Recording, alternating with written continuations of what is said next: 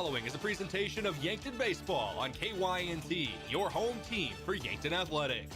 This broadcast is brought to you in part by Hy-Vee, Dakota Beverage, The Boathouse, the South Dakota Office of the Attorney General, Triple Time Rudy's, the UPS Store, First Dakota National Bank, Yankton Medical Clinic, FNBO, Avera, Olson's Pest Technicians, Rhonda Westland State Farm Insurance, First Chiropractic Centers, Larry's Heating and Cooling, Dole Distributing, Missouri River Associates, Vision Real Estate, Mason Schramm and the Move Group, MT&RC Smith Insurance, and Vision Care Associates. Now we go live to the field for Yankton Baseball on KYNT. Ladies and gentlemen, we are live from Riverside Field in Yankton, South Dakota. It's time for Yankton Bucks baseball taking on the Roosevelt Roughriders today in a doubleheader in the South Dakota High School Baseball Association matchup here today. You see the blue jerseys on the field right now? Those are the Lancers. Mount Marty University finishing up practice here. We're about 45 minutes away from first pitch of game number 1 between the Yankton Bucks and the Roosevelt Roughriders. I am Brayden Butler, joined all season long by Josh Boelter here in the broadcast booth. Broadcast booth is brought to you by the Fairfield by Marriott and Holiday Inn Express in Yankton. Get great rates and flexible reservation changes by calling either hotel direct. Josh, how you doing today? We're doing good. It's a beautiful day. Temperatures in the 80s this afternoon. We're ready for some, I won't say quite midweek baseball, but should be a fun one today. We're basically there, depending on what day you say the week starts. I mean, but that's up to interpretation. We'll say, put it that way. But you mentioned 80s right now. Great day for some baseball. Later this week might not be as much of the case, but another pair of games scheduled for Saturday later this week. But obviously the focus tonight is on the Roosevelt Roughriders. Yankton 6-0 on the season, trying to maintain that undefeated record coming off of a sweep over Spearfish. Glasses at Vision Care Glasses at Vision Care Associates, we've got you covered. Step into our showroom and discover our vast selection from timeless classics to the latest trends. With several styles to choose from, you're sure to find the perfect match for your look. Experience personalized service and expert care, whether you need help finding the right frame or adjusting your new glasses for the perfect fit. Vision Care Associates, where the health of your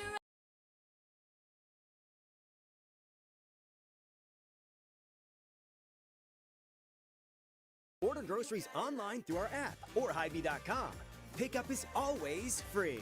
And if you have a Perks Plus membership, you get free delivery and free express pickup. Shop online with Hy-Vee and you can create and save grocery lists, shop the sales, and get fuel savers. Talk about convenience. Order groceries online today.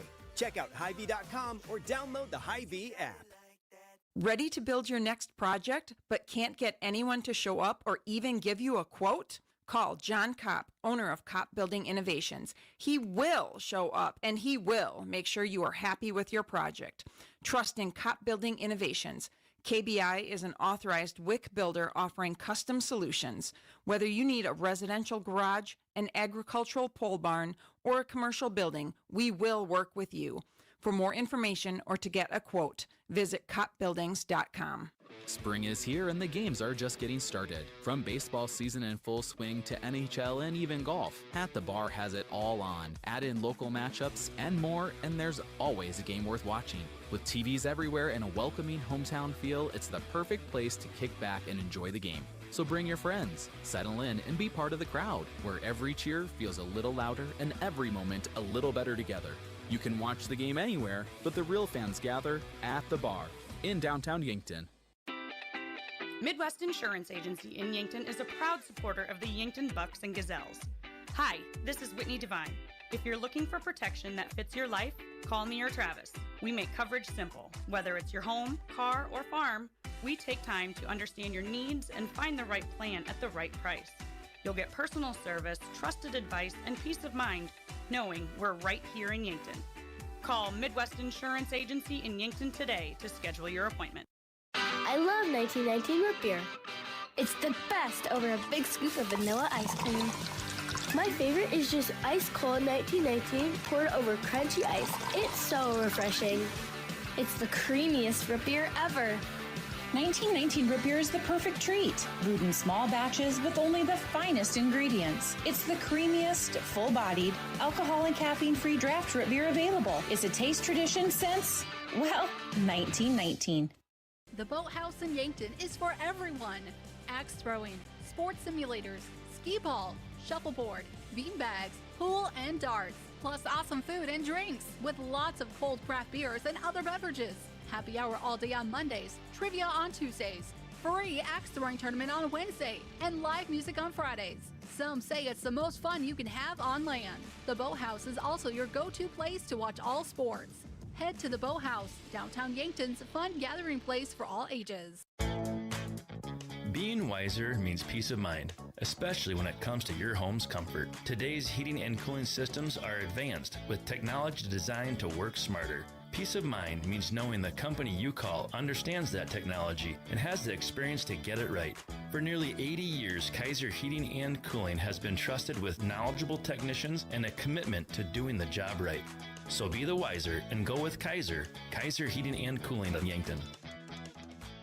Inheritance, romance, and investment scams continue to plague South Dakotans with high dollar amount losses. They prey on vulnerable adults and swindle consumers out of their funds. Scammers befriend the victim, making it difficult for them to see the reality of what's happening. If you have a loved one susceptible to this type of scam, sit down and talk with them about these issues before it happens to them. If you or a loved one have been scammed in this manner, please reach out to the South Dakota Office of Attorney General's Consumer Protection Division at 800-300-1986.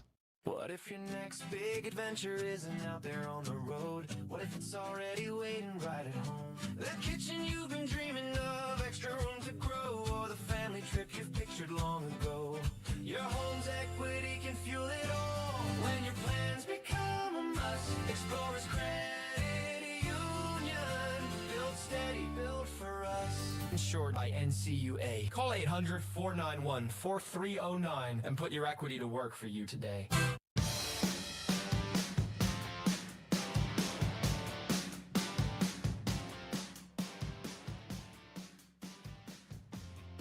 Welcome back here on KYNT and KYN TV. Got the information a little choppy in that first segment, so hopefully we got things dialed in now here on KYNT and KYN TV for you. It's your Hy-Vee pregame show. Hy-Vee, whether it's a helpful smile in every aisle. It's time for your matchup breakdown here.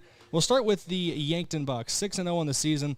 Talked about that already. Coming off of 4 dominant wins. Last time we were here at Riverside, it was a 2-game sweep of Huron, 10-0 and 7-2. And then this past Saturday, Yankton, even more impressively, outscored Spearfish 16-1 over their doubleheader, 11-1 in Game 1, 5-0 in Game number 2. Dominant showing for Yankton against the Spearfish Spartans earlier, or just over the weekend.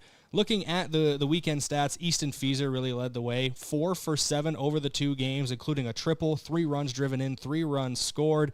He's a guy we're going to talk about a lot today, Josh. Yeah, his bat's hot to start the season. I mean, he's hitting 476, leads the team in RBIs, hits, OPS, slugging.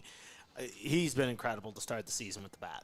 Another guy who scored quite a few runs, but in a bit of a different way on Saturday was Beck Reichen. 3 runs scored for him over the 2 games, and that was only with 1 hit. He drew 4 walks in that doubleheader. Very disciplined at the plate is Beck, I believe. Batting highly in the lineup again, batting leadoff today for Yankton, so that's pretty fitting. It's about where he ends up. He currently leads the team in walks, does Beck Reichen, with 10 on the season. Yeah, looking at it here, a couple stolen bases with that as well. I mean, that's just the key of the leadoff, man, right? Any way you can get on base, the team will take it, and he's doing a good job drawing those walks so far to start the season. And it paid off on Saturday, like you said, scored 3 runs in that first game there, and really off to a great start getting on base this season. Now we take a look at the Sioux Falls Roosevelt Roughriders. Try to get an idea of where they're at on the season, if Game Changer will work with me, which is always easier said than done, but I digress. But yeah, we'll just keep talking about Yankton for now while I wait for this to load. But a couple other guys who really impressed over the weekend, obviously Sam Goki. I think he only batted in one of those games, but finished 2 for 3 in that game. He's another guy who consistently at the top of not only the team, but in the entire class when it comes to several stat categories on the batting end. Yeah, hitting 375 so far this season, tied for the team lead in runs scored. this season, along with Jackson Kudra. So he's off to a good start, as we expected this season, really picking up right where he left off last year for Yankton. Now taking a look at the Sioux Falls Roosevelt Roughriders on their end of things. They've only played 3 games against in-class opponents. 4 out-of-class games. They went 1-3 in those games. They are 2-5 on the season. They defeated O'Gorman in their in-class opener on the 31st of March, 6-5, and then a couple close losses to Sioux Falls Jefferson and Rapid City Stevens, 5-4 to the Raiders just this past weekend, and then 3-1 to the Cavaliers last Thursday. So a couple games that were close for Sioux Falls Roosevelt, but they didn't come out on top. But you feel like in baseball, that's 1 or 2 bounces of the ball a different way, and you're talking about a different outcome. Yeah, they'll be interesting to watch today. You know, there's one of those teams, like you just said, they haven't necessarily played a ton of ball here in the class, so it's going to be exciting to see how they continue to measure up as they get into the thick of their in-class season. Yeah, it should be a great one today. Sioux Falls Roosevelt Yankton on tap for a doubleheader today at Riverside Field. First pitch of Game 1 scheduled for 5 p.m. I hope we stick to that here today. Going to go back to break. When we return, we're going to take a look at some stats. I know we've talked about a couple already, but team stats when we come back in a couple minutes. This is Yankton Bucks Baseball, KYNT, KYN-TV. We're back after this break. There's a difference when a convenience store is locally owned, and you feel it the moment you stop at Triple Time Rudy's. You'll get great quality fuel to keep you on the move, plus local and regional favorites like Dimmick Cheese and premium meats from the Kaler and Renner Lockers. It's the kind of place that's convenient and connected to your community. Conveniently located at 17th and Broadway, Triple Time Rudy's, fueling your day, fueling your community. Recently, a woman came into the UPS store to make some color copies for a project. As we were finishing up, she asked if we could help her design and print graduation announcements for her daughter. The answer? Of course we can! At the UPS store in Yankton, we've been helping families with everything from basic copies to beautifully customized graduation announcements. Come see us at the UPS store in Yankton today and let us help make your special occasions even more memorable. Is it the competition that keeps bringing you back? The long-standing rivalries? Or is it seeing friends again and cheering on your favorite team? At First Dakota, we're here for it all. We appreciate the fans, the players, the coaches and officials, the concessions crew. The shared community experience is part of what makes life here great, and we're here for it. See you at the game. First Dakota National Bank, member FDIC. Life doesn't slow down for injuries, and neither should your care. With Yankton Medical Clinic Orthopedic Walk-In Care, you can be seen quickly, Monday through Friday from 8 to 5. No referrals, no long waits, just experienced, highly trained surgeons ready to help you heal and get back to what you love. And because we live right here in Yankton, your care stays close to home. I'm Dr. Jeremy Kudra, orthopedic surgeon with Yankton Medical Clinic. I'm proud to call Yankton home. We're your orthopedic team, and we're here for you. Your money's valuable, but so is your time. FNBO free checking helps you save on both. Bank online and tap to pay means more time back in your day. No monthly fees means more for you to enjoy. More for lattes, takeout, and tickets to the show. More time for the party, friends, and a new adventure. No fees, no hassles. FNBO free checking. One that's free. One with more room for the good stuff. Learn more at fnbo.com/free checking. Member FDIC. In Yankton, community means everything, and at Wilson Trailer, it's the heart of what they do. They're more than manufacturers, they're your neighbors. From sponsoring the Bucks and Gazelles to supporting the next generation of farmers and builders, they're proud to give back to the place they call home. For over a century, Wilson Trailer has stood strong, steady, and rooted in community. Because when Yankton thrives, we all move forward. Wilson Trailer in Yankton. Learn more at wilsontrailer.com.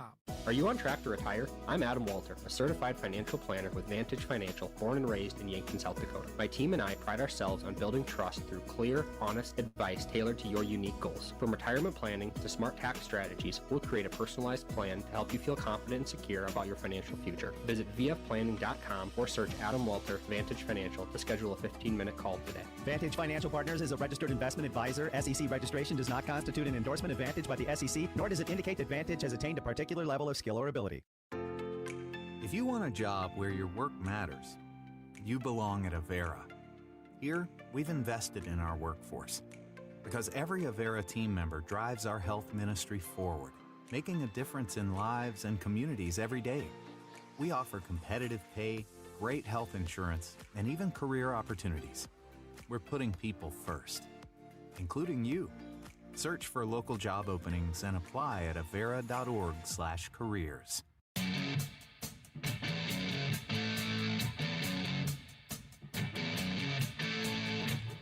Welcome back here on KYNT and KYN TV. And tell me if you've heard this one before, Josh. I lied. Never, not even once. Lied a little bit. We're going to go to your standings review instead. We're going to get your stats coming up in our next segment. But taking a look at your standings review from Rhonda Westland State Farm Insurance. Let Rhonda review your current home, auto, or life insurance to see if she can help you save some money. That's Rhonda Westland State Farm. My standings are currently blocked in the top half right now because I am getting a call from my fiance. Bree, we're live.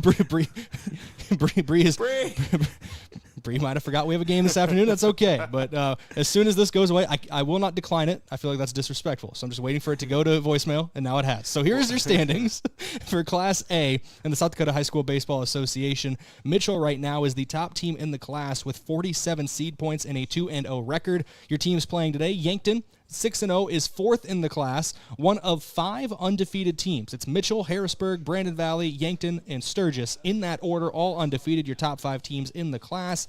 Sioux Falls, Roosevelt, 1-2 on the year with 38.67 seed points. They are currently in 12th. Obviously, still super early in the year, but Yankton likes that they're up in that top half right now, and they want to stay that way. You want to host one of those regionals. Really gives you that advantage in that 3-game regional series to decide who goes to the state tournament once we get towards May. Right, and it's one of those things, like you said, it's early. 6 games into the season. You want to just keep stacking those wins, though, as you can, and Yankton's done a good job of that to this point, and obviously looking to get a couple more today as you kind of learn, with some of these tiebreaks and things, even those games that are early in the season, they can matter obviously just as much as any other game. So, right now Yankton's in a good spot, but want to keep building on that. Yeah, building blocks for a season are important, and it's a big game here against Sioux Falls, Sioux Falls Roosevelt, excuse me. But Roosevelt potentially has a chance to move up the rankings a little bit with some key wins today. I know it's still early in the season, obviously, but Yankton and Sioux Falls Roosevelt, if you want to be near the top at the end of the year, you got to win these early season tough matchups. That's your standings review, courtesy of Rhonda Westland State Farm Insurance. Today's broadcast is brought to you in part by Kaiser Heating and Cooling. When it comes to heating and cooling, be the wiser. Go with Kaiser.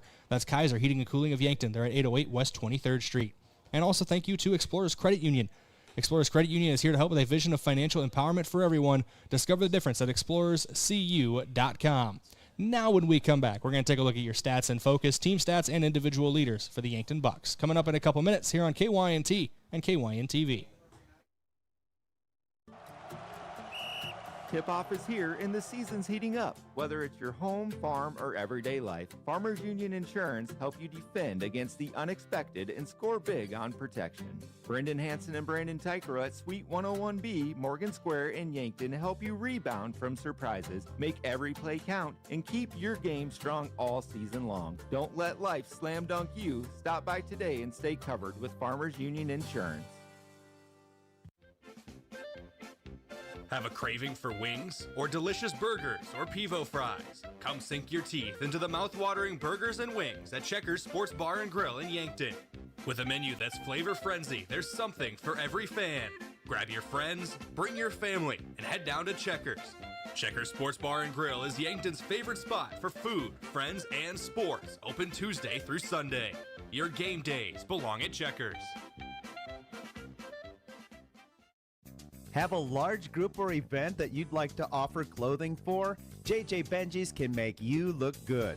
Instead of you taking orders, collecting money, and then delivering the clothing, let JJ Benji's handle it all. JJ Benji's will create an online store with the merchandise you want to offer. People order, pay, and then JJ Benji's will ship it. You just provide a link or QR code to the online store, and that's it. Contact JJ Benji's in Yankton for more information. I'm Colby Cookta, one of your Yankton Edward Jones financial advisors. We're all about financial investments, but we also value the investments of time, patience, and encouragement our young athletes receive from their coaches, teachers, and mentors. That's why I'm a proud sponsor of the Yankton Bucks and Gazelles on KYNT. Call 605-653-4860 or visit edwardjones.com for all your investment needs. I'm Colby Cookta, financial advisor Edward Jones Yankton, member SIPC. At Mount Marty University, students get real support and real opportunities. Hi, I'm Maya, and I'm a business major at Mount Marty University. The professors here at Mount Marty are just amazing. They're very good about supporting me through future internships and jobs that they try and line me up with, and they also provide real life experiences in the classroom through projects and speakers and things like that. Start your journey online at mountmarty.edu. Rodents want to make your home their home. Pesky invaders go in search of warm housing and food for the winter. An invasion of rodents can be costly and can contribute to disease and contamination of products. So trust the experts to keep them out. Olson Pest Technicians is family-owned with over 80 years of experience. Even the toughest infestations don't stand a chance. Olson Pest Technicians, putting pests to rest since 1966. Call 800-KIL-BUGS. If you've been suffering from chronic pain or a recent injury, check us out, Lane, Reed, and Cole Sawatsky at SWAT Chiropractic and Rehab. We offer a wide variety of treatments and techniques, including dry needling, cupping, chiropractic adjustments, and sports rehabilitation. Our mission is to ensure an individualized and efficient treatment plan to get you back on your feet. From ankle sprains and sports injuries to neck pain and headaches, we've got your back. Give us a call or book an appointment on our website. SWAT Chiropractic, specialized wellness and therapy. Located on Summit Street across from the high school. Do you struggle with dry contacts? At Vision Care Associates, we have a great option. Infused contact lenses by Bosch & Lomb. Infused lenses are designed to ensure that your eyes stay hydrated and irritation-free, even after a full day of wear. Our doctors specialize in fitting these lenses for maximum comfort and optimal vision. Schedule your consultation and experience the all-day comfort and crisp, clear vision you deserve. Vision Care Associates, where the health of your eyes comes first.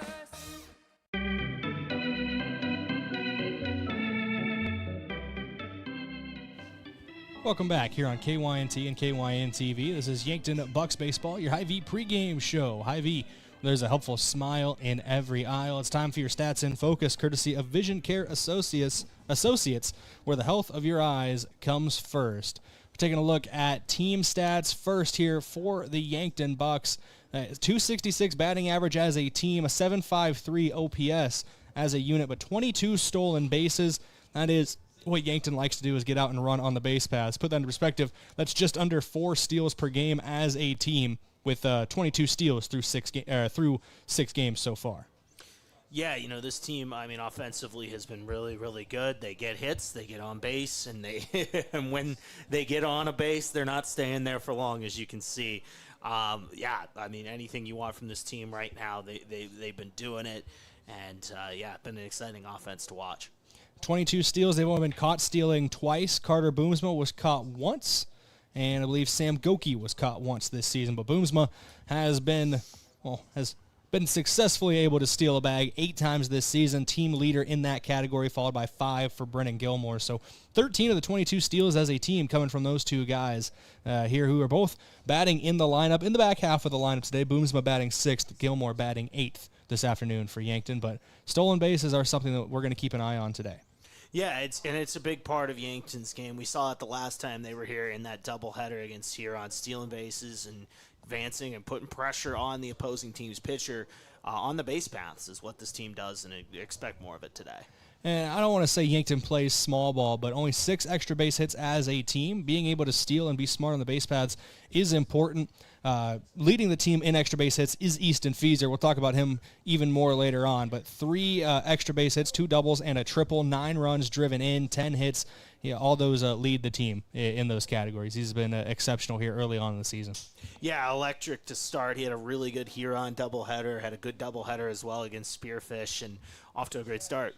Looking at the pitching stats, the guy who's starting on the mound in game number 1, it's going to be his first start of the season. So We have no stats on him, but pitching as a whole, 1.256 ERA as a team, a .89 whip, which is walks plus hits per innings pitched, and a 183 batting average against. Top to bottom, this rotation is a very, very good program. Yeah, I mean, you can really trust a multitude of guys to go out there and give you quality starts, whether that's, Beck Reichen or Sam Goki or Chase Cooley, Boston Frick, the list goes on, and they're hoping, obviously, Ryan Turner gets off to a good start today as well. And, just an exciting rotation and a lot of arms that can do some things. That includes some of the Penn guys, too. I know Tate Bestie's had a really great career here for the Bucks as well. So, I mean, this pitching's getting it done early and hope to continue that once again throughout the season. Ryan Turner, the starter on the mound. Like you said, Josh, he will become the 5th Buck to start a game this season on the mound for Yankton.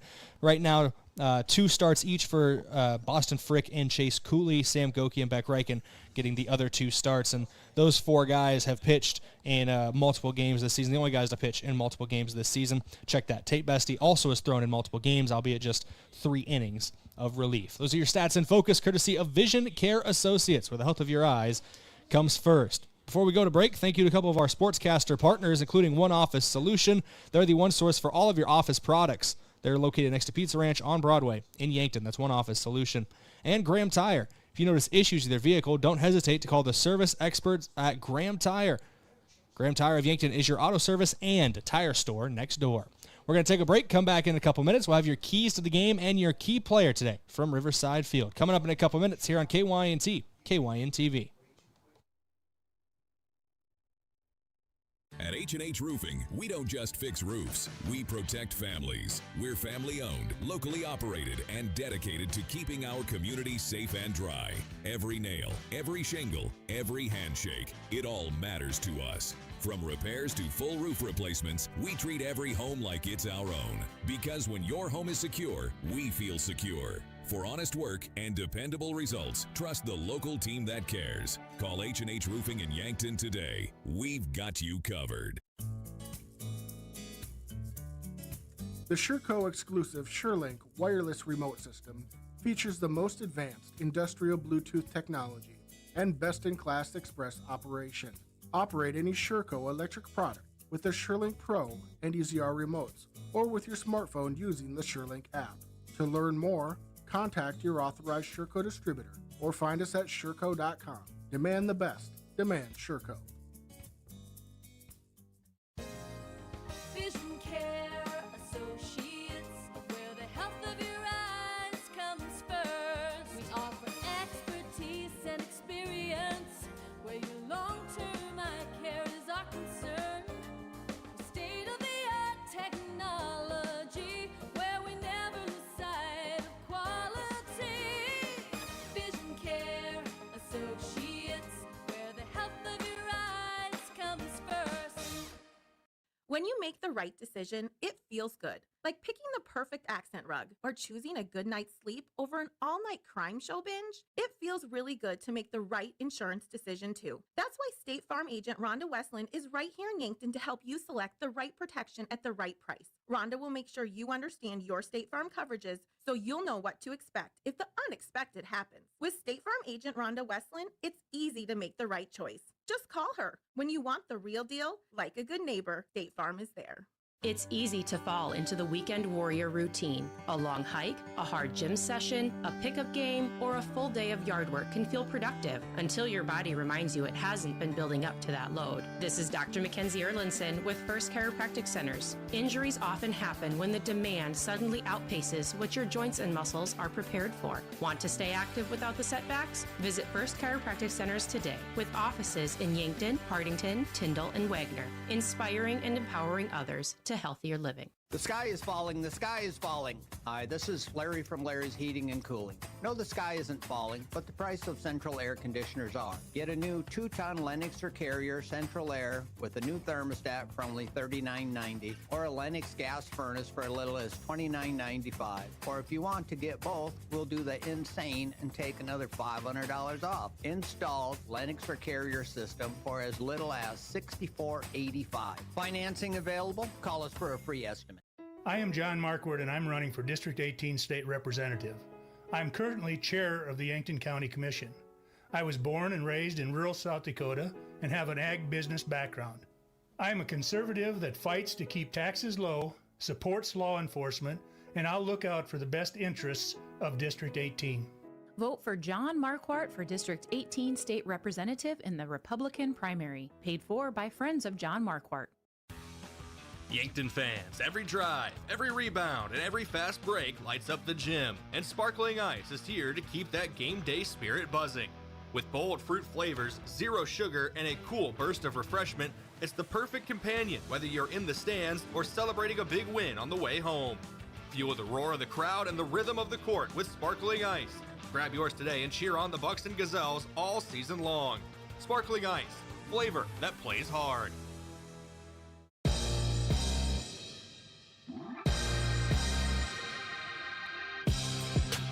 Welcome back here on KYNT, KYN TV. It's time for your keys to the game, courtesy of Vision Real Estate. Visit igotvision.com. It's the Yankton Bucks taking on the Sioux Falls Roosevelt Roughriders, and honestly, if it ain't broke, don't fix it. These keys worked for Yankton in their doubleheader sweep of Huron last week. First and foremost, you're going to hear a lot about defense for the Yankton Bucks. Second of all, base running, being smart on the base pass, but also being aggressive and having a smart approach at the plate. This is a Yankton team that has drawn a lot of walks, 38 walks already this season to 37 hits, more walks than hits for this Yankton Bucks team. They get on base often, they like to run around on the base paths, and they're very solid defensively, are the Yankton Bucks. Yeah, it sounds kind of status quo, but that's it works for Yankton. You know, get on base and advance from there. It's one of those, as long as Yankton's are able to take advantage of the old RISP, runners in scoring position, I think they'll be in a pretty good spot today. But yeah, just being able to drive in runners once you get them in scoring position. Keep the weather in mind. It is warmer today. I think the warmest game at first pitch of the season so far going to be in the 80s. By far. Wind blowing out towards left center field, so we might see a little more of those extra base hits than we saw early on in the season, Josh. I know first game of the year we didn't see an extra base hit until I think the final inning of the second game when the wind finally died down. It was blowing in off the river about 40 mile an hour towards home plate, so we're able to get under the ball a little more last time out. We'll see what Yankton has in store today. Sioux Falls Roosevelt also looking to use the wind to their advantage in this game. Quick reminder of your pitching matchup. We'll give you your full starting lineups later on, right before first pitch. But your pitching matchup today, Austin Cargan will be on the mound for Sioux Falls Roosevelt. Ryan Turner getting the start for Yankton. And I was going to go to break, Josh, but we're actually going to keep it right here and talk about your key player of the game from Missouri River Associates. Their office is local. They know you by name, and your home, auto, and family are important to them. Easton Fieser, the senior first baseman, is your key player today. 476 batting average, Josh, with a 1.206 OPS or 1.208 OPS, 9 runs driven in. The kid's been sensational. Yeah, it leads the team in hits, batting average, OPS, slugging, RBIs. I mean, you name it. He has been sensational, like you said. The bat is hot to start the season, and like you said, warmer temperatures. I think he might be licking his chops over there today, trying to see if he can drive one out potentially. Now, when we comment and make reference to Yankton, sometimes maybe having not a small ball mentality, but let's get on base and let's cause some havoc. Easton Fieser's the guy. He watched a lot of Josh Donaldson highlights. Bringer of rain. My favorite Yankee of all time. That's a joke. Now I know that's a joke. But I always love the clip of Josh Donaldson where I don't know if he's on Sports Science or just on ESPN. He's like, any coach that ever told you to get on top of the ball and get poke into the outfield, don't do that. Get underneath of it. Let it fly. And Easton has the ability to do just that. He's your key player of the game today from Missouri River Associates. We are going to go back to break, come back in a couple minutes, and have your starting lineups here from Riverside Field. Back in a couple minutes on KYNT, KYN TV. Ever have one of those days? Your car breaks down, your dog decides your couch is a chew toy, and oh yeah, a tree falls on your roof. Don't worry, Missouri River Associates has you covered. Auto, home, pet mishaps, we're here for all of life's little oops moments. Call 665-6885 for your free quote, because life happens, and we're ready for it. Are you looking to buy or sell a home, but not sure where to start? I'm Deb Speck with Vision Real Estate, and I'm here to guide you every step of the way. With 20 years of experience and a passion for finding the perfect match, I'll work hard for you, answer all your questions along the way, and make it stress-free. Call me at 605-664-5555 and let's get moving. If it's time to review the look of the signage of your business, let Mayor Signs help. They offer all types of signs, including exterior and interior signage, fleet wraps, digital signs, and much more. They also do logo creation and vehicle wraps. Their technicians arrive on site, fully equipped to get the installation done with quality workmanship. With the latest tools and technology, Mayor Signs provides high-quality installation service for any sign. Contact Mayor Signs today on 4th and Broadway in Yankton. Moody Motors in Niobrara has done it again. Every used vehicle that we sell comes with warranty. That's how good we inspect our vehicles before we sell them. We are so confident that we put a warranty on all of our used vehicles with less than 150,000 miles on them. Whether it's 3 years old or 10 years old, you can buy with confidence from Moody Motors because all of our used vehicles come with warranty. Our better vehicles at our better prices is what you'll find right here at Moody Motors in Niobrara. At Boston Shoes to Boots, we believe quality starts with fit, craftsmanship, and service you can count on. Every brand we carry is carefully chosen for comfort, style, and lasting wear. You'll find favorites like Birkenstock, Red Wing, Brooks, Taos, and more, because your feet deserve the best. From everyday favorites to work-ready boots, you'll find the right fit with help from people who know footwear inside and out. Boston Shoes to Boots, in downtown Yankton and online at bostonshoestoboots.com. Play here, live here. If you vacation in Yankton and love to boat, tube, or fish in our lakes and river, you already know what makes this place special. But here's something to think about. Everything you love about visiting Yankton, you could enjoy more often by moving here. Yankton has plenty of jobs, a great school system, and health care. And it's a community that's safe, friendly, and welcoming. So next time you vacation in Yankton, why not stay a little longer and make it your home? Learn more at visityanktonsd.com. Car troubles never happen at a convenient time. Whether you find yourself with a flat tire, dead battery, breakdown, or in an accident, call Gary's Towing. They've been helping drivers in the Yankton area for over 50 years with light, medium, and heavy towing. Family owned and operated Gary's Towing is the name you can count on, day or night. Call Gary, Mike, or Mason at 605-665-4351. Gary's Towing, where experience means reliability. Finding water in your basement is never good. But if you do, you should call FloorTech Cleaning and Restoration. They clean it up and fix the damage the right way. The sooner you call, the better. For water damage cleanup and restoration, trust FloorTech. Available 24/7 and proudly serving Yankton, Mitchell, Norfolk, Sioux Falls, and beyond. If your home or floor is wet, call FloorTech.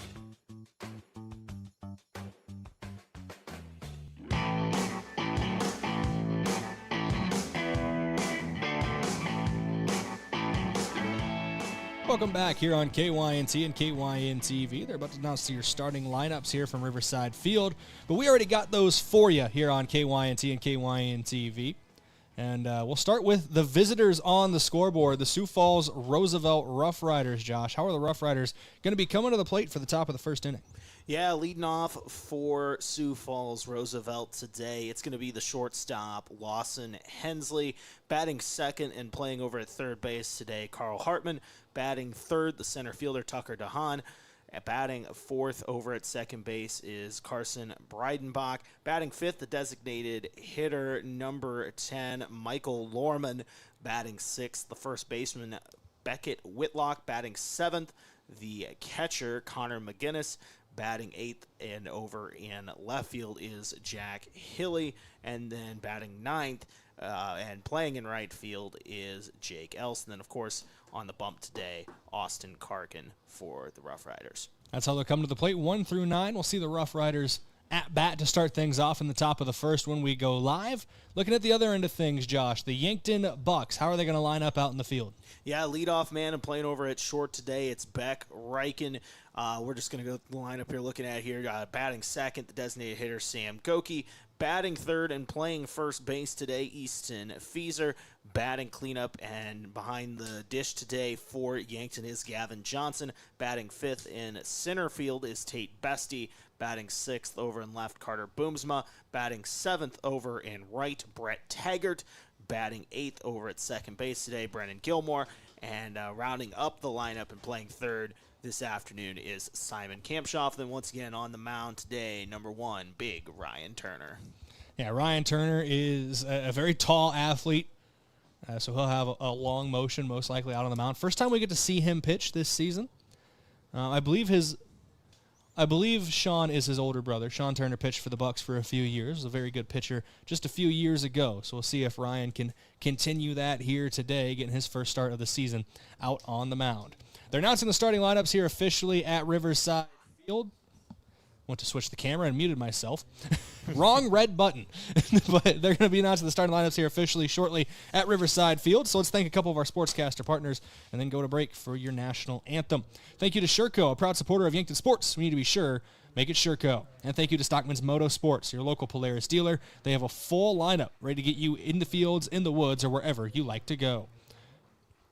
That's Stockman's Motorsports in Yankton. We're going to go back to break, come back in a couple minutes with first pitch, courtesy of the Boathouse, here on KYNT and KYN-TV. Back in a couple minutes from Riverside.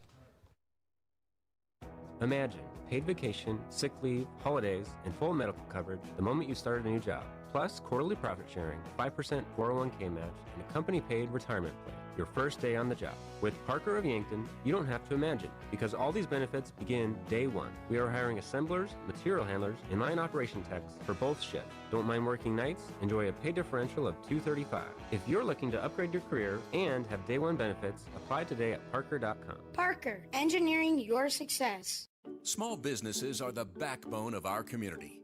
CoreTrust helps your business thrive with checking, online bill pay, small business loans, credit card processing, local approval and support for government grants and loans, investments to grow your hard-earned assets, and insurance to protect them.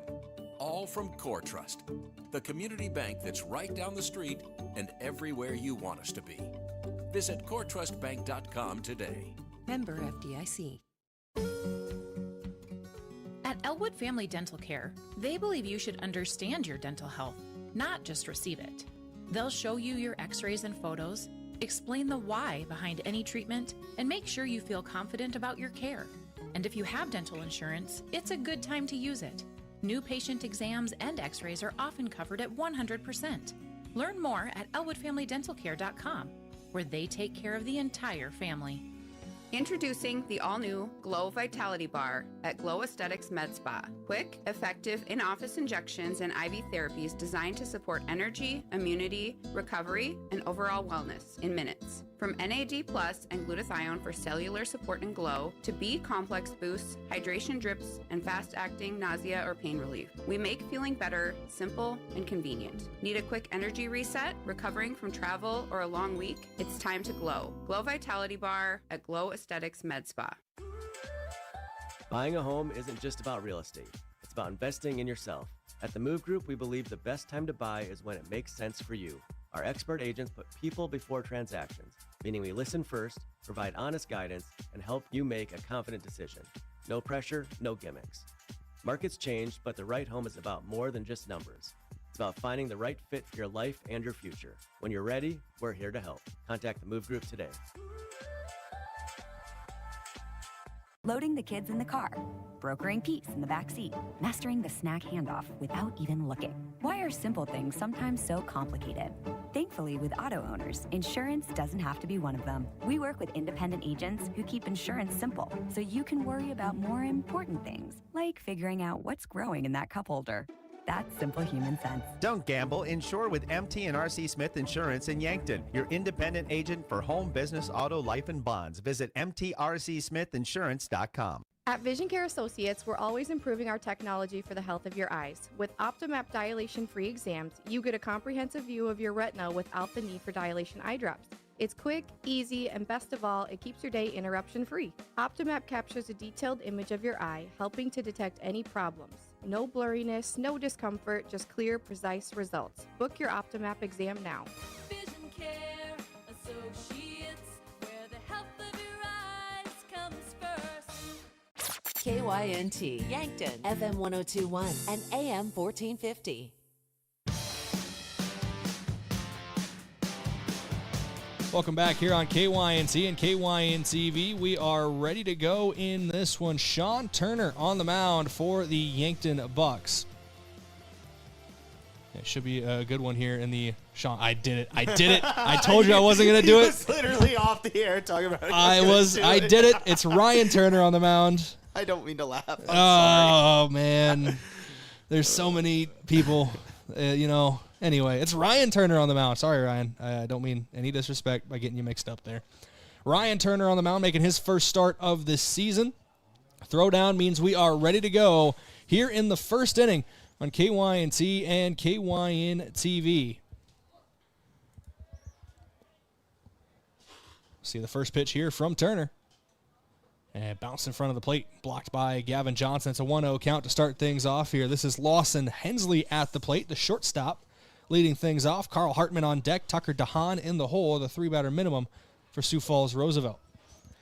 Yeah, once again, a beautiful day for ball here. You can smell the burgers down from the concession stand. Just once again, a nice day. Wind's fairly calm. Still a little breezy, but not too bad. That pitch is fouled off. Yeah, in foul territory. Feeser actually working his way underneath of it. Can't glove it. I thought that one was well foul, but actually stayed playable near the bullpen. And Feeser almost able to glove it, but does not bring it in. We'll re-rack him for a 1-1. Yeah, I was going to say, I thought that was going over the first base foul or a net over here, but it did not. And either way, the 1-1 count. Been a busy day on KYN-TV. Had the Yankton County Commission and Auditor Candidate Forum earlier today. The 1-1 misses low for a ball. 2-1 count now from Turner. I was going to say, maybe we can start doing commentary during that, too. Do you think that would be more like a golf tone? I don't. Like Nance at the Masters? We got to call him the first cut and the second cut. Can't say the rough. Here's one. Hot shot up the middle. Flag down at shortstop across the diamond in time for out number 1. 1 up, 1 down to start things off for Sioux Falls Roosevelt. Great play over there at short by Reichen. Yeah, and Yankton's got a pair of really good defensive shortstops out there between Reichen and Kudera, and Reichen getting his day started off with a nice stab and throw over to first. Worth mentioning out in the field, Sam Goki not getting the start at third base. Simon Kamshoff over there. Goki as the designated hitter. I wonder if that's a ploy, if you have to bring him in relief, then he can still hit for himself. You don't got to move too many things around. Yeah, and with that as well, it's also nice, get some different guys, some looks. I know Simon's played a lot of the game 2s and doubleheaders at third, but like you said, getting the start in game 1 today. Turner, 1-0 count from him here to Carl Hartman. Second pitch in there for a strike. A 6-3 putout is what starts this game to set down Hensley. Hartman and a 1-1 count with 1 down. Tried to pump the brakes on that one. A little breaking ball from Turner. Does not clip the zone. 2-1 now from the Yankton starter, who works only out of the stretch. No need to waste time with that windup. The 2-1 home. Swung through there by Hartman. It's a 2-2 count now. I was going to say, I don't know the exact height on Ryan there, but could you imagine watching a windup from someone that height at this level? That'd be crazy. But, yeah, pitching well so far here, these first couple of batters. I want to guess 6'5", 6'6". If he's taller, I'm sorry. If he's not as tall, you look that tall. So that one misses high for Ryan Turner. Full count here for Hartman. I remember back home, Josh, we grew up with a buddy who was the short brother in his family at 6'5". So a 3-2 home. There's Kamshoff at third, called into action. It's a 5-3 putout, 1 hops to Feeser at first. But gets the job done. A couple of ground balls to the left side of the infield. Have 2 down now for Yankton in the top half of the first. Here's Tucker DeHaan trying to get a 2-out rally going for the Riders. Yeah, and left side of the infield, like you said, active early and often here in the top of the first. But either way, a couple nice defensive plays over on that side, leading to 2 outs. Wind is blowing here at Riverside Field, blowing out today. And the first lefty we've seen so far. This is Tucker DeHaan, the center fielder. Cleanup man Carson Breidenbach on deck, but no guarantee we see him with 2 down in the inning. Turner would love it to be 3 up, 3 down to start his first start of the season as he pumps one by him for strike 1. It's a 1-1 count to number 1 in Tucker DeHaan. One thing I like from Turner so far, he's thrown a couple first pitch balls, but has immediately been able to respond with the strike like he did just there. The 1-1 finds the zone, make it a 1-2 count. And DeHaan steps out to collect himself as he steps back in. Got to change up your approach now in a 1-2 count. DeHaan batting in the 3 spot for a reason. Traditionally, you put one of your better hitters here. Here's the 1-2 home from Turner. And DeHaan sends this one into right field. Taggart drifting back for it. It is going to drop in right center off the fence. DeHaan with an extra base hit. He's going to go all the way to 3. It's a 2-out triple for Tucker DeHaan, sliding in safely 90 feet away from the first run of the game for Roosevelt. Yeah, talking about turning things on its head real fast there on that one. Just able to get underneath it and drive it out into right for a big play there for DeHaan. And now all of a sudden, runner in scoring position here for the cleanup man for Sioux Falls Roosevelt. That was just a great piece of hitting there by DeHaan. A 2-strike count, too, so you got to protect, but he found something he liked. See how Turner responds here. Shouldn't change up his motion at all, still working out of the stretch.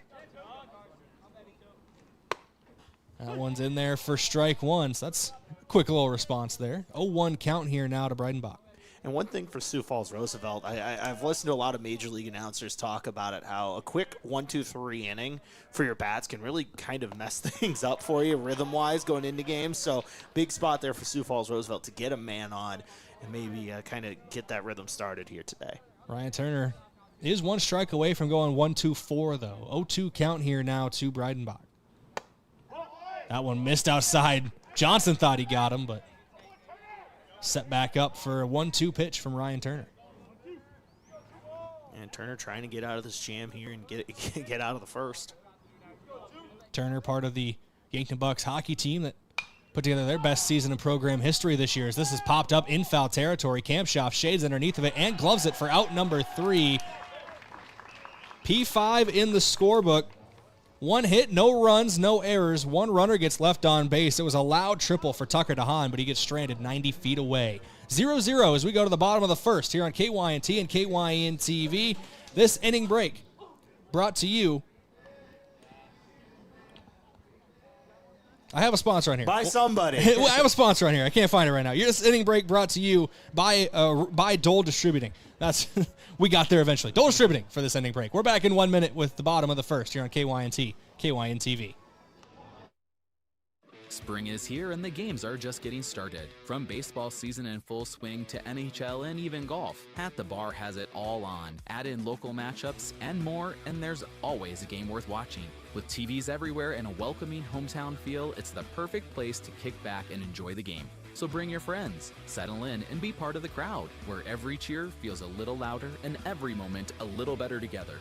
You can watch the game anywhere, but the real fans gather at the bar in downtown Yankton. Text scams continue to rise, and victims who have lost money to these scams continues to increase. Consumers cannot rely on a text message to be truthful. If you receive a message regarding a fine for missing jury duty, your utilities being shut off for non-payment, toll road fines, or you've won a sweepstakes, these are scams designed with an urgency and the need to send money now. Do not respond to these texts, and you should contact Consumer Protection at 800-300-1986. That's 800-300-1986 for the South Dakota Office of Attorney General's Consumer Protection Division.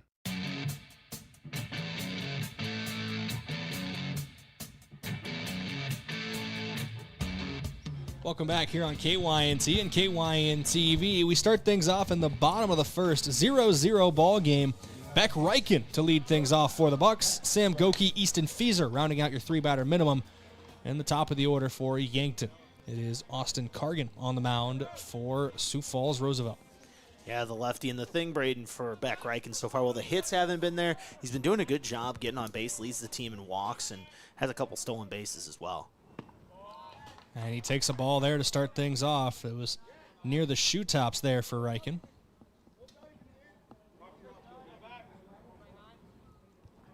One-0 count now to the Yankton shortstop. Takes that one outside for a ball. 2-0 count now. And I know Reichen would be the first to tell you he'd love to get in that hit column a little more. 1 for 14 to start the season, but he's got 10 walks drawn, so he has been on base quite often. Here's the 2-0 home. That's the first strike of the at-bat.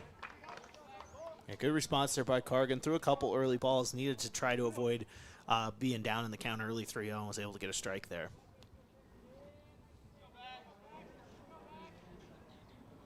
The 2-1. Misses, but not by much. 3-1 count there. Good eye from Reichen. Yeah, and saw a similar pitch from Turner in the first inning that was also called a ball. So it looks like that spot's not really going to be there for the pitchers, at least early on today. The thing I ask most of umpires is to be consistent, as that one's a strike inside to make the count full to Reichen. Right, and that's the thing. Even if your zone's a little wild, which I don't think it's bad zone by any means today, it's just one of those, even if it's wild, just if it's a strike at one spot, have that spot be a strike the whole game. Payoff pitch. Reichen puts it on the ground towards the shortstop. Up with it, over at short, across the dime, is going to pull the first baseman off the bag. Reichen beats it out. I think they're going to put that one down as a throwing error there for the shortstop in Hensley. So reaching on an error there for Reichen. And sometimes that can happen when you put in play. Just give yourself a chance going down the first base line, and Reichen's able to reach safely. Reichen's got some wheels on him, too. It would have been a close play at first. Throw probably would have beat him if it was on target, but still. Hensley kind of shaking his head over there at shortstop right now. Knows he could have had it for the first out. Yeah, now we'll see. You mentioned Reichen's got some speed there. He does have 2 stolen bases in just 2 attempts. We'll see if Drew Lawrence wants to send him early today. The Bucks 22 for 24 on stolen bases so far this year. Is that good? I think it's very good. And a pass ball is going to mean Reichen doesn't have to even sweat as he goes to second base. Advancing on a wild pitch there, so won't go down as a steal. But now Reichen, for the first time today, in scoring position for the Yankton Bucks. Yeah, and just like that, like you said, and with a really good hitter at the plate, and Sam Goki here hitting .375 to start this season. We'll see what he can do. Goki, Feezer, Johnson, Bestie, Boomsmother. Even got guys who are at the back half of the order as that one's in there for a strike. Like Brett Taggart's been hitting well this year. Brennan Gilmore's been getting on base and stealing bags. Simon Kamshoff in the 9 spot. Not a large sample size, but he's batting almost .340. So everybody's been hitting well this season. You're telling me Yankton has some options. Here's the 1-1 home. Goki started to go around, held up in time, didn't break the plane for ball 2. Yeah, close on that one on the check swing, but either way, 2-1 here for Goki. And once again, trying to drive in a runner on the season here so far for Goki. He does have 2 RBIs.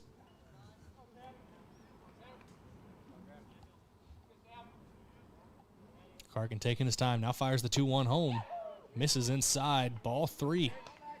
3-1 count here now to Goki. This is game 1 of our doubleheader at Riverside Field. Yankton Bucks hosting the Sioux Falls Roosevelt Roughriders. Thank you for joining us, however you're watching or listening. KYNT 102.1 FM, AM 1450, or KYN TV. As Goki's going to put this one into play, and the third baseman will run Reichen back to the bag, and Goki's going to beat out the throw to first. I understand wanting to make sure that lead runner stays at second, but nobody out on the play as Goki was hustling down the first baseline. Yeah, it just took a little bit too much time there to throw it. And I think either way, I know Beck's got some speed, but he was probably staying over there as soon as he started to back off. So heads up running there by Goki to get there. But, yeah, kind of a little bit of a gaffe over there at third base.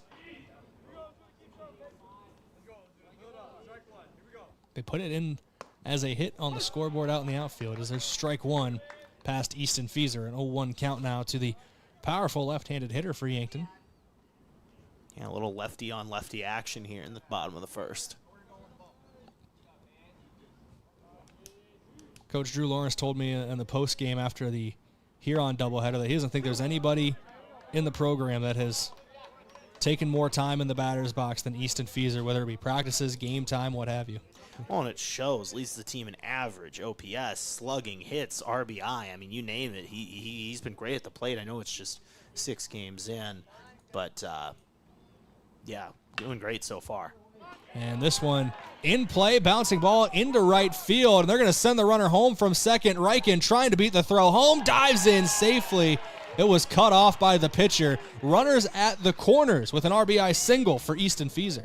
Yeah, once again, just Easton Feezer timely hitting, puts that one right in between first and second there. Yankton gets on the board and off to a great start. So far, three at-bats. All 3 guys get on and add a run on the board as well.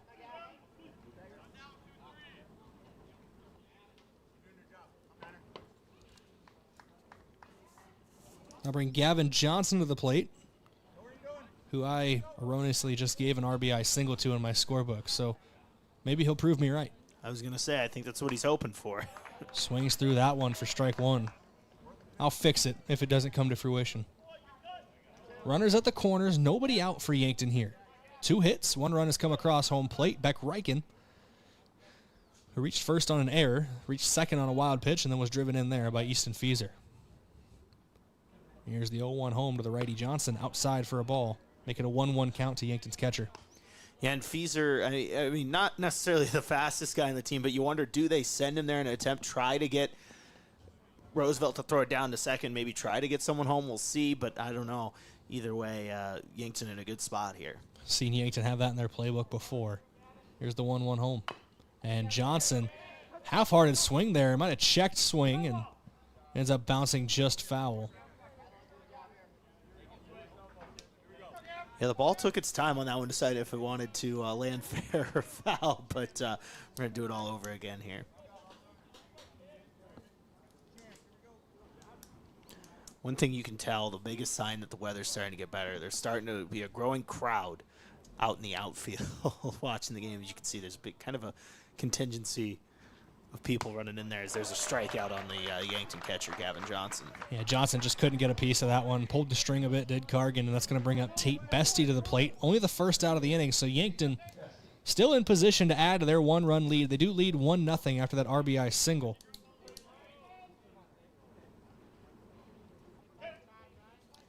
Yeah, and Tate is looking for his first hit today, and I know this would be a spot, or on the season, I know that would be a spot that I think he'd like that. Ball there to Bestie, make it a 1-0 count. Has drawn 4 walks, though, on the season, we should mention. Doing a good job of still getting on base. He's only registered 9 at-bats this season, has Bestie. Here's the 1-0 home to him. In there for a strike, make it a 1-1 count to Yankton center fielder. Runners at the corners, Fieser at first, Goki on third. 1-0 lead here for Yankton. If you're Cargan, if you can get a grounder and turn a double play and kind of get out of a situation where it looked like you were in a lot of trouble here, it would be a big spot for him. That can really take the wind out of the sails for Yankton, too. You get into a situation like that as Bestie watches strike 2, where you can bring multiple runners in. That can deflate you a bit offensively. I mean, you're able to bring in 1, but you could have brought in more. It's a big pitch here. 1-2 count to Bestie. Cargan delivers home. Misses the zone. Good framework behind the plate by the catcher, McGinnis, but couldn't get the call from the umpire.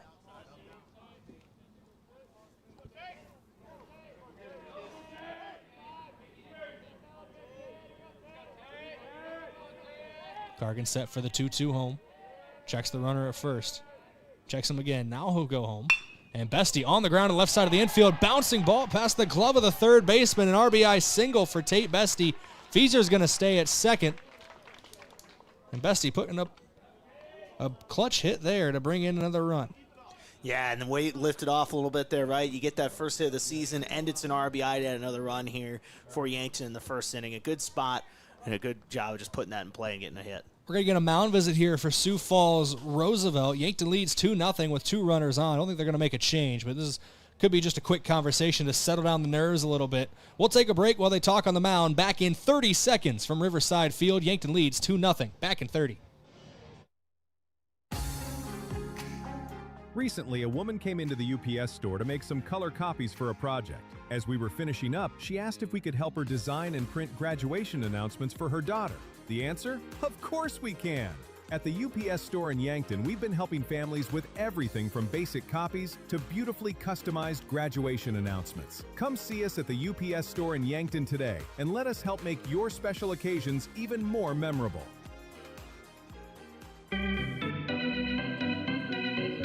Welcome back here on KYNT and KYN TV. After Tate Bestie's RBI single, Carter Boomsma steps to the plate for the first time today. Only 1 out in the inning. As Boomsma takes ball 1. Fieser leads off a second. He's in scoring position, 180 feet away from home plate. Yeah, and Boomsma off to a hot start, too, hitting .462, leads the team in OBP, or in on-base percentage, and also leads the team in stolen bases as well. 8 for 9 on steals this year for Boomsma. As that one gets away from the catcher, McGinnis. Fieser's going to take off for third. Runners at the corners for the Bucks. Third run of the inning, 90 feet away for Yankton. And now what's key about that, if you put it in play with Boomsma's speed, even if it's on the ground, there's a chance, you can avoid a double play potentially and get a run in still. A quick little break here as the catcher's giving the signal out to his infielders, how they want to align defensively with runners at the corners and one down. Most likely game plan is double play ball. See if they can make it happen. Here's the 2-0 outside for a ball. 3-0 count to Boomsma. You don't have a lot of places to put anybody. 2 runners already on. A walk would load the bases for Brett Taggart. I was saying the only good news out of that, if you're Cargan, is Boomsma wouldn't be able to use his speed if there's nowhere to advance from first. And Boomsma taken all the way there, as that one was very in the zone, we'll say. But Boomsma, usually I can count on one hand how many 3-0 swings I've watched the Bucks take in 4 years. So here's the 3-1 home to Boomsma, outside for a ball. That's part of the reason why when you're ahead in the count, you can stay patient. Right, no need to force anything on a 3-0 there. You get on base, and all of a sudden, like you said, now Taggart coming up here with bases loaded. Taggart's only registered 6 at-bats this season, but he's 2 for 6, including a double. 1 RBI, 3 runs scored. Good chance to increase that RBI total here as he takes strike 1. You can tell he thought about swinging at that one, decided against it.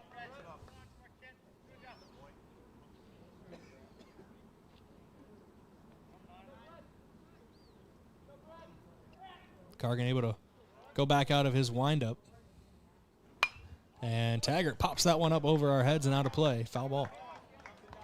See, that one wanted to come hang out with us. Who wouldn't? Yeah, exactly.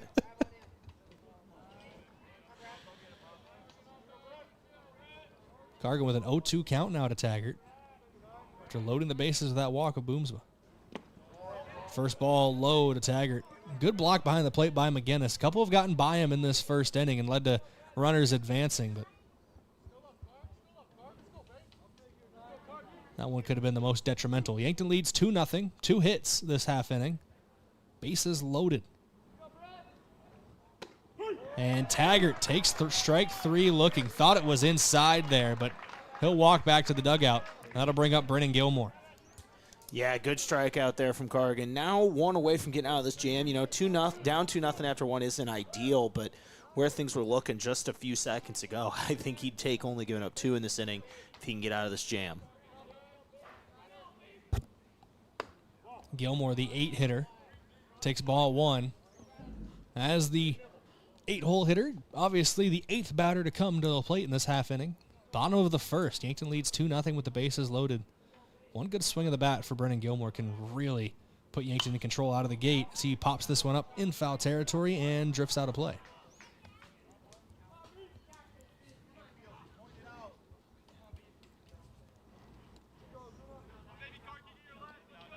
One count now here to Gilmore. Simon Kamshoff waits on deck, and then to be back to the top of the order to Beck Reichen. 2 down in the inning. No guarantee Yankton gets that far. Gilmore takes ball 2. Yeah, good take there, and if you're Gilmore, it's just about getting on base any way you can, driving a run here, whether that's with that hit or with a walk. But, yeah, a healthy OBP so far for him this season at 385. Here's the 2-1 home. Gilmore takes it for strike 2. It's a 2-2 count now. 2 balls, 2 strikes, 2 down in the inning. 2 runs have already crossed home plate for Yankton. They lead 2-0. Bases loaded here for Brennan Gilmore.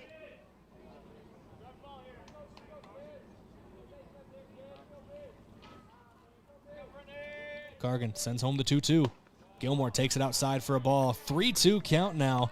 Cargan's got nowhere to put him. Gilmore's got to protect close with a full count and 2 down in the inning. Yeah, got to be a strike here from Cargan, like you said. Nowhere to put the runner, and big spot here for Brennan Gilmore.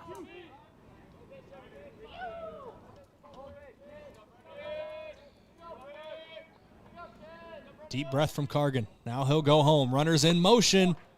And he will walk. Brennan Gilmore brings home a run. Feeser scores from third on the walk. Runners move station to station. An RBI walk for Brennan Gilmore brings up Simon Kamshoff. Boomsma now on second. Bestie on third. As Yankton He's almost batted completely around. Yeah, nice take there from Gilmore. And now Kampshoff with a chance here to really open this one up in the first, Brayden, if he can put this one into the outfield.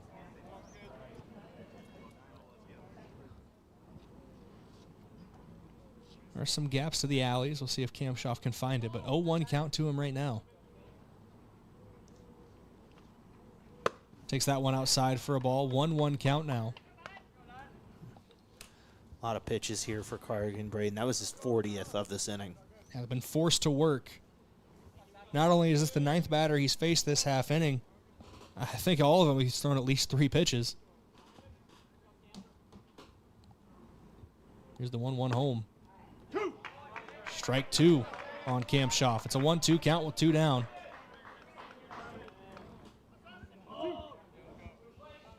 See how the Yankton third baseman approaches this. It's a 3-0 lead after that RBI walk was just drawn by Gilmore. Cargan goes home with the 1-2. Inside for a ball. Good block behind the plate for McGinnis. Keeps the runners where they are. 2-2 count now. And good eye there from Kampshoff. That sometimes when you're sitting there with those 2-strike counts, you want to swing bad, but you did a good job holding off. 2-2 outside for a ball, make it 3-2. And this is, Josh, back-to-back batters with the bases loaded that at one point Cargan had in 1-2 counts. Both of them have gone full. He just walked Brennan Gilmore, trying not to do the same with Simon Kampshoff. And sometimes it can be so tough to finish a batter off here, and you're seeing that struggle from Cargan so far.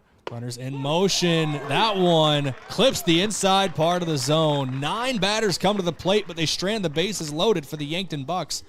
3 runs on 2 hits, 1 error, and 3 runners left on base. Yankton leads 3-0. The Roughriders will try to answer when we come back in 1 minute. This is Yankton Bucks Baseball, KYNT, KYN-TV. Is it the competition that keeps bringing you back? The long-standing rivalries? Or is it seeing friends again and cheering on your favorite team? At First Dakota, we're here for it all. We appreciate the fans, the players, the coaches and officials, the concessions crew. The shared community experience is part of what makes life here great, and we're here for it. See you at the game. First Dakota National Bank, member FDIC. When pain or injury slows you down, waiting isn't an option. That's why Yankton Medical Clinic Orthopedic Walk-in Care is available Monday through Friday, 8 to 5, right here in Yankton. No appointment is needed. Just walk in and you will be seen. It's faster access to the expert care that you deserve from doctors who live and invest in this community.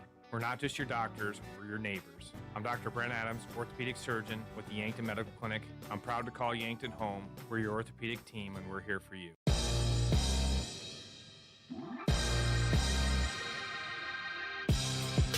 Welcome back here on KYNT and KYN-TV. Top of inning number 2. It's been a while since Ryan Turner's been out on the mound as 9 Yankton batters came to the plate in the bottom of the first. But it was 4 up, 3 down. Did give up a triple to Tucker DeHaan, but stranded him at third base. And he starts the second inning with a strike to Micah Lorman. Yeah, like you said, been some time for Ryan Turner, but he's working with a lead now after that 3-run first from Yankton. This one popped up out of play. A quick 0-2 count here to Lorman. Beckett Whitlock on deck. Connor McGinnis in the hole. Your 3-batter minimum for the Roosevelt Roughriders. There's no high schooler that loves the idea of insurance more than a baseball pitcher. That's what Ryan Turner's working with right now. Gets him to swing on that one. Breaking ball, dropped third strike, down the first base line in time. So a punch out there for Ryan Turner to get things going. Lorman sat down. Beckett Whitlock now to the plate.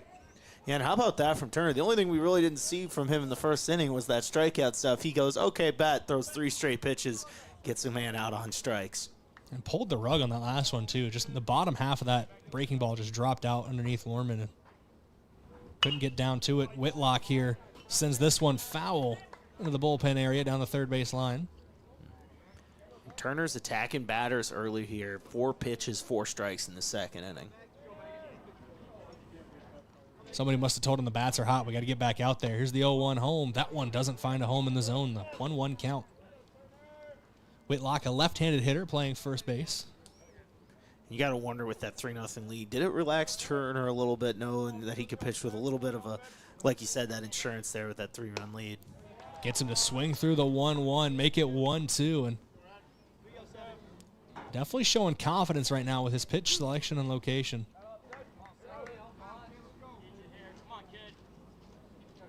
Always helps when you have a trustworthy defense behind you like he's got. And strike 3, back-to-back punch-outs for Ryan Turner, both swinging.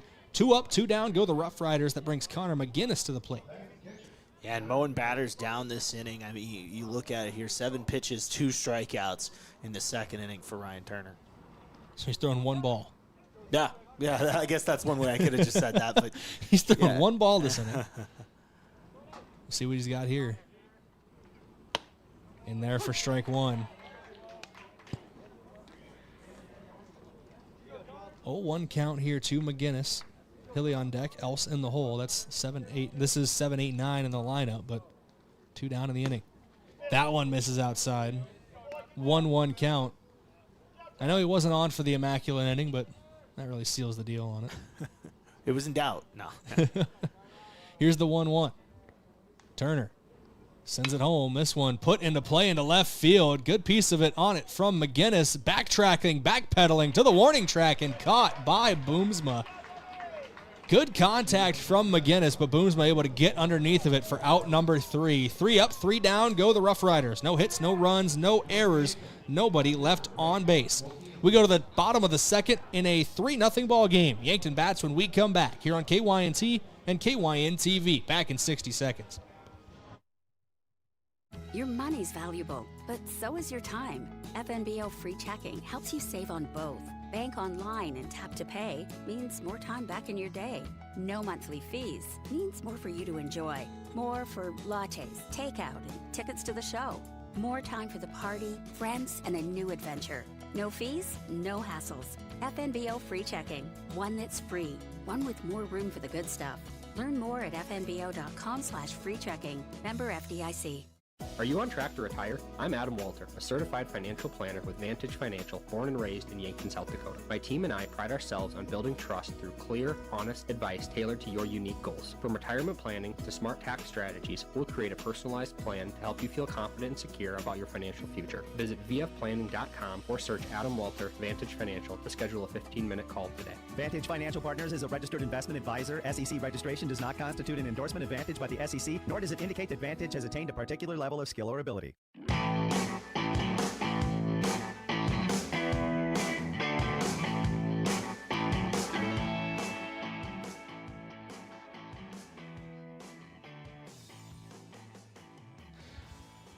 Welcome back for the bottom of inning number 2 here on KYNT and KYN-TV. Yankton had all 9 hitters come to the plate in that first inning, so it'll be Beck Reichen leading off the second just as he did in the first. 3 runs came across on just 2 hits for Yankton. But the bases did get stranded loaded to end the inning. Cargan trying to build off of that through a heavy workload in that first inning. 44 pitches by our count. Yeah, a lot of work in that first inning, just trying to be a little more efficient here and get some outs early. This one, bouncing ball from Reichen, picked up by Cargan, and he will just tag Reichen down the first base line for out number 1. A quick out. And that is the opposite of what Yankton was able to do in the first inning. Even when they got out, they were forcing a heavy pitch load from Cargan. He heard me say, trying to get out, make some quick work, and said, yeah, that's a really good idea. I like that, and then did it. Good call. I make 1 a game. And we used it up in the bottom of the second. Yeah, we got a lot of baseball left. And Cargan to Goki on the ground. It's a base knock into left field. Goki splits the gap between shortstop and third base. He'll round first, but hustle back to the bag. A 1-out base runner for Yankton brings up Easton Fieser. Yeah, Yankton's swinging early here in the second. Goki spits that one right back in between short and third for a hit.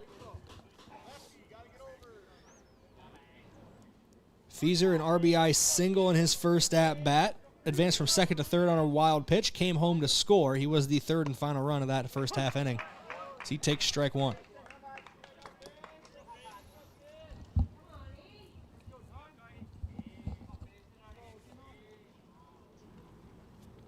Cargan comes set for the 0-1 home to Fieser. Checking the runner at first. And inside for a ball. Fieser twisting out of danger there. Like you said, that one a little close inside, and Fees are moving just in time. Yankton's had a lot of base runners today, but not a lot of times where second base has been open, so no steal attempts yet. But Feeser puts a ride into this one into center field. It's going back. It's at the wall. It is gone. Easton Feeser, for the first time this season, puts it over the wall to dead center. And that was one of those, Brayden, you could tell right away with the sound of the bat. You went, that one's going a long way, and it did. First baseman for Yankton gets the first home run of the season for himself and for the Yankton Bucks. Increases his RBI lead, increases his hit lead, increases his extra base hit lead. Now the leader in home runs. It's just been exceptional to start the season. Has Easton Feeser here in game number 7 now.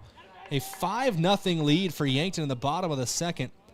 So we get back to live action here. Gavin Johnson takes ball 1.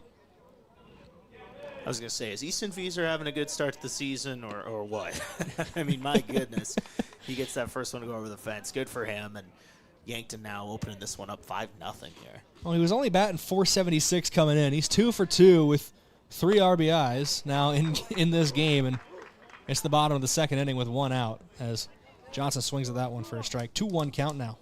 I was going to say, we might have to ask the sponsor of Player of the Game if we can just change that to the Easton Feeser award here, the way these first few games have gone. Johnson did strike out in his first at-bat. Takes ball 3 there.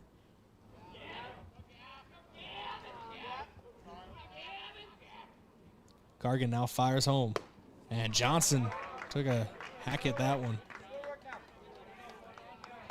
Not sure how long it affected him throughout the offseason, but did pick up an injury at the end of football, Josh, if you remember. I can't remember if it was a hand or a ligament or something in his hand, but so he takes ball 4 there. Bring that up because I don't know how long into the offseason that affected him, if he was able to get going right away with everybody else. But if it is affecting him early on in the season, he's still got a .429 on-base percentage, so he's been getting on base still. Yeah, that's a pretty good number right there for the Yankton catchers. He's going to go back to the dugout. Will Sager coming into a courtesy run for him. But another good job there of getting on base by the Yankton catcher. Tate Bestie comes to the plate now. Had an RBI single in the first inning. Was stranded at third base. First pitch home. That one got him. Hit by pitch for Tate Bestie. You can hear the reaction of the Yankton dugout.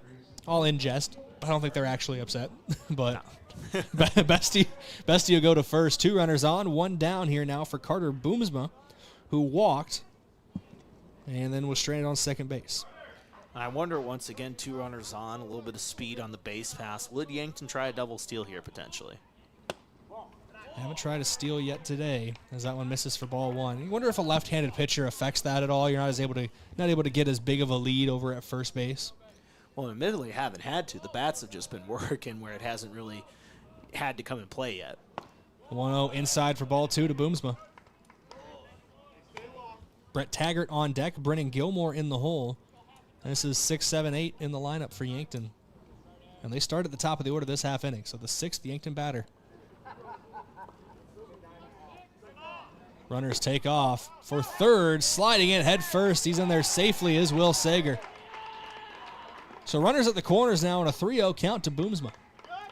Yeah, and I wondered if they'd maybe try the double steal there. Didn't, but nice piece of running there by Will Sager.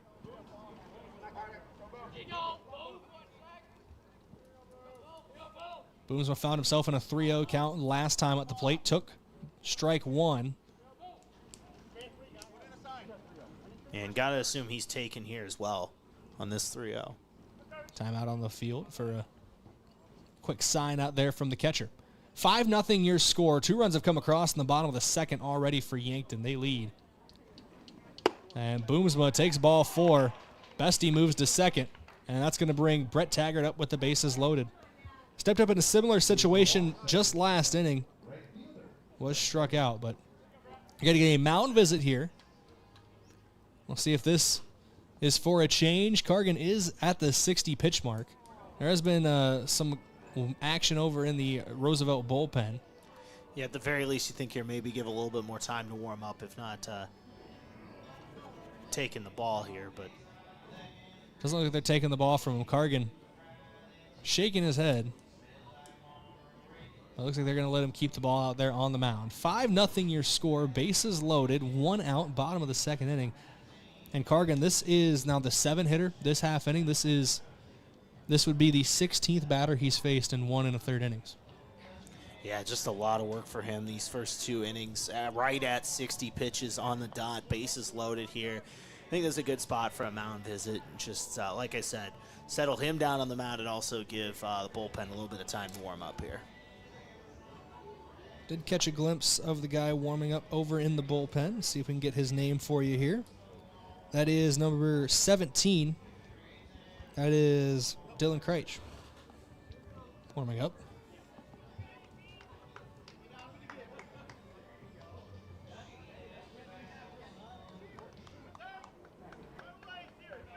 No changes on the mound. Taggart will step in with the bases loaded and 1 down.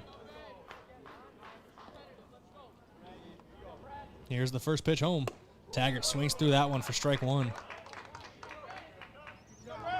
And right now, if you're Cargan here, it's just about getting something in play here on the ground. Hopefully, try to get a quick double play. That one inside for a ball. 1-1 count here.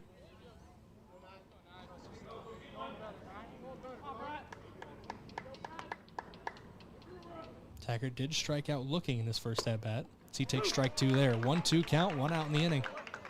2 runs have already come across home plate. It was a 2-run home run for Easton Fiesa that brought in both those runs.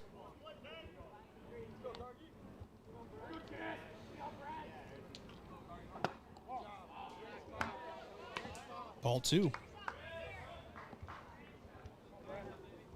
2-2 count to Taggart.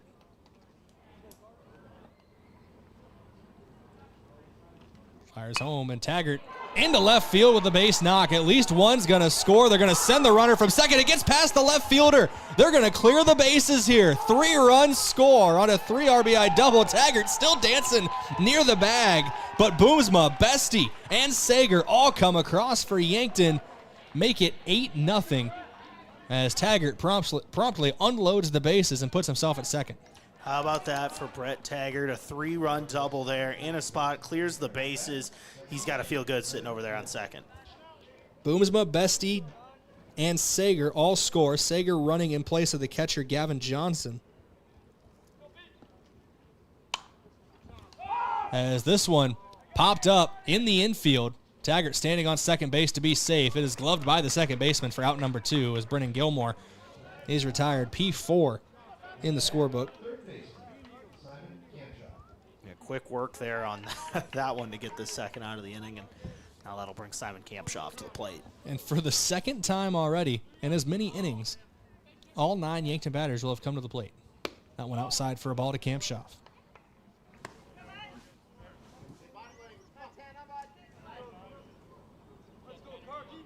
Saying if you thought the first inning was impressive for this Yankton offense, the second inning's even better. The 1-0 home. Strike 1. 1-1 count now to Kampshoff. Was sat down looking to end of the first inning here. Trying to avoid the punch out in his second trip to the plate. The bullpen has cleared out there for Sioux Falls. You got to imagine either way this is probably Cargan's last batter. That's a ball to Kampshoff. 2-1 count.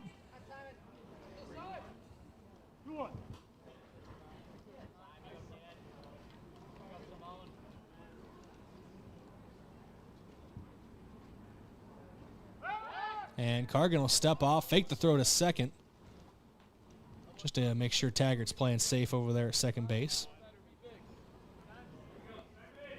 8 runs on 5 hits. There have been a couple errors for Sioux Falls Roosevelt in this one. Here's the 2-1 home, and Kampshoff pops that back up and rolls down the roof right above us for a strike. 2-2 count now to him. And a big spot here for Kampshoff. I know the score doesn't necessarily say that, but this is his second chance to drive in some runs in his mini innings here. You know he wants to capitalize on this chance. Here's the 2-2 home.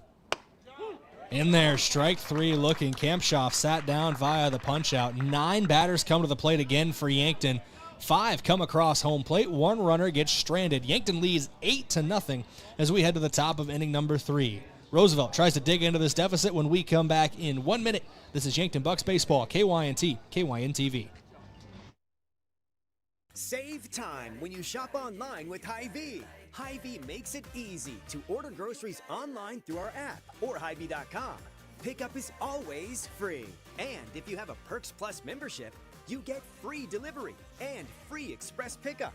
Shop online with Hy-Vee and you can create and save grocery lists, shop the sales, and get fuel savers. Talk about convenient. Order groceries online today. Check out Hy-Vee.com or download the Hy-Vee app. If you want a job where your work matters, you belong at Avera. Here, we've invested in our workforce because every Avera team member drives our health ministry forward, making a difference in lives and communities every day. We offer competitive pay, great health insurance, and even career opportunities. We're putting people first, including you. Search for local job openings and apply at avera.org/careers. Welcome back to the top of inning number 3. Yankton leads 8-0. 5 runs coming across in the bottom of the second. Now Ryan Turner on the mound for his 3rd inning of work. Another situation where a lot of rest between innings for the Yankton pitcher. And just like the 2nd inning, he starts the 3rd inning with a strike. 0-1 count here to the leadoff man. This is the 8-hitter, Jack Hilly. The left fielder, Jake Else on deck, and then top of the order to Lawson Hensley. Yeah, but if you're Ryan Turner, what a way to make your first start of the season as you're working with an 8-0 lead. Grounder over to Kamshoff at 3rd, across the diamond, stretch at 1st in time. A 5-3 putout to lead things off this half inning. And how impressive is Simon Kamshoff over at 3rd, Brayden? He's made a couple nice plays here in these first few innings over at 3rd base. We talk about how spectacular the left side of the infield has been for Yankton with Beck Reichen and Sam Goki. And then we talk about the guys who backups, putting those in air quotes for those that can't see me. Kamshoff at 3rd for Goki and Kudera at short for Reichen, and being able to move those guys around over there. They all play very well on the left side of the infield, but I don't really feel like there's a weak point in Yankton's defense. They have all made great plays so far this year. First pitch does miss for a ball. Yeah, a lot of serviceable guys who can play a lot of different positions. That's so valuable for Yankton as they're constructing things. This one popped up in foul territory. Johnson will bobble it in and out of the pudge.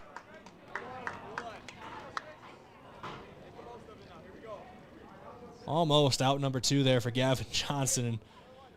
Looked almost remorsefully, there's the word I'm looking for, at his pitcher, Ryan Turner there. Could have put 2 away. Yeah, you know, and that's a tough play to make. You're getting up from the knees, you're ripping the helmet off, and then you got to find the ball. It's a tough play to make back there. Sun's still pretty high in the air, too, so that could have caused something as that one misses high for a ball. Turner's been pitching well here early on. He's only given up 1 base runner, has 2 strikeouts through the first 8 batters faced. That 1 base runner was a triple to right center field from Tucker DeHaan, as a swinging strike 2 there for Else. DeHaan currently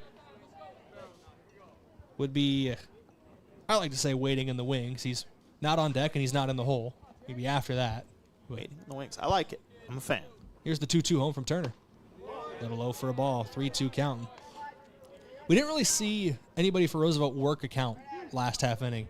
And the one guy that comes to mind that did really work the count was Tucker DeHaan, and we saw what happened at the end of his at-bat. 3-2 home. Swung through and missed there. 3rd punch out of the game for Ryan Turner. And that brings us to the top of the order for Sioux Falls Roosevelt and Lawson Hensley. Yeah, big strikeout there. Avoid putting a runner on. Get that there. His 3rd strikeout in as many innings here so far. A really nice first few innings here for Ryan Turner.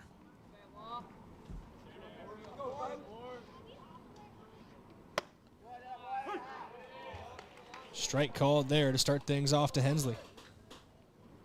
Yeah, and a nice breaking ball on that one to start the count.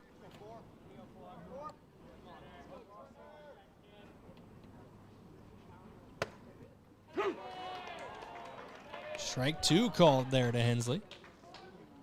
And now Ryan Turner really just has the whole arsenal available to put this inning away.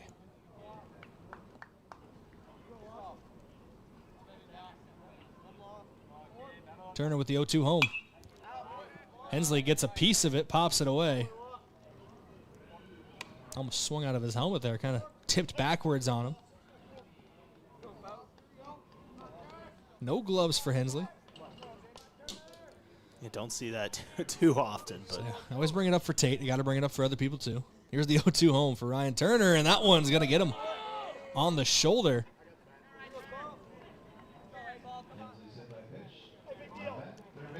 Yeah. Turner kind of saying my bad as Hensley was going down the first baseline. I don't know if that was directed to the umpire, the catcher, or Hensley himself, but maybe just in general.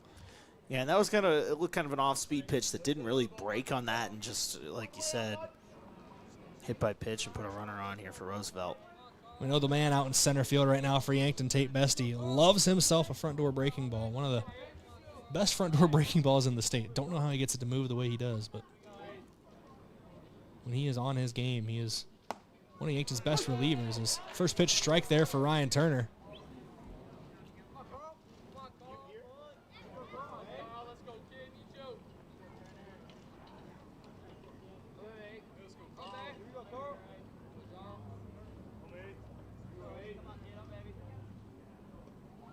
Turner taking his time. Now lets the 0-1 go home, and back-to-back batters hitting. Turner trying to work the inside part of the zone, but just leaving it too far in. I wonder if Gavin Johnson behind the plate is going to start working him away. As 2 runners on now for Tucker DeHaan, who does have the lone hit of the game for Roosevelt. Was a triple, got stranded on third back in the first inning.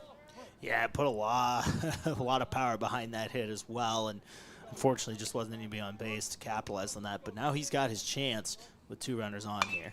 And first pitch swinging for DeHaan. It's in foul territory. Kampschoff loses the hat, chases after it, but it drops just out of reach. 3 guys converging on that one. Beckreichen from shortstop also near the play. Everybody running down the left field line. Boomsma there as well. But nobody could come up with it for Yankton. Yeah, and you wonder how careful Turner's going to try to be here, how aggressive. He does know Don's the only guy who's been able to hit him so far. And once again, it was a powerful hit, but we'll see what he can do here with this 0-1 count. I feel like the outfield playing a little deeper than last time DeHaan came to the plate. Might just be my mind playing tricks on me, but Turner comes set for the 0-1 home. 2 runners on, 2 out. Top of inning number 3, Yankton leads 8-0. Turner trying to keep it that way as that one dips low and away for ball 1. I think a lot of pressure, honestly, off of Turner here. He knows he's working with that 8-0 lead as it stands here trying to get out of this inning. Turner comes set, so does DeHaan in the box. Checks the runner at second, now fires home. DeHaan takes that one for a ball. 2-1 count now to Ryan Turner, or from Ryan Turner.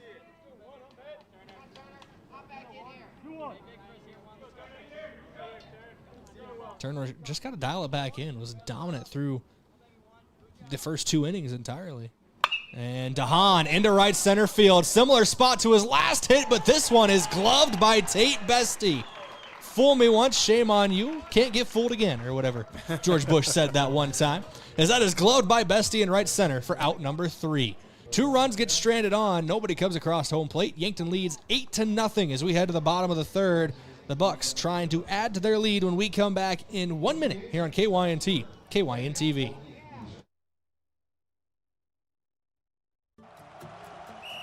Tip-off is here and the season's heating up. Whether it's your home, farm, or everyday life, Farmers Union Insurance help you defend against the unexpected and score big on protection.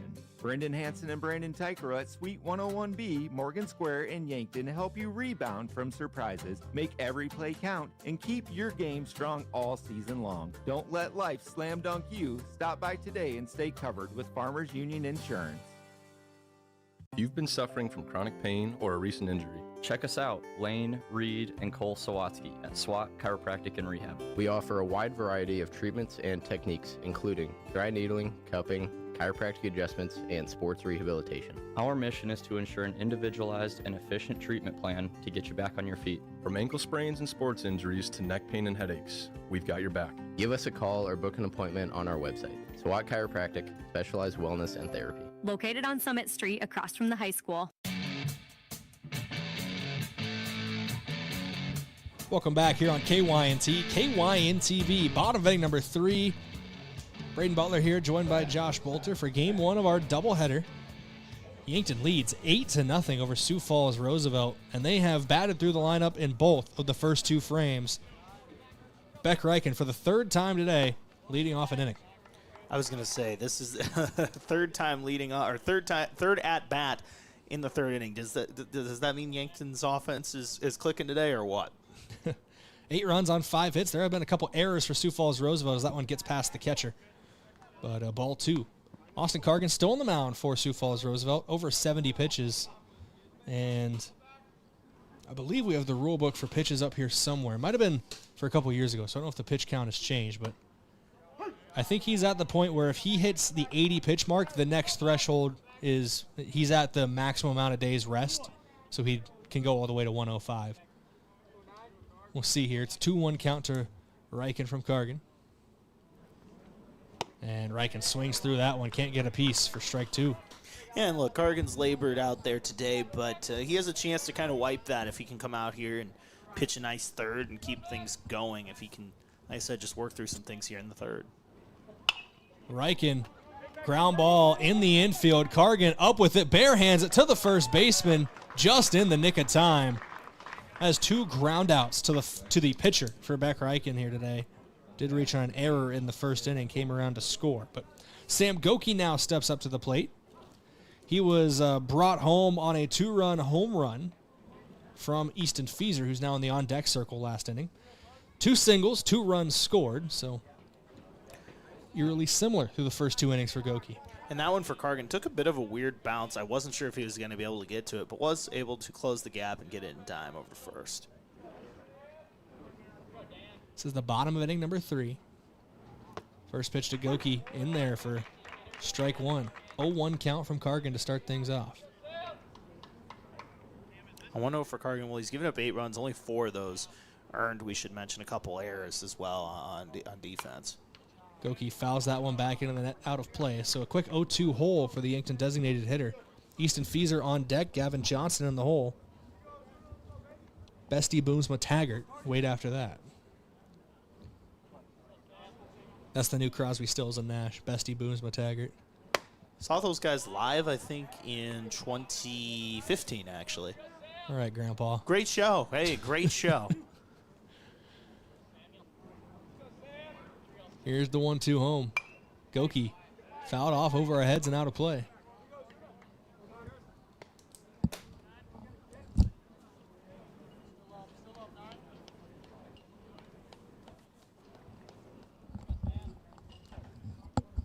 Like we mentioned, Goki 2 for 2 with 2 runs. That one bounces in front of the plate, make it a 2-2 count now to him.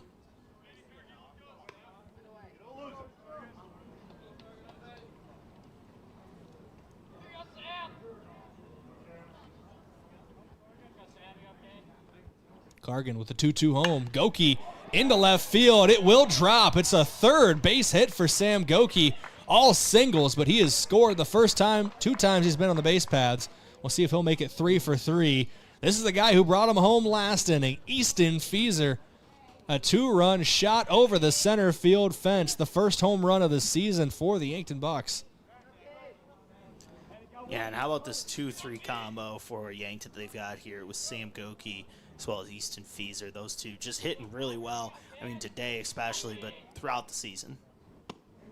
That one misses low for a ball. 1-0 count here to Fieser. The 2-3 spots so far today have combined for 4 hits, 3 RBIs, and 4 runs.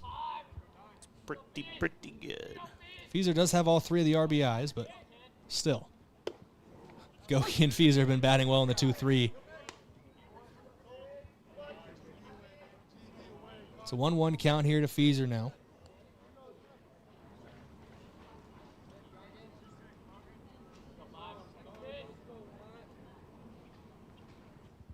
The 1-1 will clip Fieser. I landed pretty flush, but he'll go down the first base line. So 2 runners on here for number 22, Gavin Johnson, the catcher. Johnson looking for his first hit today. He does have a walk and a strikeout. Mound visit here for Sioux Falls Roosevelt. I think this is going to be where they take the ball from Cargan. It's the 3rd mound visit, and they will take the ball from him. His day is done. 2 runners on, 1 out in the bottom of inning number 3. Yankton leads 8-0. We'll talk about the new pitcher when we come back. This pitching change as well. We'll lead to a break. 8-0 your score. Back in 1 minute here on KYNT and KYN-TV. Check that. 90 seconds. Back in 90 seconds from Riverside Field.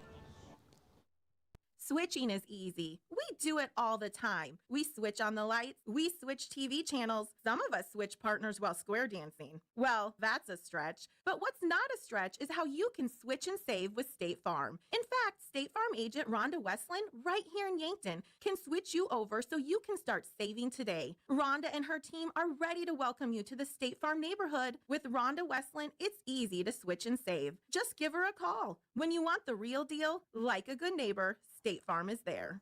FM 1021 and AM 1450 KYNT Yankton. It's easy to fall into the weekend warrior routine. A long hike, a hard gym session, a pickup game, or a full day of yard work can feel productive until your body reminds you it hasn't been building up to that load. This is Dr. Mackenzie Erlinson with First Chiropractic Centers. Injuries often happen when the demand suddenly outpaces what your joints and muscles are prepared for. Want to stay active without the setbacks? Visit First Chiropractic Centers today with offices in Yankton, Hardington, Tyndall, and Wagner, inspiring and empowering others to healthier living.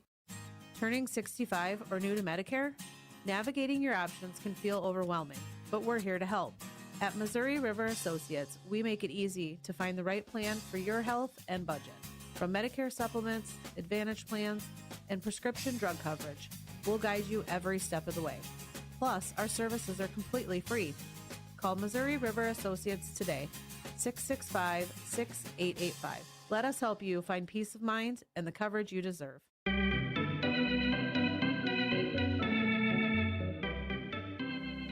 Welcome back here on KYNT and KYN-TV.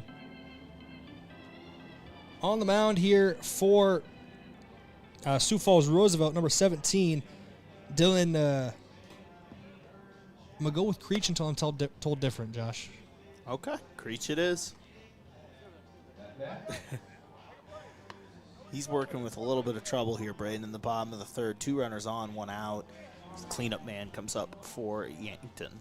Yeah, cleanup man, Gavin Johnson, the catcher. Different look here for Creech, right-handed thrower. Cargan lefty for the starter.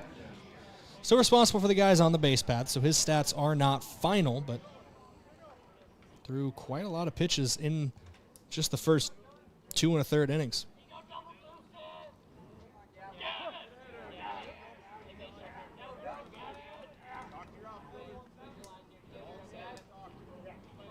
Checking the runner at second is Creech. Now he'll fire home. Johnson swings through it for strike 1.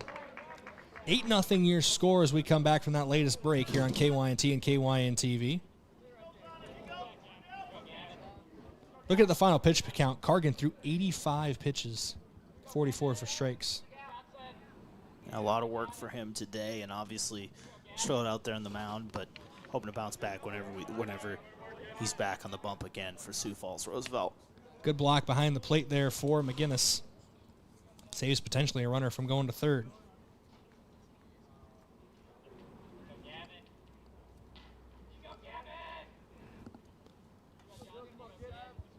Creech with the 1-1. Outside for a ball. 2-1 count now to Johnson. Man, he's got some heat on those pitches. If he can just find the zone, it could be very dangerous here for Sioux Falls Roosevelt, but struggling these last 2, putting kind of in the same spot, that lower part of the plate. Here's the 2-1 home. Johnson can't find a piece of it. Make it a 2-2 count now to him. Yeah, and Johnson just a little early on a couple of these so far in this at-bat.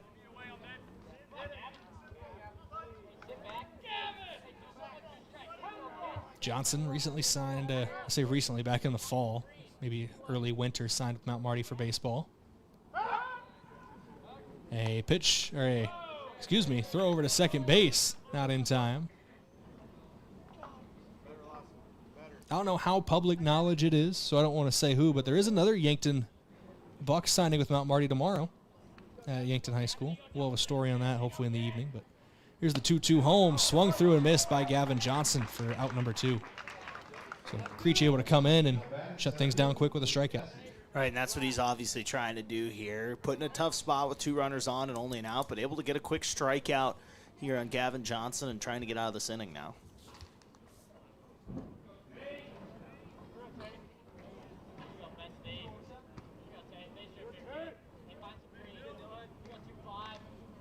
Bestie, a RBI single, as this one's right back to the pitcher, Creech. He's up with it over to first in time for the out. Bestie, I was going to say an RBI single and a hit by a pitch and a run scored so far, but he is retired on the 1-3 putout to end the 3rd inning. For the first time, we have a scoreless half inning for the Yankton Bucks. They still lead 8-0 as we go to the top of the 4th here on KYNT and KYN-TV. We're back in 1 minute with Yankton back out in the field.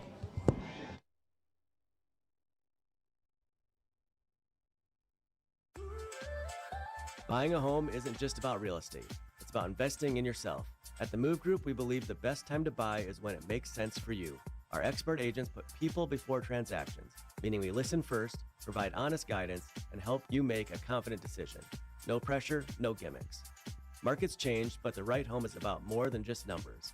It's about finding the right fit for your life and your future. When you're ready, we're here to help. Contact the Move Group today. Loading the kids in the car, brokering peace in the back seat, mastering the snack handoff without even looking. Why are simple things sometimes so complicated?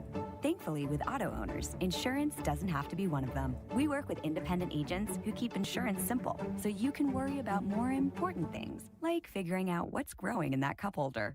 That's simple human sense. Don't gamble. Insure with MT and RC Smith Insurance in Yankton, your independent agent for home, business, auto, life, and bonds. Visit mtrcsmithinsurance.com.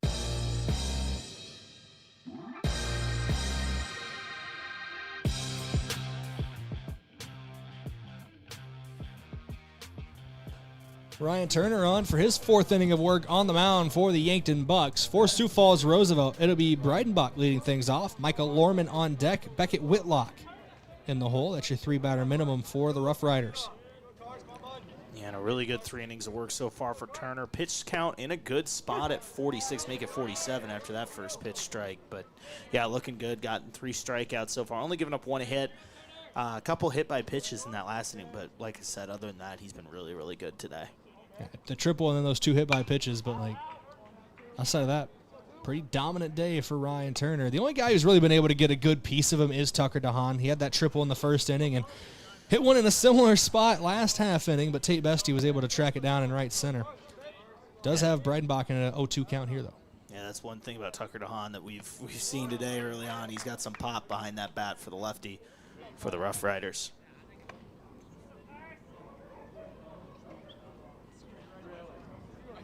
Turner missed that last pitch outside for ball 1, so it's a 1-2 count now here.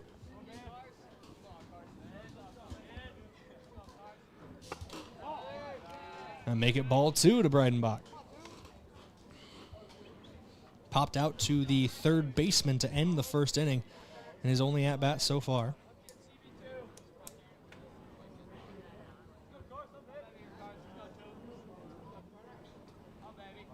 The 2-2 home. This one put into play in center field. Bestie shading underneath of it, and he will glove it with the left hand for out number 1. The 4th inning starts the way the 3rd inning ended, a fly out to the center fielder. That'll bring up Michael Lorman. Yeah, Bestie's having a nice day today. You know, a couple nice catches out in center field. He did have an RBI as well. I mean, just playing well here today. Turner will now face Michael Lorman. The designated hitter steps into the batter's box. Lone at-bat so far came in the 2nd inning, led off the 2nd inning. He was struck out. He's going to call Bestie to action again into right center field. This one will drop. Lorman takes the turn at first. He's heading to second. Bestie with the throw in, but it's a 1-out double for Michael Lorman here, and a runner in scoring position, trying to bring one across home plate for the first time tonight for Sioux Falls Roosevelt. Yeah, and starting to drive a couple here, right? You know, you look at the end of that last inning, and then the start here, a couple out and towards center field. Here to start, they finally get a double down on that one. We will have a pinch runner here. I think he was just dropping off some equipment. Nope. Yeah. Never mind. He was just giving some equipment to his coach in the third base dugout. Had the elbow pad for when he bats. First pitch of the at-bat outside for a ball to Beckett Whitlock. Whitlock, the first baseman, struck out in the second inning, his lone at-bat so far.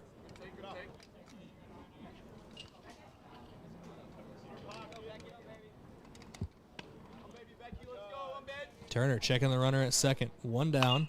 Whitlock gets a piece but sends it foul. And that fouled off. Once again, Turner just looks calm on the mound, taking his time, and once again having a nice start to his season here with his first appearance pitching. Wind still blowing out to left center field, so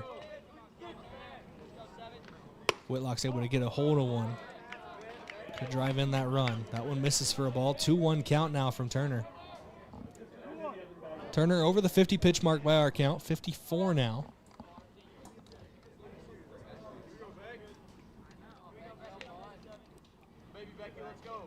Here's the 2-1 home. Whitlock, foul.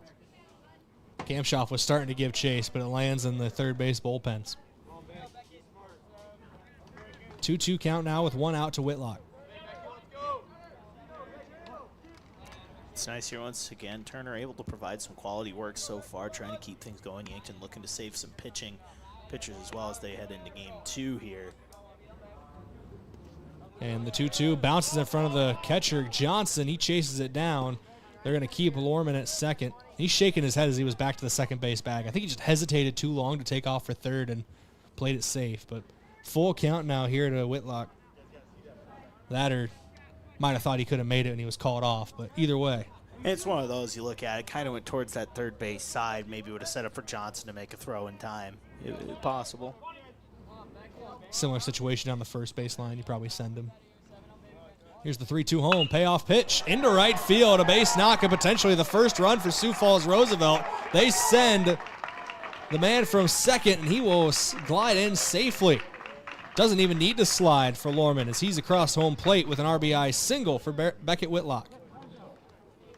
Yeah, nice job there by Whitlock. Gets the hit and gets the run in. Sioux Falls needed to get a run there and got it. Take advantage of the situation now and see if they can continue to capitalize. Third hit of the game for Sioux Falls Roosevelt. First time the Roughriders hasn't been an extra base hit. Triple, a double, and now a single. Through their 3 hits so far. Yankton's still holding on to a 7-run lead.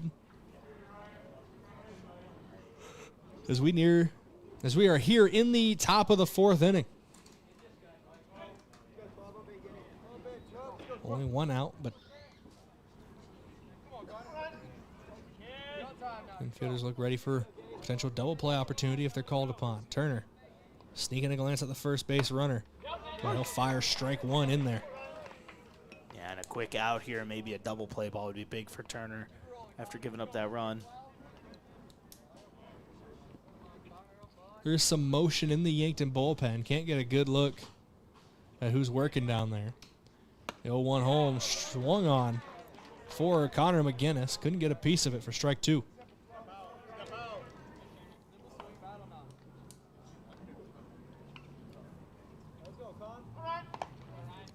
Signals from the third base coach. Could mean anything. Could mean hit and run. Could mean steal. Could mean nothing.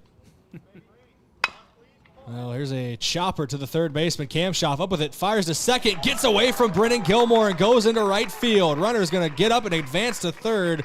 Runners at the corners for Sioux Falls Roosevelt. Kamshoff was trying to turn 2 there, but just left it a bit out of reach for Brennan Gilmore. Yeah, it's one of those maybe, with the power of hindsight, you consider looking at throwing that over to first to get lead runner, by the way, just short hop on that one. There's also some runners on the corner now for Sioux Falls Roosevelt. Quick mound visit here for Yankton. We'll take a quick break with them, just 30 seconds. Yankton leads 8-1. We're back in 30 seconds. KYNT, KYN-TV. Does anyone in your family have macular degeneration? At Vision Care Associates, we are dedicated to delivering the highest standard of eye care, utilizing the latest medical advancements to protect and improve your vision. That's why we offer ZX Pro, a new technology that measures the risk for macular degeneration. ZX Pro is a test used to assess macular health before signs of macular degeneration even begin. Be proactive and schedule an appointment. Vision Care.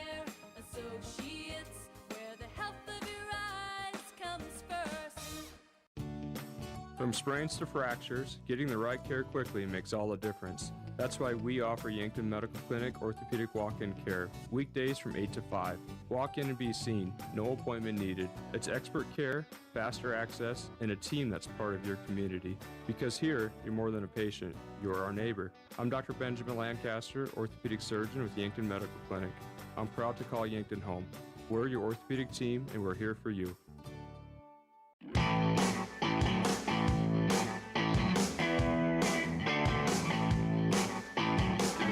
As we come back from break, Brett Taggart went parallel to the ground in foul territory, diving for a fly ball. Could not bring it in, just a touch out of reach. So it was a fairly loud opening strike here to Jack Hilly.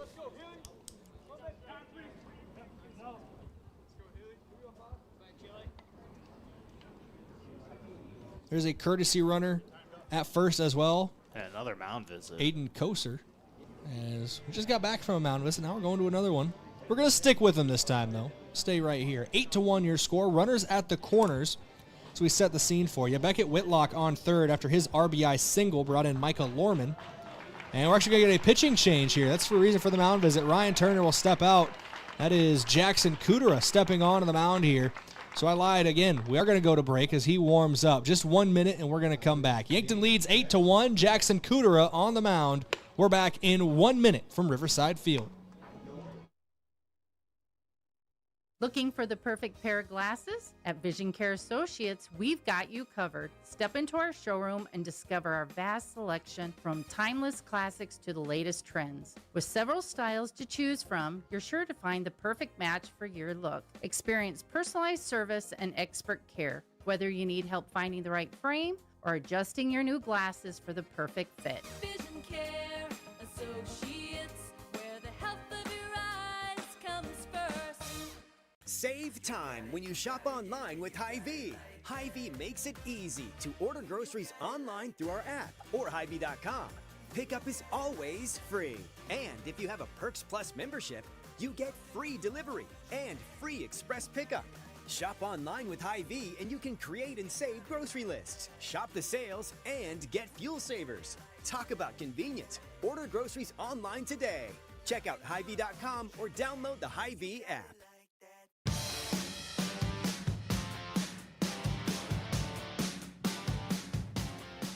Jackson Kudera, the man on the mound for Yankton. Kudera has thrown 1 inning in 1 game so far this year. Came in, was that game 2 against Huron last week? It's a 1-1 count. Kudera inherited runners at the corners and an 0-1 count here, but now 1-1 after the opening ball. That one inside for another ball. 2-1 count now from Kudera.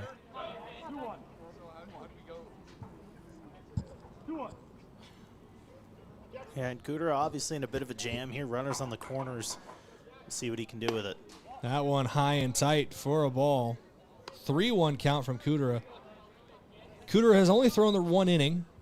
It was a mixed bag. 2 strikeouts in that 1 inning, but also 2 runs allowed. So his ERA is ballooned a little bit at 14. There is a strike, though, from Kudera to bring the count full with 2 runners on. It's a high-pressure situation to bring in Kudera as well. Runners at the corners. I know you got a 7-run lead, but a couple good swings of the bat could really cut into that. And it's also one of those situations where you look at it, this one gets driven out into right. And Taggart's going to lay out for it, but can't get there. 1 run's going to come across home plate, and Koser's going to round third here. They'll send him home as well. No play at the plate as it bounces in and out of the glove of Gilmore. A 2-run double for Sioux Falls Roosevelt. Cuts the lead down to 5. 8-3 your score here in the top of the 4th. Yeah, and a little bit of a rallying play perhaps for Sioux Falls Roosevelt, getting the offense going here in the 4th. 3 runs. That double will help the situation obviously here as they're trying to get back into this one.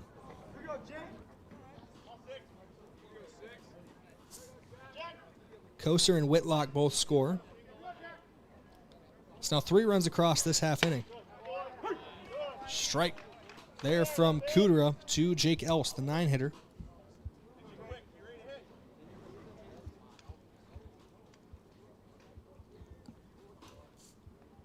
Here's the 0-1.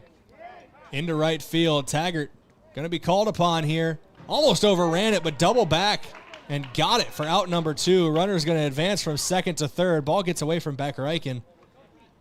As multiple times this inning, we've seen the ball get away from the cutoff man.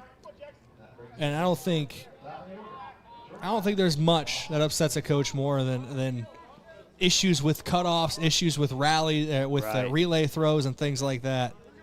Well, that's something they practice a lot. You know that, and it's not really coming to fruition there.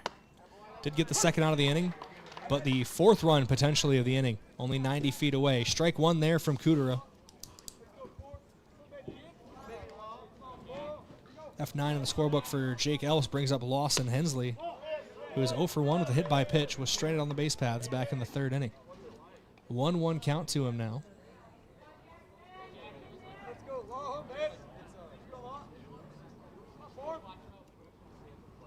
Kudera fires home. Hensley into right center field. Bestie calls off Taggart and gloves it for out number 3. Damage done, but Yankton still has a 5-run lead. 8-3 your score as 3 Roughriders come across home plate in the top of the 4th. Yankton will look to increase their lead again when we come back. This is Yankton Bucks Baseball, KYNT, KYNTV. The Bucks lead 8-3, back in 1 minute from Riverside Field. Ready to build your next project, but can't get anyone to show up or even give you a quote? Call John Kopp, owner of Kopp Building Innovations. He will show up and he will make sure you are happy with your project. Trust in Kopp Building Innovations. KBI is an authorized WIC builder offering custom solutions. Whether you need a residential garage, an agricultural pole barn, or a commercial building, we will work with you. For more information or to get a quote, visit koppbuildings.com. Spring is here and the games are just getting started. From baseball season in full swing to NHL and even golf, At the Bar has it all on. Add in local matchups and more, and there's always a game worth watching. With TVs everywhere and a welcoming hometown feel, it's the perfect place to kick back and enjoy the game. So bring your friends, settle in, and be part of the crowd, where every cheer feels a little louder and every moment a little better together. You can watch the game anywhere, but the real fans gather at the bar in downtown Yankton.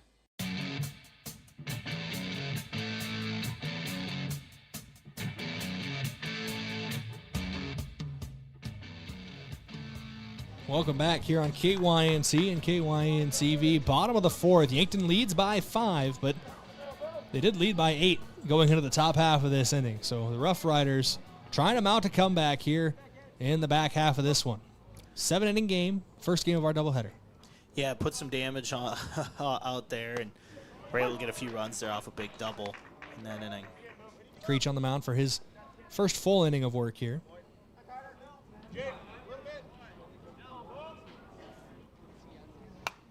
As Carter Boomsma fouls that one away to make it an 0-2 count. Boomsma so far in this one has 2 walks and a run scored, so hasn't even tallied an official AB. He's been on base both times.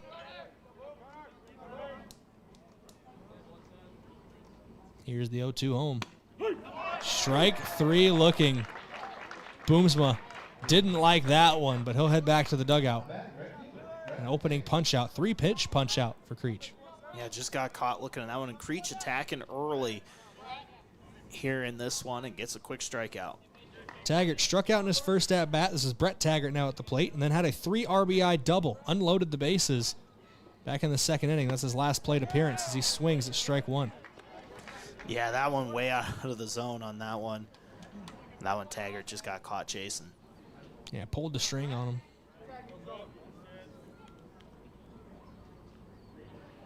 Here's the 0-1 home. That one doesn't hit the zone. 1 ball, 1 strike now.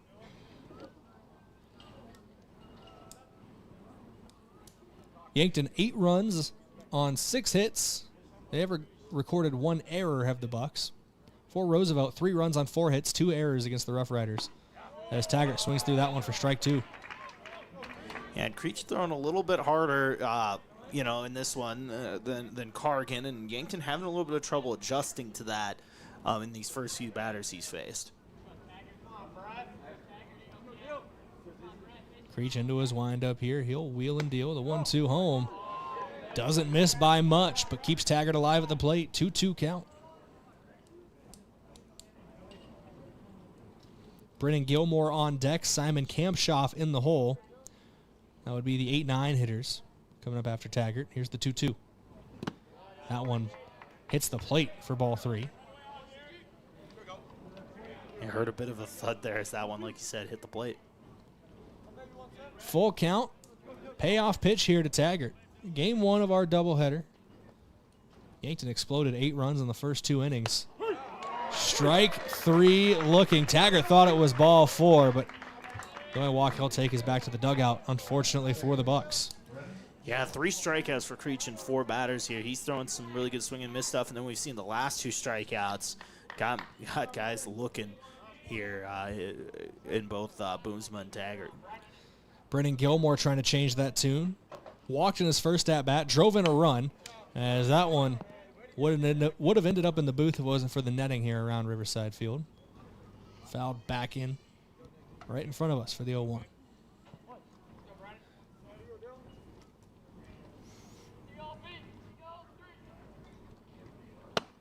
That one clips the zone on the inner part of the plate. 0-2 count now to Gilmore. Change the mentality now for the second baseman.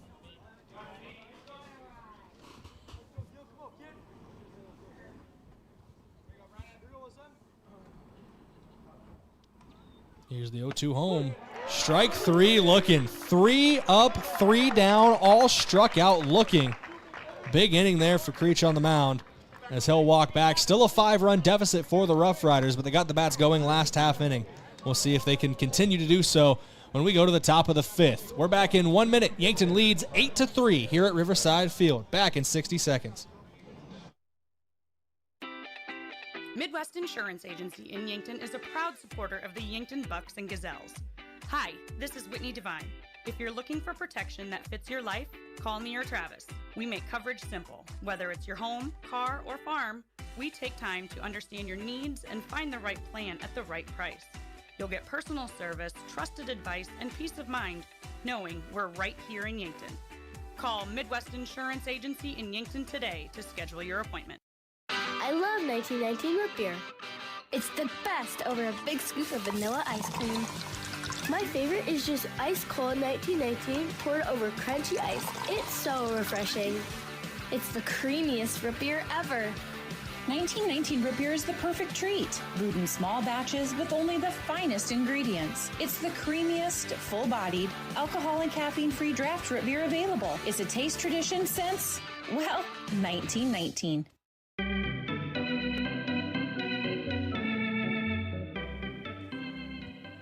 Welcome back. KYNT, KYNTV. It's the first full inning of work for Jackson Kudera on the mound in relief, and he pumps strike 1 past Carl Hartman. Hartman 0 for 1 on the day with a hit by pitch. Grounded out to the third baseman back in the first inning in his first at-bat. There is a change out in the field, Josh. Boston Frick in for Brett Taggart out and right. Yeah, get him some work in the outfield here as we're getting towards the later stages of this game. So that one's popped up. It's playable in the infield. Kudera calling off the dogs, and he will glove it near the first base bag. A P1 in the scorebook for the first out of the inning. How about Jackson Kudera there, Brayden? You know, a lot of times you'll see a pitcher let their infielders get that one. He's like, I got it, and goes up there and makes the snag. Playing like a second baseman and a shortstop out there at pitcher. It's almost like he plays those positions. And looking at the other sports that Jackson plays, I feel like he's the kind of guy who's confident with the ball in his hand. We'll put it that way. Wow. Doesn't matter the time of year, Jackson Kudera is going to be a problem for anyone playing Yankton. Here's the 0-1 home now for the first pitch strike. That one a little low there for ball 2, and in and out of the mitt for Johnson, so it'll roll back, and Kudera will come get it himself. But you know what? The thing about that, too, is you can say that about a lot of the guys on this team. There's just a lot of confident athletes around town, man. Here's the 1-1 home. And it's a strike called. 1-2 count now. I guess the difference from Kudera to some of those other guys is you see those guys be juniors and seniors. Kudera just a sophomore, but still, we've seen guys who are just a sophomore be just like that. So Here's the 2-2 home. Bounces for the ball. 3-2 count now from Kudera.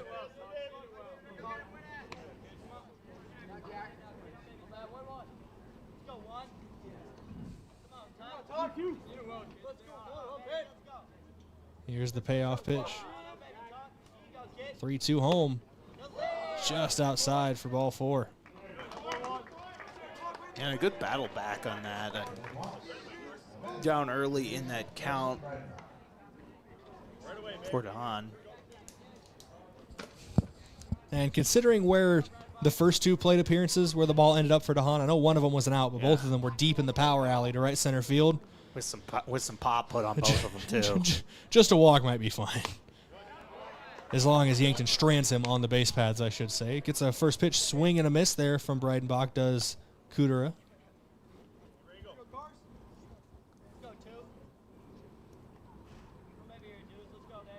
Here's the 0-1 home. A bit high, and quick pop there for Gavin Johnson, looking the runner back to first. Dahan has to keep his head on a swivel, but it is a ball called from Kudera. So a 1-1 count. Here's the 1-1 home. Into left field. That's going to be a base knock. Up with it in left is Boomsma. Dahan takes the turn at second, heading to third. It is a 1-out double for Sioux Falls Roosevelt's Carson Breidenbach. And now 2 runners in scoring position. And all of a sudden, a hit away here for Sioux Falls Roosevelt. Where this is a close game all of a sudden, real quick. Yeah, I know you're down 5, but you got 2 runners in scoring position, 1 out, runner coming, or a new bat coming to the plate. If everything goes exactly according to plan for Sioux Falls Roosevelt, the tying run is in the on-deck circle right now. Yeah, and it's one of those. Is in the hole, excuse me. Be an incredible rally, down 8-0 after 2 innings. All of a sudden, the bats wake up, and that one's fouled off. Yeah, foul tip there for Michael Lorman, who kind of got this run started. A 1-out double last inning, came around to score, was drove in by Beckett Whitlock, was the first of 3 runs last half inning. So we'll see if he can keep the momentum that he really got rolling. Just making sure, right? That was the first pitch of the at-bat, right? Yes, it was. Board in center field says 2-2, but I believe it's 1-1. Yeah, I was going to say, that's what I have. I'm just making sure. I don't know. Usually the home plate umpire notices, they'll signal, but I don't know if he's noticed. Here's the pitch home, fouled off. All right, I think he's more concerned about just getting him out.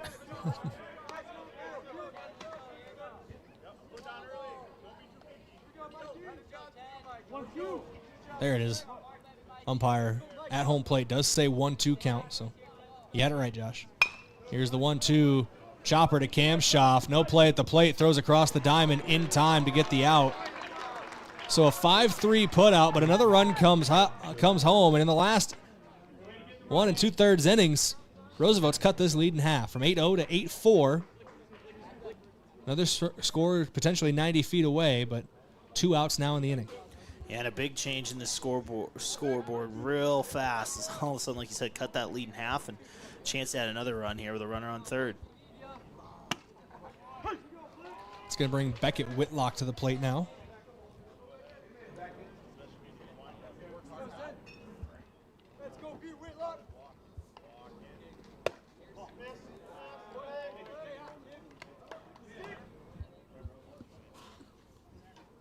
One count here to Whitlock. Breidenbach leads off a third.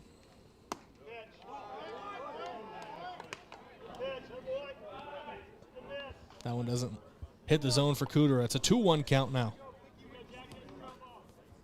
Kudera working quickly on the mound, already back into his motion. This one sent into left field. Boomsma working his way underneath of it for out number 3. Another run comes across. The lead's been cut in half. Yankton at one point led 8-0. They now lead 8-4 heading into the bottom of inning number 5. We're back in 1 minute from Riverside Field as the Yankton Bats come to the plate when we return. Back in 60 seconds. The Boathouse in Yankton is for everyone.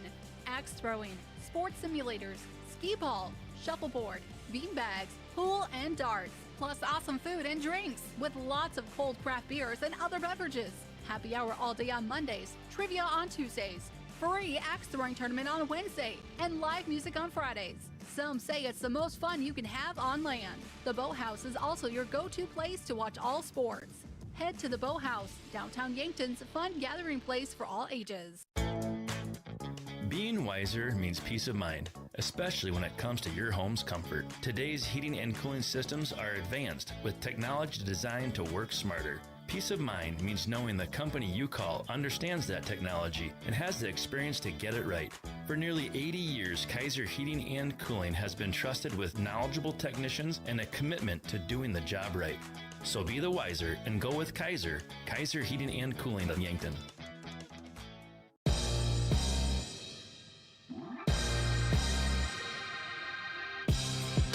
Welcome back here on KYNT and KYN TV.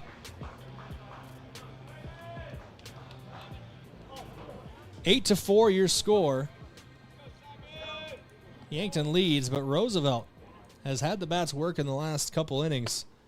4 runs in between the 4th and 5th for the Roughriders as it's a first pitch ball to the leadoff man. Simon Kamshoff, the 9-hitter, leading things off in the bottom of inning number 5. 2-0 count now to Kamshoff.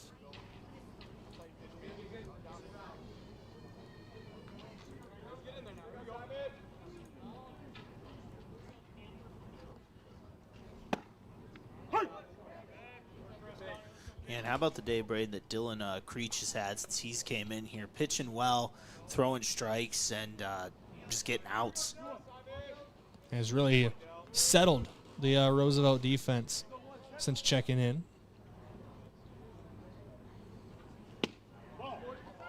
Does not hit the zone on that one, though, to make it a 3-1 count.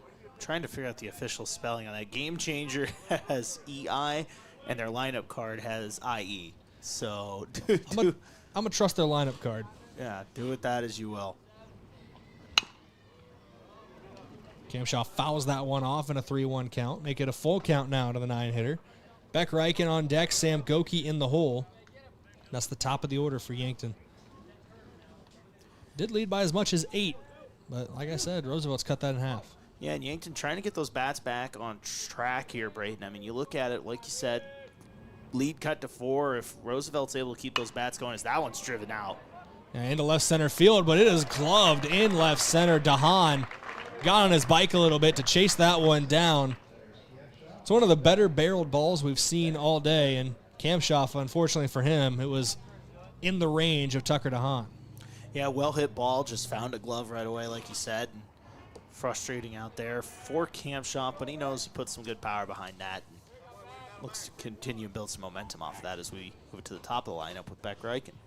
If Easton Fieser didn't exist, that might have been the best barrel of the day so far for Yankton. But first pitch strike there to Beck Reichen, leading things off this half inning. Or excuse me, back to the top of the order. Second hitter this half inning.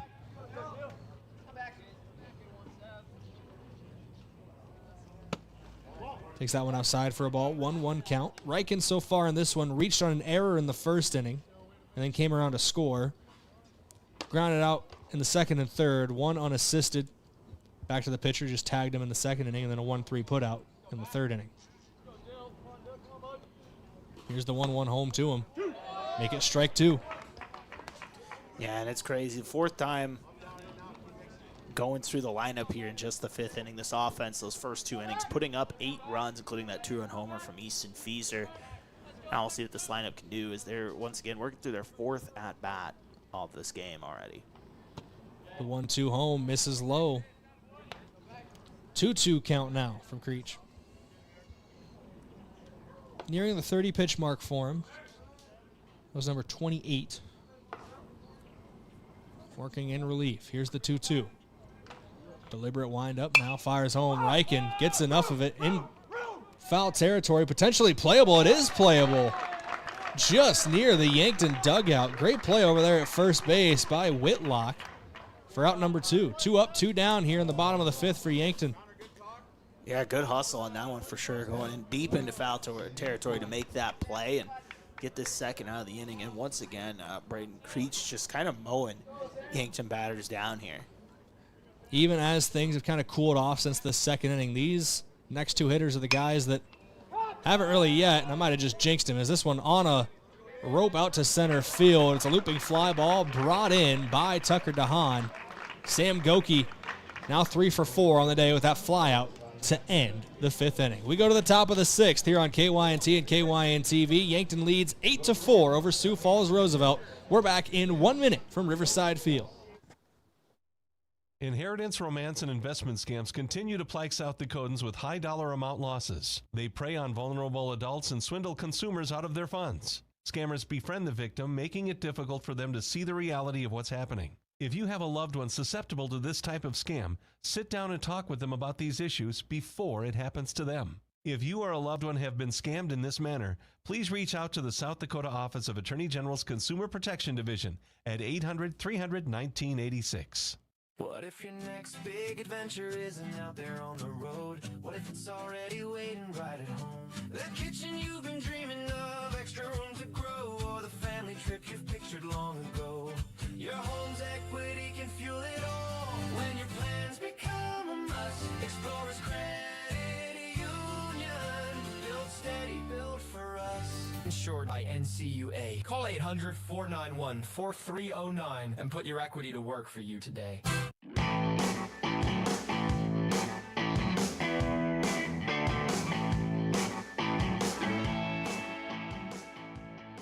Welcome back here on KYNT and KYN-TV. New man on the mound for the Yankton Bucks.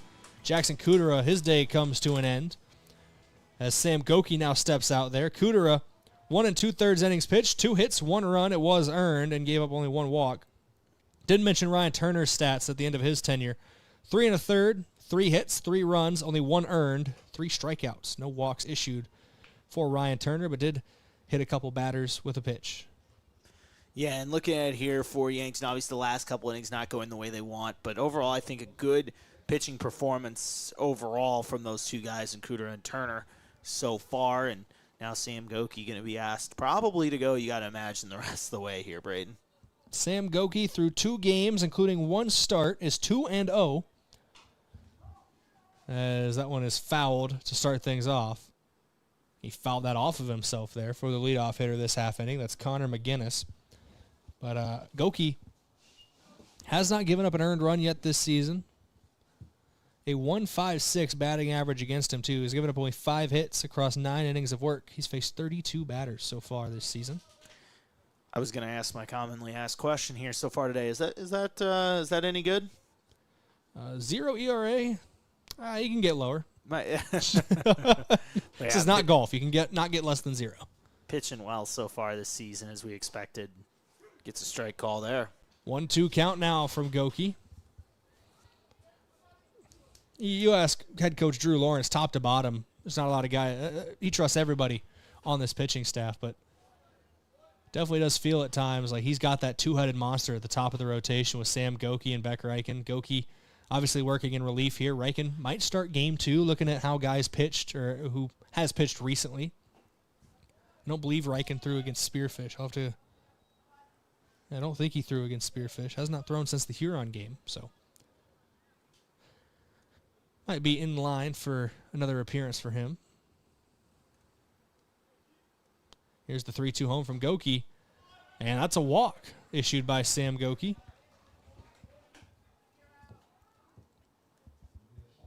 And that is rare, Josh. It's the first walk he's issued all season.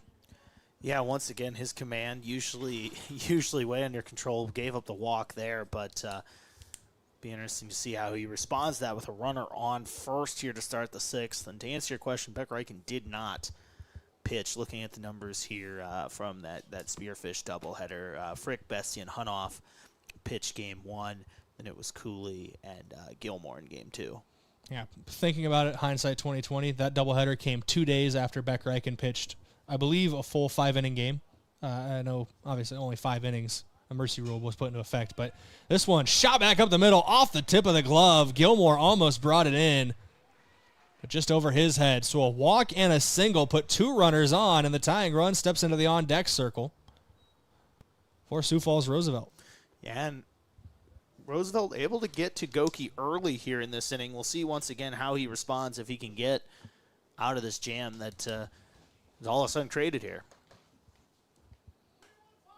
just the 6th hit of the season given up by Goki. He has thrown 9 innings, like we said, tied for the most on the team with Beck.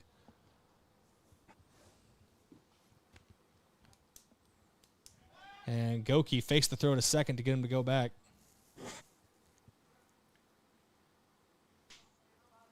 Goki obviously opening for something here, maybe a strikeout or a double play ball just to try to make sure so he can limit any kind of running on the base paths. Gets him to swing of that one for strike one. And since I started working here, Josh, there's been a Goki doing something for the Bucks baseball program. I remember when I started, I was just running board and camera around things. And I ran a lot of board for baseball my first summer, as Goki's going to step off here. And I heard quite often about this Joe Goki character, getting on base and stealing everything. Man, how'd he turn out? Well, pretty good. Unfortunately, obviously out right now due to injury, but has had a solid career at Mount Marty up to this point. Right. That one misses for a ball. 1-1 count now. But yeah, no. Joe Goki, I believe, still holds, I don't know if it's all-time single-season record, but at least in the last decade or so, the most stolen bases in a single season. Here's the 1-1 home from Goki. Popped up out of play. Yeah, and another good Goki right here, like you said, on the bump. And in a jam right now, but trying to battle his way out of it. It's just a town of great athletic families around here in Yankton. Also, you got a guy at shortstop in Beck Reichen. Everybody knows the Reichen family's had a lot of great athletes. Simon Kamshoff over at third base. Obviously, his older brothers, Sam and Lucas, have both either played or are playing college ball, as Goki gets the punch out there for the first out of the inning. Yeah, big punch out there. Now all of a sudden a double play ball ends the jam. But either way, good response there from Sam Goki to get a strikeout and get that first out of the inning. Lawson Hensley to the plate. Carl Hartman into the on-deck circle. And the most dangerous hitter of the day so far for Sioux Falls Roosevelt is in the hole with Tucker DeHaan. Would like to get out of this inning before he comes to the plate. See if Goki can do just that. Tries to get him to chase. Doesn't get a bite on that one. 1-0 count.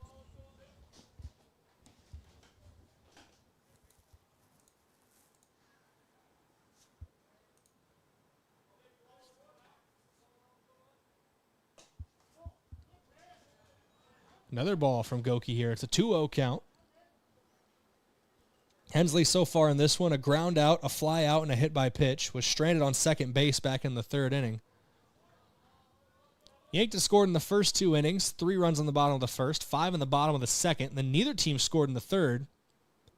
Then 3 in the top of the fourth, 1 in the top of the fifth for Roosevelt. This one looping into center field. Bestie will get underneath of it. Runner tagging at second. Throw into Reichen. One hops to the third baseman, Kamshoff, and it was perfectly placed, but still they say safe. Yeah, that was close. A heck of a throw there on the cutoff. I think, if instant replay was a thing here, I think if they could view the replay. Yeah, if they could view our replay, I think that'd be a reverse call on that. And they are going to talk about it. But as it stands, runners on the corner, heck of a play. I mean, I was just going to say, Bestie's just so steady out there in center field. Cool, calm, collected, makes a nice catch, and good throw to the cutoff man at short. And good throw over. Like I said, I thought it was in time, but call goes the other way. Yeah, it looks like whatever Drew Lawrence said to the field umpire, he's going to want to have a discussion now with the home plate ump.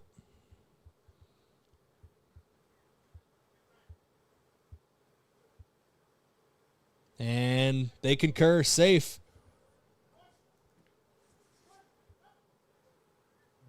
And if you're Sam on the mound, yeah, you don't get that double play ball, or you don't get that double play on that. But you know what? You do get another out here. Now you're just an out away from getting out of this jam with runners on the corner.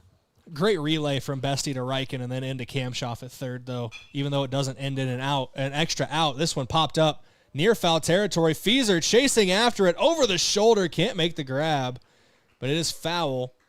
Frick and Gilmore were both near that as well. See, that was almost shades of some say hey there, if you know what I'm talking about, going over the shoulder there. I saw Fieser running after it there. I thought For a second there, maybe he was going to catch it, over the shoulder.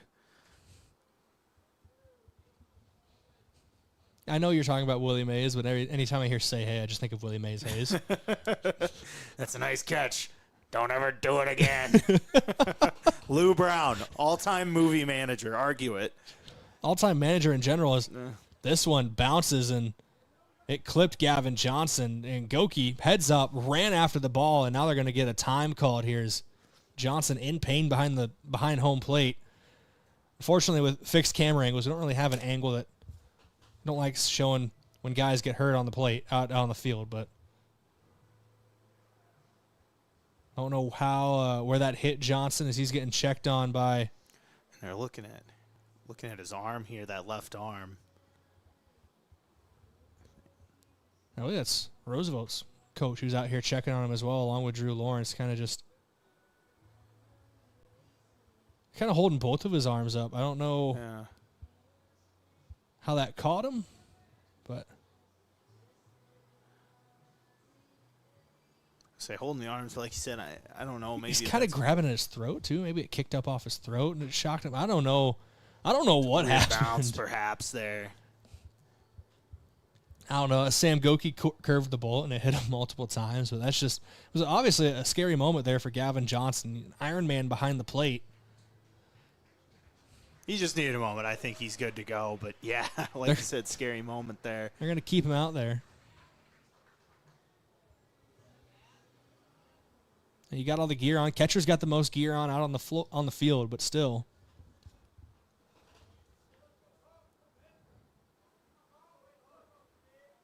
It's a 1-1 count from Goki here. Make it a 1-2 count. Goki puts the fastball by Hartman. 2 out in the inning.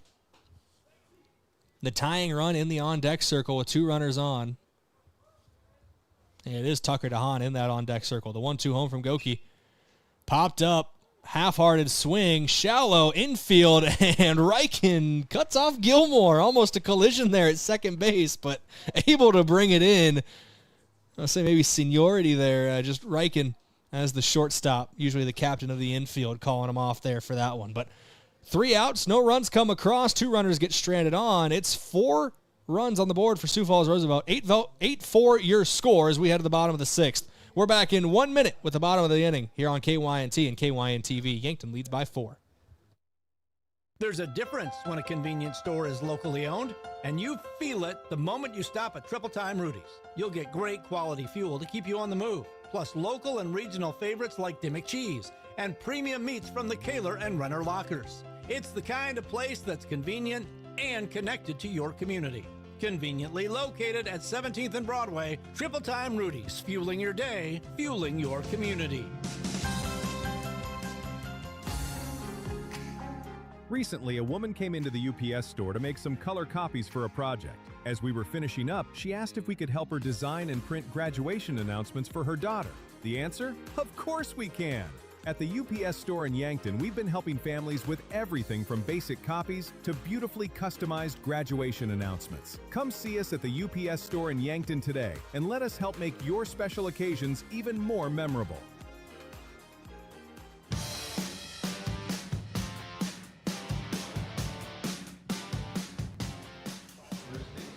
Yankton back to the plate. It's Easton Fieser leading things off. And his last official at-bat was a 2-run home run, his last plate appearance. He was hit by a pitch in the 3rd inning. But so far today, Fieser 2 hits, 2 runs, 3 RBIs, and a hit by pitch. And could use his bat here, Brayden. You know, it's something really since that 2nd inning. The Yankton bats have kind of gone cold here. As soon as Creech came into this game, he's kind of shut things down for Yankton. Maybe Fieser can pick it back up. And Fieser with 2 hearty cuts out of the gate, but can't find a piece of either. 0-2 count now to Yankton's first baseman. Yeah, it looks just a hair behind it, but aggressive early swinging at both of those pitches.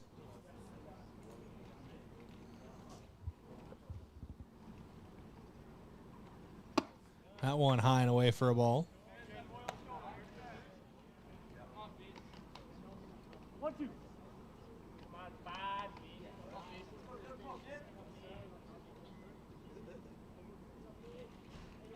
Creech comes set. Now he'll wheel and deal. And Feeser got a piece of it. Stay alive in the count. It's 1-2 still to Feeser. Feeser at the plate. Gavin Johnson on deck. Tate Bestie in the hole. That's the 3-batter minimum here for the bottom of the 6th. Yankton is 3 outs away from taking game number 1 of our doubleheader, but they'd love to add a couple more runs. 4-run lead is not insurmountable. Sorry, go ahead. Yeah, I was going to say the heart of the lineup coming up here. Get something going here. Spark something just so then you go into that last inning where one swing of the bat, if bases are loaded, can't change the game completely. Here's Gavin Johnson now.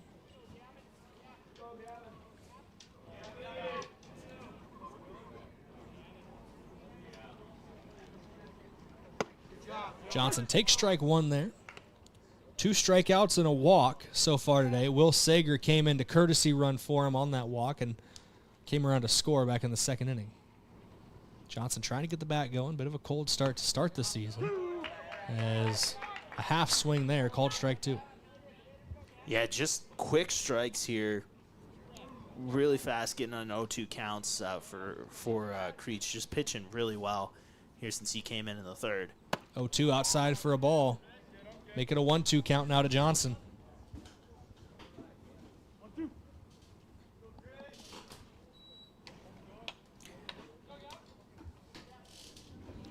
Here's the 1-2 home from Creech. Johnson, foul. And gloved in the third base coaching box, even though he's got no gloves for Drew Lawrence. No selling it, too. What do you think he's thinking right now? Yeah, that hurt a little bit. That, and he's like, can we get a couple of runs here? It's another strikeout for Creech. Yeah, another punch out for him, back-to-back to start this half inning. Now he's thinking about her. It's right there. As soon as that at-bat was over.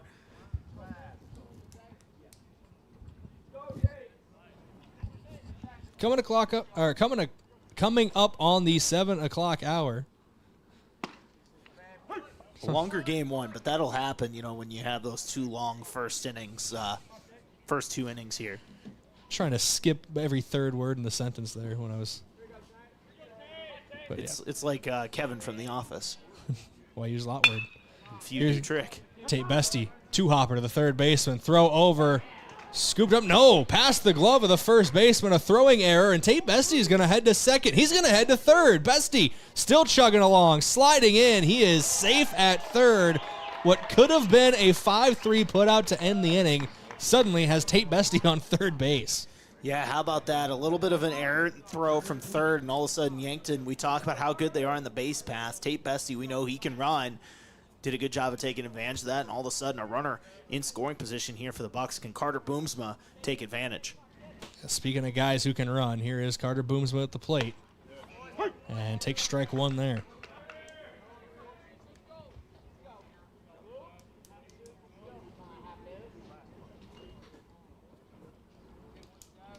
Bottom of inning number 6. Yankton leads by 4. Boomsma takes that one outside, gets away from the catcher. Bestie's coming home from third, and he is safe at home. And Creech upset with himself there as just mistakes in the field. It's the only thing you can say. Could have been a 5-3 putout to end the inning, and just a couple pitches later, Tate Bestie comes across home to make it a 5-run lead. And Yankton gets that much-needed insurance run there as well. Like you said, 5-run lead, where all of a sudden a grand slam, you still have that lead if you come down to that situation. But, yeah, big run there for Yankton.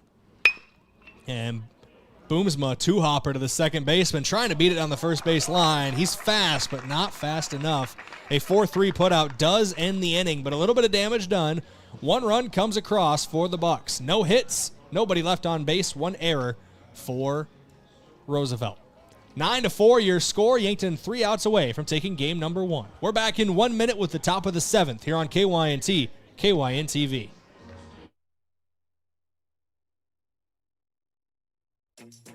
Is it the competition that keeps bringing you back? The long-standing rivalries? Or is it seeing friends again and cheering on your favorite team? At First Dakota, we're here for it all. We appreciate the fans, the players, the coaches and officials, the concessions crew. The shared community experience is part of what makes life here great, and we're here for it. See you at the game. First Dakota National Bank, member FDIC. KYNT, Yankton, FM 1021 and AM 1450, Yankton's home team. Life doesn't slow down for injuries, and neither should your care. With Yankton Medical Clinic Orthopedic Walk-In Care, you can be seen quickly, Monday through Friday from 8 to 5. No referrals, no long waits, just experienced, highly trained surgeons ready to help you heal and get back to what you love. And because we live right here in Yankton, your care stays close to home. I'm Dr. Jeremy Kudera, orthopedic surgeon with Yankton Medical Clinic. I'm proud to call Yankton home. We're your orthopedic team, and we're here for you.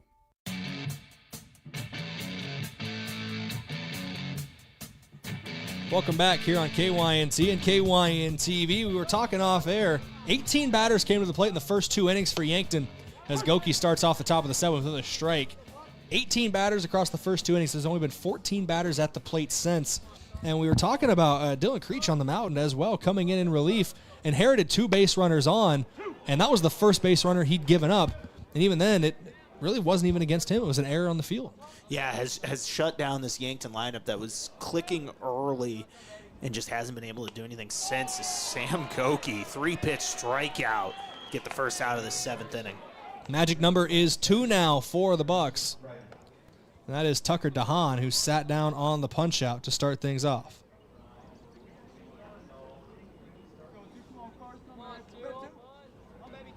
Here's Carson Breidenbach.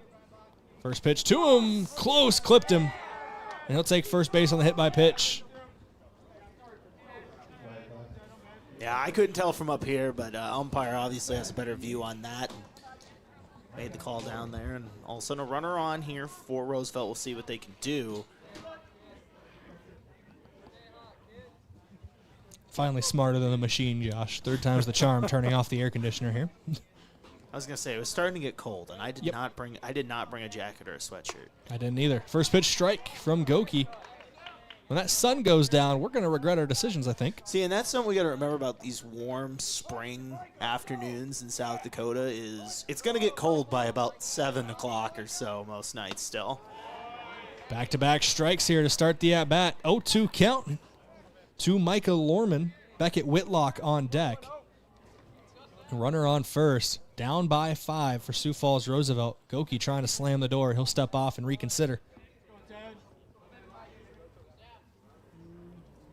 Here's the 0-2 home from Goki. And that one.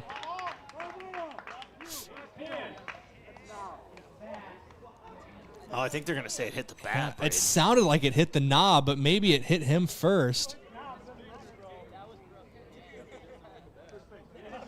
And that is the best ball don't lie moment. As he's like, look at my owie. It probably didn't feel good, but Michael Lorman takes the glove off, shows the bruise on the hand.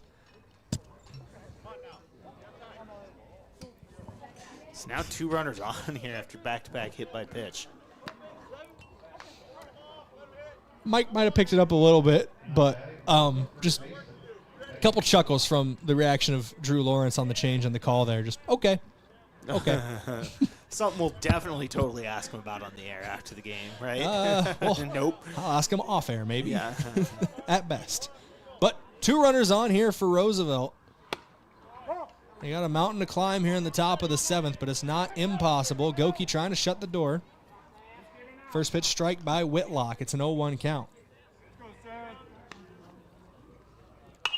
0-1, fouled off.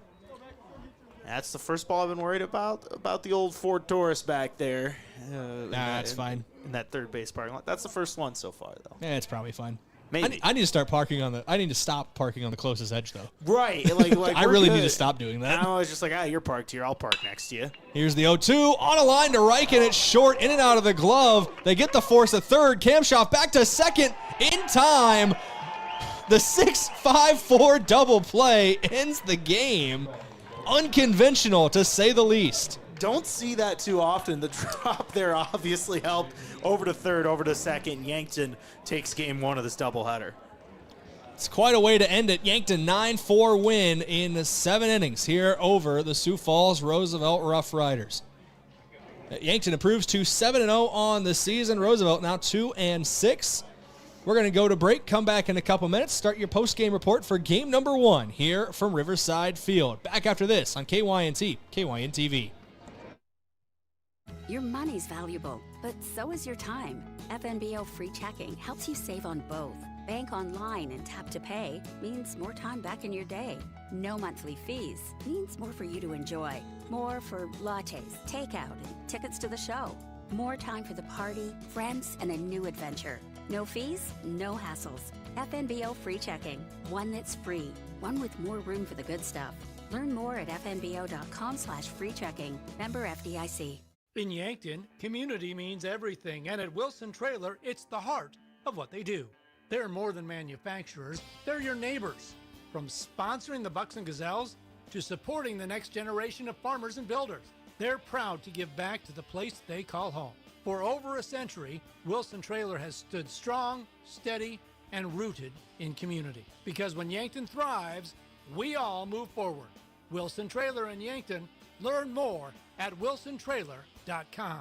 Are you on track to retire? I'm Adam Boelter, a certified financial planner with Vantage Financial, born and raised in Yankton, South Dakota. My team and I pride ourselves on building trust through clear, honest advice tailored to your unique goals. From retirement planning to smart tax strategies, we'll create a personalized plan to help you feel confident and secure about your financial future. Visit vfplanning.com or search Adam Boelter, Vantage Financial, to schedule a 15-minute call today. Vantage Financial Partners is a registered investment advisor. SEC registration does not constitute an endorsement of Vantage by the SEC, nor does it indicate that Vantage has attained a particular level of skill or ability. If you want a job where your work matters, you belong at Avera. Here, we've invested in our workforce because every Avera team member drives our health ministry forward, making a difference in lives and communities every day. We offer competitive pay, great health insurance, and even career opportunities. We're putting people first, including you. Search for local job openings and apply at avera.org/careers. Tip-off is here and the season's heating up. Whether it's your home, farm, or everyday life, Farmers Union Insurance help you defend against the unexpected and score big on protection. Brendan Hansen and Brandon Tykero at Suite 101B, Morgan Square in Yankton help you rebound from surprises, make every play count, and keep your game strong all season long. Don't let life slam dunk you. Stop by today and stay covered with Farmers Union Insurance. Have a craving for wings or delicious burgers or pivo fries? Come sink your teeth into the mouth-watering burgers and wings at Checkers Sports Bar and Grill in Yankton. With a menu that's flavor frenzy, there's something for every fan. Grab your friends, bring your family, and head down to Checkers. Checkers Sports Bar and Grill is Yankton's favorite spot for food, friends, and sports. Open Tuesday through Sunday. Your game days belong at Checkers. Have a large group or event that you'd like to offer clothing for? JJ Benji's can make you look good. Instead of you taking orders, collecting money, and then delivering the clothing, let JJ Benji's handle it all. JJ Benji's will create an online store with the merchandise you want to offer. People order, pay, and then JJ Benji's will ship it. You just provide a link or QR code to the online store, and that's it. Contact JJ Benji's in Yankton for more information. I'm Colby Cookta, one of your Yankton Edward Jones financial advisors. We're all about financial investments, but we also value the investments of time, patience, and encouragement our young athletes receive from their coaches, teachers, and mentors. That's why I'm a proud sponsor of the Yankton Bucks and Gazelles on KYNT. Call 605-653-4860 or visit edwardjones.com for all your investment needs. I'm Colby Cookta, financial advisor Edward Jones Yankton, member SIPC. At Mount Marty University, students get real support and real opportunities. Hi, I'm Maya, and I'm a business major at Mount Marty University. The professors here at Mount Marty are just amazing. They're very good about supporting me through future internships and jobs that they try and line me up with, and they also provide real life experiences in the classroom through projects and speakers and things like that. Start your journey online at mountmarty.edu. Rodents want to make your home their home. Pesky invaders go in search of warm housing and food for the winter. An invasion of rodents can be costly and can contribute to disease and contamination of products. So trust the experts to keep them out. Olson Pest Technicians is family-owned with over 80 years of experience. Even the toughest infestations don't stand a chance. Olson Pest Technicians, putting pests to rest since 1966. Call 800-KIL-BUGS. Welcome back here on KYNT and KYN-TV. A 9-4 win in Game 1 for the Yankton Bucks over the Roosevelt Roughriders. It's time for your post-game report, courtesy of Mason Schramm and the Move Group. You buying or selling, move with Mason and the Move Group. 9-4, Josh, to start things off. Let's just get right into your post-game stat recap. It's courtesy of Mayor Signs. They offer all types of signs, interior and exterior signage, including fleet wraps, digital signs, and more. Mayor Signs, consider the possibilities today. They're on 4th and Broadway in Yankton. A 9-4 win, 8 runs in the first 2 innings for Yankton. They do get 1 in the 6th to boost the lead a little bit more, but it really was that hot start, especially from Easton Feaser, that got this game kicked off. Yeah, 2 for 3 with a 2-run homer there in the second inning. A really nice night for him. Continues his hot start to the season. An incredible performance. A couple other guys that performed well, just kind of looking here. Sam Goki obviously had a good day at the plate. Everybody got to the plate for Yankton in the first 2 innings, so the bats were really working early on. But you got to give credit where credit is due. They bring in Greach, and he just shuts the whole thing down for Sioux Falls Roosevelt. Really kept Yankton at bay. The only run that scores after that is an error and then a wild pitch. Yeah, came in and really shut things down. Also saved some of your other arms for Game 2, right? If you're Sioux Falls Roosevelt, so that's something to keep an eye on. Came in and did his job, pitched a really nice game. Did not give up a hit. Like you said, went 3 2/3, 6 strikeouts in that lone run there. But, yeah, an incredible performance from him. I mean, speaking of incredible performances there, how about Sam Goki? He comes in those last 2 innings, gets in some trouble, but after that is able to shut things down there in those last 2 frames. But overall, yeah, some really fun pitching in that game. Yeah, Goki, like you said, threw 2 scoreless, gave up 1 hit, 2 strikeouts, also 2 for 4 at the plate with a pair of runs scored for him. Your pitching stats as a whole, Ryan Turner got the start for Yankton, 3 1/3 innings, gave up 3 hits, 3 runs, 1 earned, 3 strikeouts to no walks. Jackson Kudera comes in for 1 2/3, gives up 2 hits and 1 run. It was earned and issues a walk. And then Goki, like we said, shuts it down the final 2 innings. Austin Cargan gets the start and the loss for Sioux Falls Roosevelt. Goes 2 1/3, 6 hits, 8 runs, 4 earned, 4 strikeouts, 4 walks. And then Creech comes in 3 2/3, doesn't give up a hit, does give up a run. It was unearned, has 6 strikeouts. The only base runner he gave up was on a wild throw from third, so really it wasn't even his that he gave up.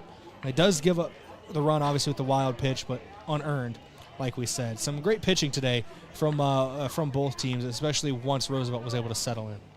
Yeah, really kind of a tale of 2 halves of this game here, where Yankton's pitching looked smooth early, and then all of a sudden Roosevelt, like we said, comes in with Creech and just kind of settles down from there.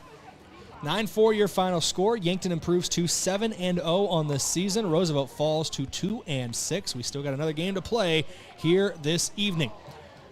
All the remainder, we can give your players of the game. Offensive player of the game, courtesy of Hy-Vee, with his helpful smile in every eye. I feel like that's got to go to Easton Feaser, especially with that 2-run bomb over the center field fence. But he was definitely having some great at-bats up there, as he has all season long. Yeah, the home run obviously had a nice RBI single there in the first inning as well. 3 RBIs on the day off of 2 hits. 2 runs as well. I mean, just been great to start the season. I can't say it enough, but yeah, once again, offensive player of the game, Easton Feaser. I'm going to cheat with a defensive player of the game. It's courtesy of Olson's Pest Technicians, a residential and commercial pest control solution. Call 1-800-KIL-BUGS. If you look at the Yankton Bucks 3 pitchers today, between Ryan Turner, Jackson Kudera, and Sam Goki, they only gave up 2 earned runs. They had 5 strikeouts. They only gave up 2 walks. And they were very consistent throughout. They held Sioux Falls Roosevelt to 6 hits and only 2 earned runs. I think those 3 guys all pitched very, very well. They all deserve some recognition for what they did today. And there were a couple mistakes made out in the field for Yankton as well that they had to battle back from. I think all 3 pitchers played well, and we'll give a trio of defensive players of the game today. The pitching staff played well. Yeah, good day on the mound. Once again, you kind of limited how many pitchers you used there. Had to call on Goki late to kind of make sure things stayed where they were at, and he did. And once again, pitching did enough to get the job done. Another shout out, Tate Bestie as well. I thought played really well out in center. But yeah, overall a nice day for the pitching staff, and we'll see what they can do in game 2. We'll give Tate Bestie our hustler of the game, courtesy of H&H Roofing, for that shout-out as well. But played very well in center, covered a lot of grounds. H&H Roofing has you covered, and Tate Bestie had center field covered today. Schedule preview. Give us about 20 minutes. About 20 minutes. We'll have first pitch of game number 2. Maybe longer, maybe shorter. We got the umpires up here. We'll ask them when we go to break. But we are going to go to break here on KYNC and KYN-TV. When we come back, we'll switch to pregame for game number 2 of our doubleheader between Sioux Falls, Roosevelt, and Yankton. Back in a couple minutes from Riverside Field. If you've been suffering from chronic pain or a recent injury, check us out, Lane, Reed, and Cole Sawatsky at SWAT Chiropractic and Rehab. We offer a wide variety of treatments and techniques, including dry needling, cupping, chiropractic adjustments, and sports rehabilitation. Our mission is to ensure an individualized and efficient treatment plan to get you back on your feet. From ankle sprains and sports injuries to neck pain and headaches, we've got your back. Give us a call or book an appointment on our website. SWAT Chiropractic, specialized wellness and therapy. Located on Summit Street across from the high school. Do you struggle with dry contacts? At Vision Care Associates, we have a great option. Infused contact lenses by Bosch & Lomb. Infused lenses are designed to ensure that your eyes stay hydrated and irritation-free, even after a full day of wear. Our doctors specialize in fitting these lenses for maximum comfort and optimal vision. Schedule your consultation and experience the all-day comfort and crisp, clear vision you deserve. Vision Care Associates, where the health of your eyes comes first.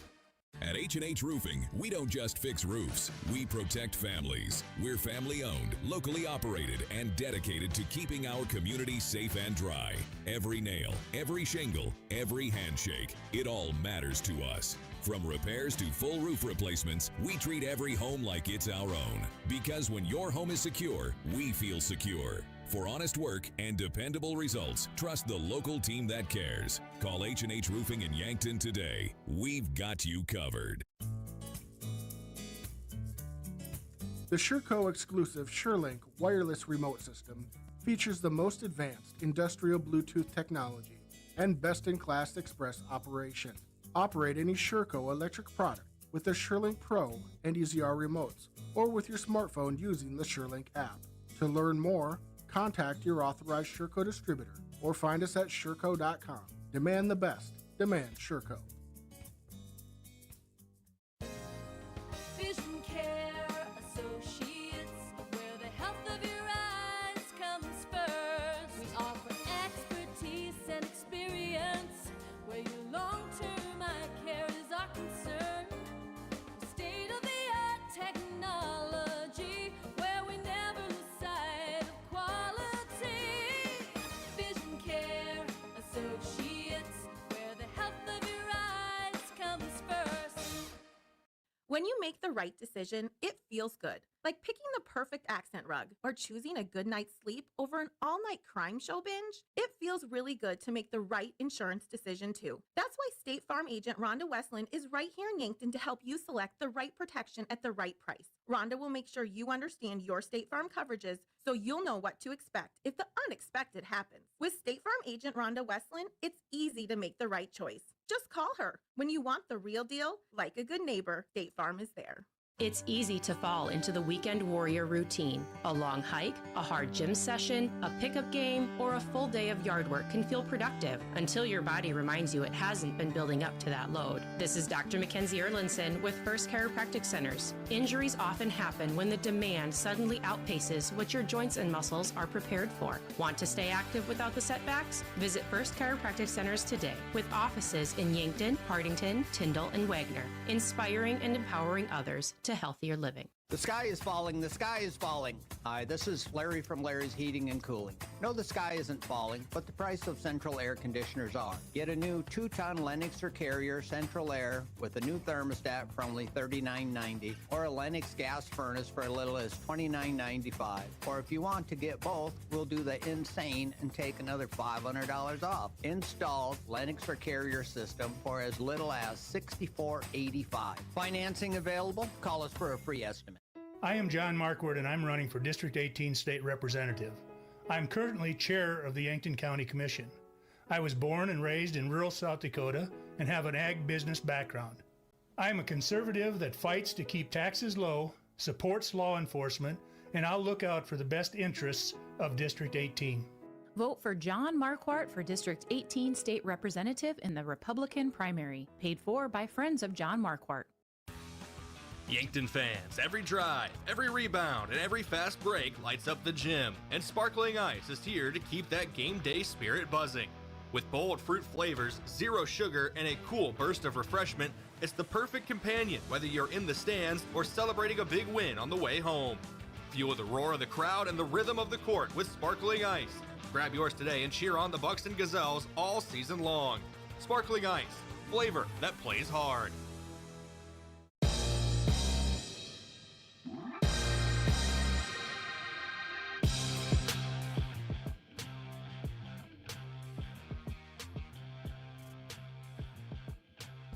Welcome back here on KYNT and KYN-TV.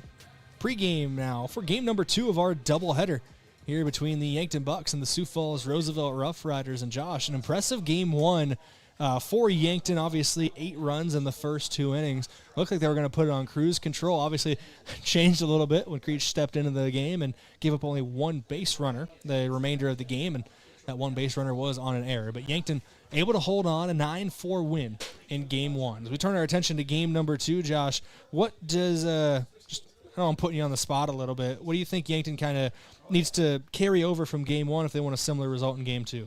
Yeah, I think just find what you had with the bats in those first 2 innings, right? They kind of went quiet after the second there, kind of find that momentum again. And once again, just keep making those quality plays, whether it's in the field, on the mound, wherever. Just keep making winning plays and putting the pressure on Sioux Falls Roosevelt. And we'll see what they can do.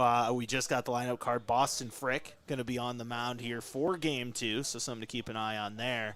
But, yeah, we'll see what happens this one goes out. But like I said, just finding those bats like they did in those first couple innings and get a lead. You know, we were talking about it a bit. I don't know if remember it was on air or off air in the first game of who might we see in game number 2. We narrowed it down to either Boston or Beck. So, 50-50 shot, and we were partially right there. Boston going to get the start. I assume Beck available in relief if need be. He hasn't pitched since last Thursday, but we'll see what happens here in game number 2. This is your Hy-Vee pregame show for game 2. Hy-Vee with a helpful smile in every aisle. I want to thank a couple of our sportscaster partners for helping make this possible, including the Fox Stop. For your daily convenience and fuel needs, make a stop at the Fox Stop. They serve breakfast and lunch daily, including personal-sized Godfather's Pizzas. They're at 1316 West 30th Street in Yankton. And thank you to Rogers Family Pharmacy. They have a tradition of trust at Rogers Family Pharmacy, located under the big blue sign at 4th and Cedar in Yankton. Well, Josh, game number 2 coming up shortly. We talked about Boston Frick. We talked about his stats on the season here as he's going to get the start in game number 2. Yeah, this is going to be his third start of the season as it stands right now. He's got a 3.5 ERA, 8 strikeouts through those 2 starts. So we'll see what he can do here overall heading into this game once again at that 3.5 ERA. Yeah, this is, like you said, another start for him. 3rd start of the season. All appearances have been starts so far. He's faced 27 batters, undefeated on the mound, 2-0. Giving up 4 hits, 4 runs, 3 earned, 2 walks, 8 strikeouts for him. So very, very good pitcher. Another guy, I know we talking about, or I know I even said in game 1, Goki and Beck Reichen are kind of that 2-headed monster at the top of the rotation. But you have a guy like Boston Frick to supplement that. You have a guy who we saw that what Ryan Turner could do in game 1. We've seen what Chase Cooley can do as a starter so far this season. That's 5 guys now for Yankton. No burgers, no fries, but a lot of good pitchers here at the top of the order for the Yankton Bucks. So we'll see what we see in game number 2. We're going to go to break here on KYNT and KYN-TV. When we come back, we'll talk about your starting lineups and hopefully have first pitch here from Riverside Field. Back in a couple minutes here on KYNT, KYN-TV. At Elwood Family Dental Care, they believe you should understand your dental health, not just receive it. They'll show you your x-rays and photos, explain the why behind any treatment, and make sure you feel confident about your care. And if you have dental insurance, it's a good time to use it. New patient exams and x-rays are often covered at 100%. Learn more at elwoodfamilydentalcare.com, where they take care of the entire family. Ever have one of those days? Your car breaks down, Your dog decides your couch is a chew toy. And, oh yeah, a tree falls on your roof. Don't worry, Missouri River Associates has you covered. Auto, home, pet mishaps, we're here for all of life's little oops moments. Call 665-6885 for your free quote. Because life happens, and we're ready for it. Are you looking to buy or sell a home, but not sure where to start? I'm Deb Speck with Vision Real Estate, and I'm here to guide you every step of the way. With 20 years of experience and a passion for finding the perfect match, I'll work hard for you, answer all your questions along the way, and make it stress-free. Call me at 605-664-5555, and let's get moving. If it's time to review the look of the signage of your business, let Mayor Signs help. They offer all types of signs, including exterior and interior signage, fleet wraps, digital signs, and much more. They also do logo creation and vehicle wraps. Their technicians arrive on site, fully equipped to get the installation done with quality workmanship. With the latest tools and technology, Mayor Signs provides high-quality installation service for any sign. Contact Mayor Signs today on 4th and Broadway in Yankton. Moody Motors in Niobrara has done it again. Every used vehicle that we sell comes with warranty. That's how good we inspect our vehicles before we sell them. We are so confident that we put a warranty on all of our used vehicles with less than 150,000 miles on them. Whether it's 3 years old or 10 years old, you can buy with confidence from Moody Motors because all of our used vehicles come with warranty. Our better vehicles at our better prices is what you'll find right here at Moody Motors in Niobrara. At Boston Shoes to Boots, we believe quality starts with fit, craftsmanship, and service you can count on. Every brand we carry is carefully chosen for comfort, style, and lasting wear. You'll find favorites like Birkenstock, Red Wing, Brooks, Taos, and more, because your feet deserve the best. From everyday favorites to work-ready boots, you'll find the right fit with help from people who know footwear inside and out. Boston Shoes to Boots, in downtown Yankton and online at bostonshoestoboots.com. Play here, live here. If you vacation in Yankton and love to boat, tube, or fish in our lakes and river, you already know what makes this place special. But here's something to think about. Everything you love about visiting Yankton, you could enjoy more often by moving here. Yankton has plenty of jobs, a great school system, and healthcare. And it's a community that's safe, friendly, and welcoming. So next time you vacation in Yankton, why not stay a little longer and make it your home? Learn more at visityanktonsd.com. Car troubles never happen at a convenient time. Whether you find yourself with a flat tire, dead battery, breakdown, or in an accident, call Gary's Towing. They've been helping drivers in the Yankton area for over 50 years with light, medium, and heavy towing. Family owned and operated Gary's Towing is the name you can count on, day or night. Call Gary, Mike, or Mason at 605-665-4351. Gary's Towing, where experience means reliability. Finding water in your basement is never good. But if you do, you should call FloorTech Cleaning and Restoration. They clean it up and fix the damage the right way. The sooner you call, the better. For water damage cleanup and restoration, trust FloorTech. Available 24/7 and proudly serving Yankton, Mitchell, Norfolk, Sioux Falls, and beyond. If your home or floor is wet, call FloorTech.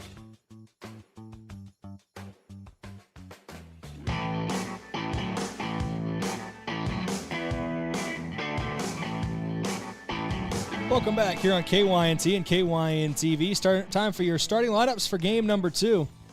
Courtesy of First Chiropractic Centers, making life better one adjustment at a time. Josh, I'll let you start off wherever you want.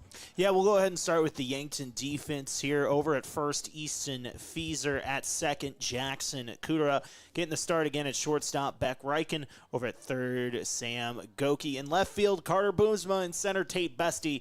Over in right, it's going to be Caden Hunoff. And behind the dish again, Gavin Johnson. And then on the mound, getting the start here in Game 2, Boston Frick.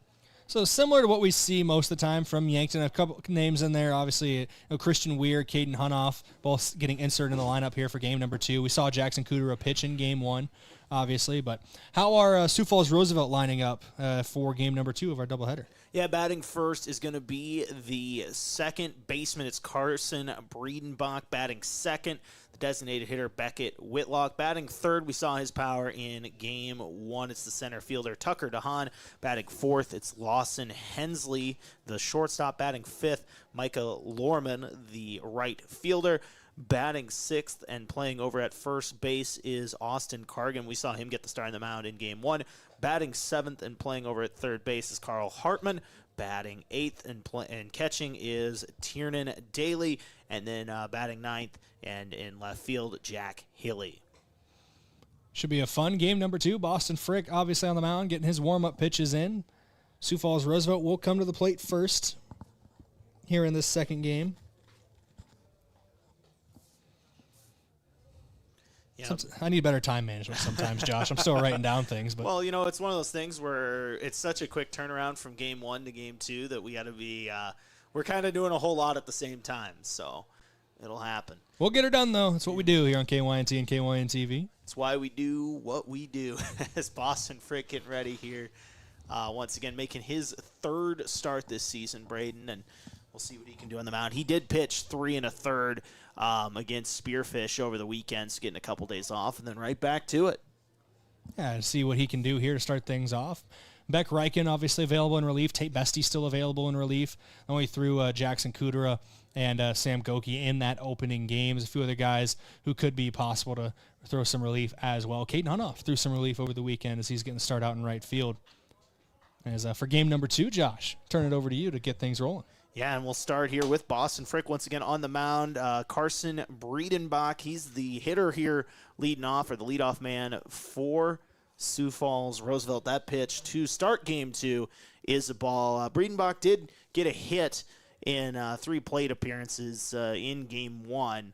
Looking to build off that hit here in game 2. Frick, the pitch. That one's hit out towards left field, and it's going to drop for a base hit to get started here just in front of Carter Boomsma out in left field. And a much different start to this game for Sioux Falls Roosevelt than last game. They were quiet out of the gate. They were able to get a couple base runners. I know they had that first inning hit where they stranded a guy at third, but that came with 2 outs. So a leadoff hit, very different mentality here in game 2. Yeah, quick hit there off those first couple pitches. And Breedenbach, we talked about trying to build off game 1 with that base hit. Does it right there. As a quick throw-over attempt, not in time over at first base. Frick trying to get the quick out there, catch a man sleeping on first. That'll bring Beckett Whitlock to the plate. He's the designated hitter as he takes a ball there to start this count, make it 1-0. Once again, if you're just tuning in, Yankton did take game 1 9-4. Jumped out to an early 8-0 lead in that one, did Yankton? Runner goes, throw down is just past Jackson Kudera. He'll be safe. Is Carson Breedenbach over at second base, a steal for him. Good news for my fantasy baseball team and Twins fans everywhere. Byron Buxton hit a home run. I thought you were going to say you had Carson Breedenbach on your fantasy team. I don't think they've invented Class A high school fantasy yet for South Dakota, but not quite. Here comes the pitch from Frick. It's hit over towards first, popped up and caught by Easton Feeser over there at first base. So Frick recovers and gets a quick out. Still a runner on second here. And that brings up the power-hitting lefty for Roosevelt. It's Tucker DeHaan. We saw his big triple in the first inning. Hit it right in that gap between right and center field there towards the warning track here at Riverside Field. If he puts one there right now, it'd be the first run of the game for Roosevelt, too. Wind still blowing out. That pitch just outside for a ball to start the count, make it 1-0. Runner on second here for the Roughriders. Trying to split this doubleheader this afternoon, or this week doubleheader, midweek doubleheader with Yankton. Ball high, make it 2-0.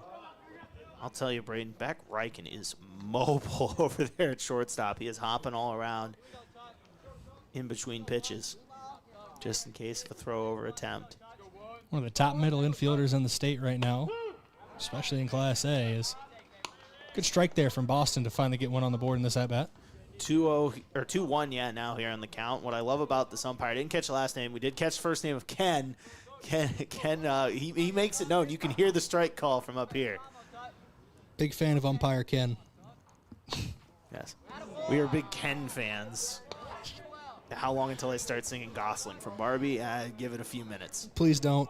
I'm just Ken. No, I like the viewership we have right now. I'm just saying, if I were to sing the hits from Barbie live on KYN TV, I think that would do numbers. I'm just throwing it out there. Probably would also get us copyrighted. Probably, but worth it. 3-1 count here on Tucker DeHaan, the center fielder for Roosevelt in this second game.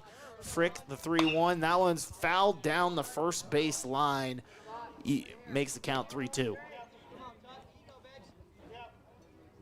Sioux Falls Roosevelt trying to get out to a better start. Once again, we talked about it in game 1. Gave up 8 unanswered in those first 2 innings. Then kind of shut things down and scored 4 and made a bit of a game there towards the late stages. Here's the payoff from Frick. It's hit out deep to right field. Low going after it is Hunoff, and he's able to make the play. Tagging up is Brayden, who's going to get over to third, but Frick does get that second out of the inning.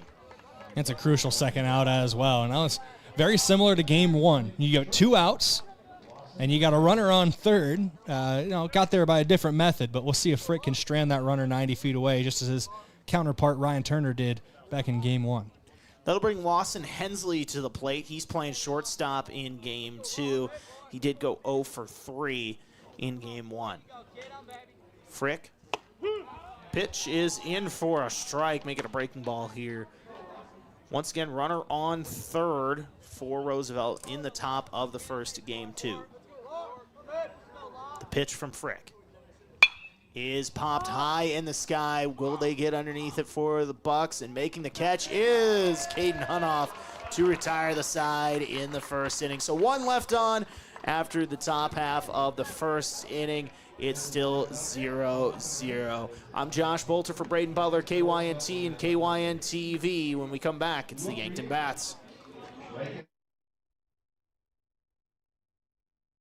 Imagine paid vacation, sick leave, holidays, and full medical coverage the moment you start a new job. Plus quarterly profit sharing, 5% 401k match, and a company-paid retirement plan your first day on the job. With Parker of Yankton, you don't have to imagine, because all these benefits begin day 1. We are hiring assemblers, material handlers, and line operation techs for both shifts. Don't mind working nights? Enjoy a pay differential of $235. If you're looking to upgrade your career and have day 1 benefits, apply today at parker.com. Parker, engineering your success.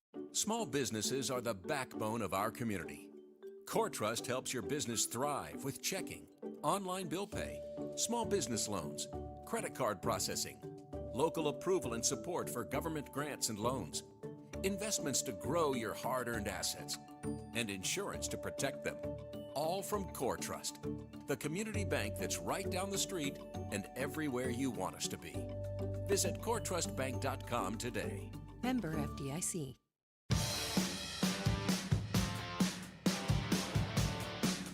Bottom of the first, Yankton and Sioux Falls Roosevelt. No runs through the top of the first for Sioux Falls Roosevelt, and that'll bring the Yankton Bats to the plate. Leading off is Beck Reich, and it'll be Sam Goki on deck in the hole. Easton Feeser for getting further than that. Gavin Johnson batting 4th, Tate Bestie 5th. Carter Boomsma 6th. Christian Weir, the designated hitter in the 7 hole. Caden Hunoff and right at the 8th spot. And Jackson Kudera in the 9 hole. Top 6 batters, all the same from game 1 to game 2. And then that final third of the order, all different. Like you said, Weir, Hunoff, Kudera, your final 3. In game 1, those final 3 spots were occupied by Taggart, Gilmore, and Campshaw. Chris Loge on the mound here as he throws that first pitch in for a strike to start the bottom of the first. Beck Reichen looking to get a hit here in game 2 to lead things off. He did get on base, scored a run, but still went 0 for 4 in game 1, looking to get something going here to start for Yankton. The 0-1 is fouled off by Reichen, make it 0-2. And Reichen, I don't want to call it a slow start to the season.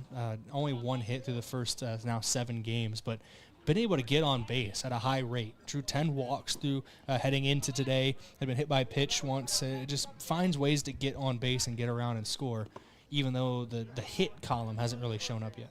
And it goes without saying, a heck of a glove over at short as well. Great defender, great pitcher, and when he's on his game, a great batter as well. Just has to get it going here early in the season. Here comes the 1-2 from Loge, and that is a ball. Evens up the count at 2 apiece. And this is classic Yankton already, working counts. We saw it work very well for Yankton in game 1 early on. Creech didn't really allow him to work any counts once he came in, but Loge one-hops that one, Brayden, makes the count 3-2. But, yeah, I mean, Yankton, it was really kind of a tale of two halves. Really, those first 3 innings had some things going, and like you said, Creech came in and kind of shut things down. Here comes the payoff to the leadoff man, Beck Reichen. The pitch is called a ball, and you mentioned it. Reichen's so good at getting on base with the walks, and he does it again right there to start the first. Look back at game number 1. I don't believe he drew a walk, so that's his 11th walk of the season. Reichen in game 1 reached on an error and ended up coming around to score. He was the first run of the game for Yankton. And Sam Gokin out of the plate, 3 for 4. I think 2 for 4 officially. I think they ruled one of those an error, but either way, had a good game 1 and looking to build on that here in game 2 with a runner on. Reichen at first. No outs here in the top of the first, or bottom of the first, excuse me. We are in Yankton. I know this. We live here, Josh. Yeah, we do. That is factually true. Loge the 1-0 to Frick. Or excuse me, to now I'm confusing my pitchers. It's Loge to Goki. My goodness, as he takes 2-0 here early in this count. I think the wind's calmed down a little bit, but still blowing out to left center field. It's something these hitters are going to be happy with. Here's the 2-0. Is that one inside for a ball? That's what we call a light tape day on the center field cam. At least compared to the other games we've had here. Compared to the Pier game, we used half a roll of tape. Here's the 3-0, and a second straight batter walked here. As it stands, so 2 on for Yankton, runners on first and second. That'll bring the power hitting first baseman Easton Fieser up to the plate, and Brayden, he had himself a heck of a game 1. Yeah, multiple runs driven in, a 2-run home run at one point over the center field fence. He was our offensive player of the game for the opener. He's played very, very well this season, and so far in this doubleheader as well, he's kept that rolling. Loge is going to step off the plate here, or off the mound here. Reset and think about this one. He knows, he saw in game 1 the power that Easton Fieser has. 2 on, runners on first and second. The pitch is fouled off out back by Easton Fieser.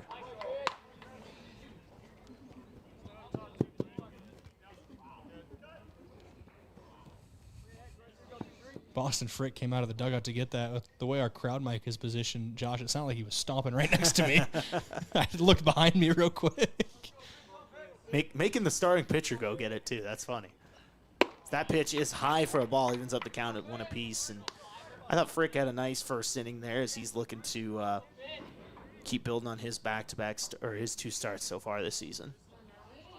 Spoke to Ryan Turner's dad while out in the press box between games here, and it has made the rounds for at least part of the Turner family that I accidentally called him Sean, so I do apologize again for that. After you said you weren't going to do it, too. Here's the 1-1. That's high and outside for a ball, but, sometimes that happens. I mean, you see somebody who's got an older brother that's been in the program, or just someone you know, and, it happens like that real fast. Trust me, I've done it myself. And, but either way, I thought Ryan pitched a good game there, 3 1/3. Only 1 earned run there as that one's fouled off by Fieser to even up the count at 2 apiece. Fieser seemed a little upset as he stepped out of the box there. I think that was a pitch he liked. He just didn't get the barrel to the ball like he wanted. Yeah, the power hitting lefty here. Once again, we talked about a 2-run homer in the second inning of game 1. The lone home run on the season for Yankton so far. Loge steps off the mound. Beck Reichen got a bit of a jump over at second base. Wonder if he's thinking about taking off towards third. The game within the game there. Reichen never went back to the bag while Loge was looking at him. Stared him down. And eventually ended up going back to the bag just to reset. The 2-2 is grounded back up the middle towards short, over to 2 for 1. The throw to first not in time as Easton Fieser is going to be safe on that, so they avoid the double play. on that one. Hensley makes the throw over second in time. So runner out at second, but now runners on the corner for Yankton as Fieser beats the double play ball. So one out here, runners on the corner for Yankton. Yeah, Goki is the unfortunate casualty there for Yankton on the fielder's choice, but Fieser able to beat it out. Keeps things alive here a little longer for Gavin Johnson. Only one out and compared to 2 outs. This is a different mindset at the plate. The cleanup man and the catcher for Yankton, getting his first at-bat in Game 2, trying to put something on the board here for the Bucks in the first inning. In Game 1, not Johnson's best outing. 3 strikeouts. Did get a walk, though, at the plate. Tiernan Daly behind the plate was relaying the signs to his team out in the field. As that one's hit out into left field, it's going to get down and in the gap. Reichen's going to score. Fieser rounds second. He's going to stop at third. It's an RBI double for Yankton's catcher, Gavin Johnson. That's a huge hit there for Johnson, a guy who was statistically one of their best, if not their best hitter last spring season into the summer season. Bit of a slow start this spring season, but a 167 batting average coming in. He did still have 4 RBIs, make it now 5 on the year. So that's one of those hits that you like to see from a guy who you know what he can do at the plate, just hasn't shown it early on. Well, you saw it right there. A nice hit, a nice double in the gap. Adds a run for Yankton, so it's 1-0 Bucks here. They do have runners now on second and third. It's Gavin Johnson at second. Over at third is Easton Fieser. And up to the plate now, Tate Bestie trying to add to that lead. He did have an RBI and a hit in Game 1 as that pitch is high to Yankton center fielder. Bestie did score twice in Game 1 as well. Yankton put up 3 runs in the first inning of Game 1, and Bestie with a hit, gotta imagine, might be able to do the same here. And Bestie's a kid who's just a competitor out there. He has obviously great physical tools as well, very fast, good bat speed. He's able to put it where he wants to put it, but he's going to go out there and compete at the plate as well. I've seen Tate Bestie have 10 pitch at-bats in the batter's box before. Yeah, heck of a pitcher, too, and a multi-sport athlete. Was Yankton's quarterback last fall. Just a really good, complete athlete here as he's got a 2-1. That pitch is high to Tate Bestie.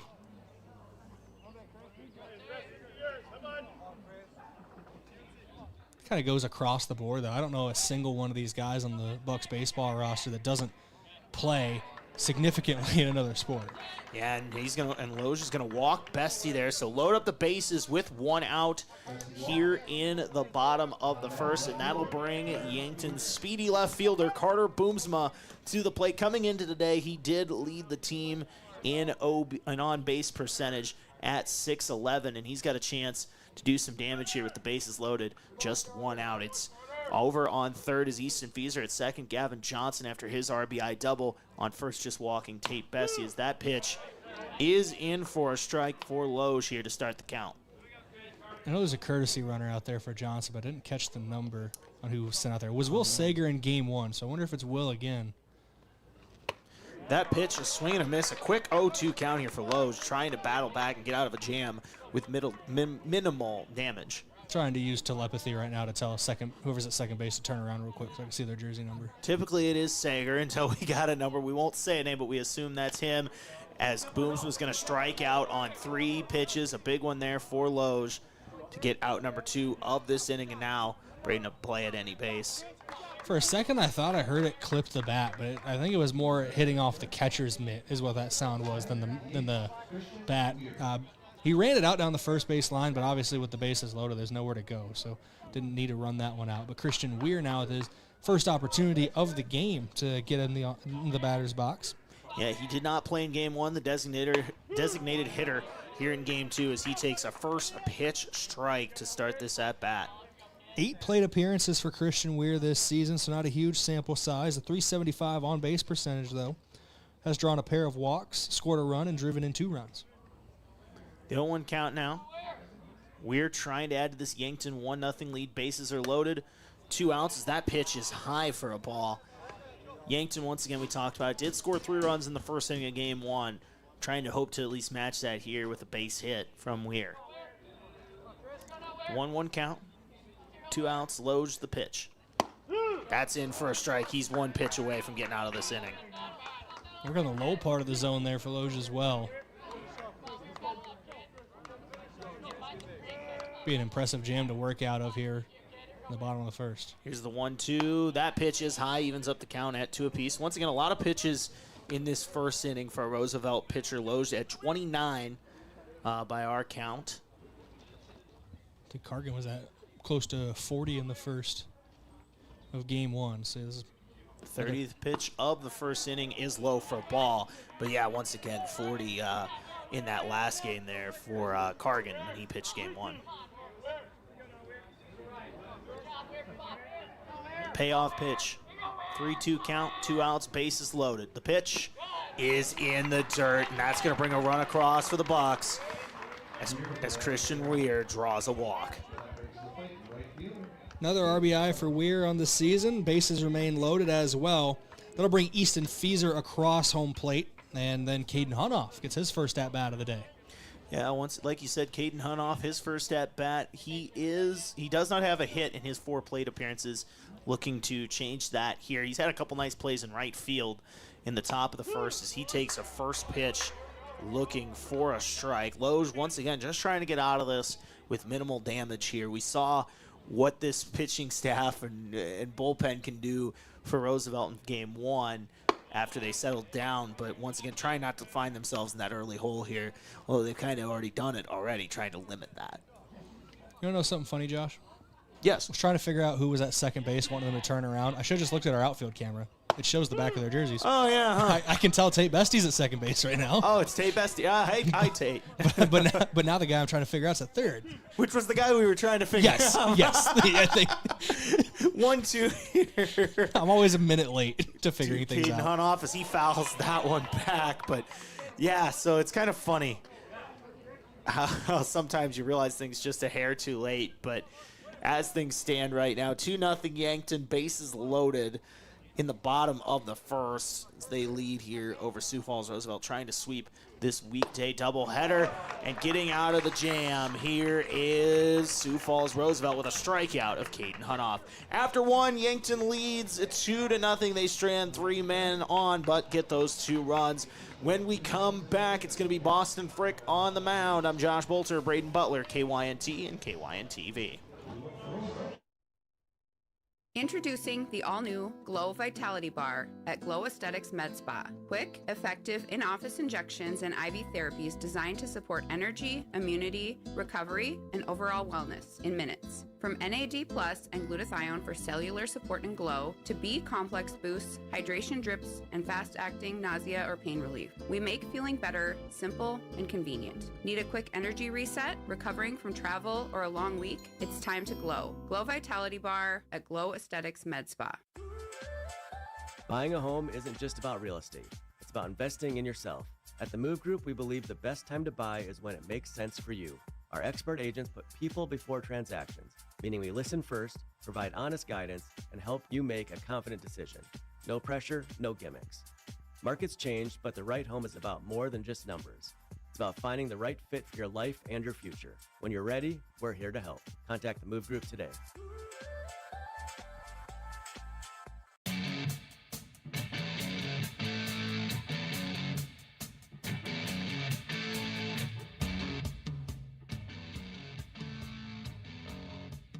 And we're back here on KYNT and KYNTV. Top of the second after 1. Yankton leads 2-0. It was an RBI double from Gavin Johnson and then a walk from Christian Weir that drew in another run as Boston Frick had himself an efficient first inning. Just 13 pitches to get out of that first. He did give up a hit, but got out of it, and he throws his 14th pitch in the first of the second inning for a strike here once again as they lead 2-0 over Sioux Falls Roosevelt. That pitch inside. Once again, Josh Boelter, Brayden Butler with you here live on KYNT and KYNTV. Eerie parallels between the first inning of both games so far. 4 players came to the plate in the first, the top of the first for Roosevelt, with one runner getting stranded at third base, and then almost all the way through the lineup for Yankton, 8 batters come to the plate. They strand the bases loaded and they score multiple runs. So very similar to how first game started. I think Roosevelt would like it not to continue through the second inning that way. Yeah, absolutely. They want to get out to a better start as they found themselves in an 8-0 hole after 2 innings. Frick evens up the count, by the way, at 2 apiece. No outs here in the top of the second. But, yeah, Roosevelt looking to get off to a much better start here and fouling that one off. For Roosevelt is Micah Lorman. He's out in right field here in game 2. Here's the 2-2 from Frick. Hit down the first base line and foul over into the Yankton bullpen. That one was moving fast. And Lorman had a good game 1 at the plate for Sioux Falls Roosevelt. Kind of got their run started in the 4th inning, if you remember. They had 3 runs in that 4th. He got it kicked off with a 1-out double and then scored a run later on. And Lorman's heading back to the dugout as he chases one low for a strikeout from Boston Frick. His first strikeout of this game. Yeah, you're through 1 1/3 innings. You're at 20 pitches, so very efficient. I know we've talked about efficiency already today, but through 4 batters, you're averaging 5. Through 4 outs, you're averaging 5 pitches per out. That'll bring Austin Cargan to the plate. The first baseman lefty did pitch in game 1. He got the start for Roosevelt there now, once again playing at first here in game 2 and batting 6th for the Roughriders. Yeah, just off night on the mound for him. He'll bounce back in his next start, I bet, but looking to start that momentum early with some offense here today. As he takes a strike there, evens up the count at 1 apiece. If you're just joining us, 2-0 is the score. Yankton leads. They get 2 runs in the bottom of the first. 1 out here in the top of second as Frick's pitch is high and outside for a ball. Makes the count 2-1 on Cargan. Tuesday doubleheader under the lights here at Riverside Field. That pitch is grounded foul over towards first base. Evens up the count at 2 apiece. Yankton will be back in action on Saturday. Doubleheader against Mitchell. It'll be myself and Tel Tanner on the call. Looking forward to that one. Should be a good game. Both teams playing really well to start the season. Yeah, I'll be out of town that evening, so I'm unavailable. So I'd like to thank Tel for stepping in and calling that game with you. And stepping up and stepping in on that play was Boston Frick. He's got his second strikeout of the inning. Gets Austin Cargan looking there for that punch out. Make it 2 in this inning and 2 strikeouts total for Yankton's starter today, Boston Frick. That'll bring Carl Hartman to the plate. He's starting at third here in game 1, and he's looking at the first pitch strike from Boston Frick. Aggressive on the bump here. First inning of game 1 for Roosevelt. They stranded a runner on third base and had 4 guys come to the plate. How'd they start the next inning, Josh? Back-to-back strikeouts. Well, things are changing. And there's a hit by pitch from Frick. So heading down to first is Carl Hartman. Yankton did hit 4 batters in that first game, Brayden. So make that 5 total hit batters here in these in this doubleheader so far. And Yankton pitcher, they like to work inside. It induces some weak contact, usually get them to roll over a little better than that. They can't turn the power onto it unless they're waiting for something like that. And you have a great defense behind you that allows you to make plays. But fortunately, the side effect of working inside is sometimes you go a little too far inside. And that'll bring the catcher, Tiernan Daly, to the plate. He did not play in game 1, but getting the start in game 2 as he fouls that one off deep down the right side. Had a loud pop off the bat, Brayden. Yeah, it was. If he straightens it out, could have been extra bases for him depending on where he put it in the field of play. But so as it stands, 2-0 Yankton leads. 1 runner on. Score is once again 2-0 here in the top of the second. 2 outs for Boston Frick. Count is 1-1 on Tiernan Daly, the Roosevelt catcher here. 1-1 count. The pitch is going to plunk Daly on that one, so that'll put a runner on first and second on back-to-back hit by pitches here. If you want more deja vu, Brayden, that actually happened in game 1 as well. In the 3rd inning. Yeah, in the 3rd inning. So there you go. More. We're skipping. We're time skipping. We're time skipping a little bit, but either way, Brayden, now all of a sudden Roosevelt 2 quick strikeouts to start the inning, and all of a sudden threatening here with the 9-hole hitter Jack Hilly coming up playing in left field today. I know it's only the top of the 2nd inning, but tying run now on the base paths at first base is we're going to get a courtesy runner here. That is Jackson Vortherms. He's going to be running over there at first. So Frick tries to recalibrate. He's trying to get out of this inning. Went from 2 straight strikeouts. All of a sudden a bit of a jam here after hitting 2 straight batters, trying to preserve that 2-0 lead that Yankton built in the bottom of the first. Once again, if you're just joining us, Gavin Johnson had a big RBI double, and Christian Weir with an RBI walk as well. Here's the first pitch of the at-bat. Is a strike in on the breaking ball to Hilly, the 9-hitter for Roosevelt. Frick's pitch count still in pretty decent shape at 30. Here's the pitch. That one is fouled off out the right side, out of play. Now count 0-2. Frick 1 strike away from getting out of this inning.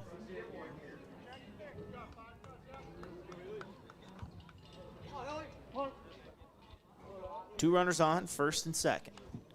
Hilly, the 9-hitter. The pitch from Frick is hit out towards center field. Trying to track it down is Tate Bestie, and he's going to get underneath it to end the inning. Roosevelt strands 2. Frick gets out of the inning, 2 strikeouts. Then that pop fly After 1.5, Yankton leads 2-0 over Sioux Falls Roosevelt. For Brayden Butler, I'm Josh Boelter. When we come back, the Yankton Bats here on KYNT and KYN-TV.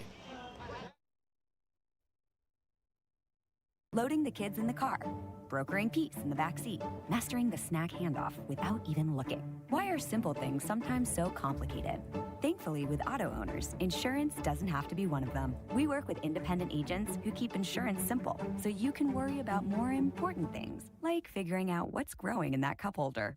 That's simple human sense. Don't gamble. Insure with MT and RC Smith Insurance in Yankton, your independent agent for home, business, auto, life, and bonds. Visit mtrcsmithinsurance.com. FM 1021 and AM 1450. KYNT, Yankton. At Vision Care Associates, we're always improving our technology for the health of your eyes. With OptiMap dilation-free exams, you get a comprehensive view of your retina without the need for dilation eye drops. It's quick, easy, and best of all, it keeps your day interruption-free. OptiMap captures a detailed image of your eye, helping to detect any problems. No blurriness, no discomfort, just clear, precise results. Book your OptiMap exam now. Vision Care Associates, where the health of your eyes comes first.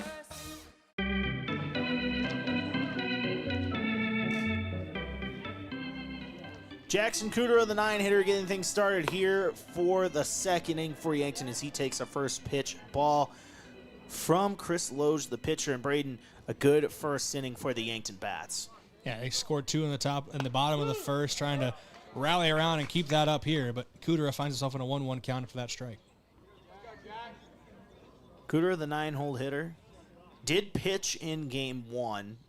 We did not see the field as he fouls one down the third base line to make the count 1-2.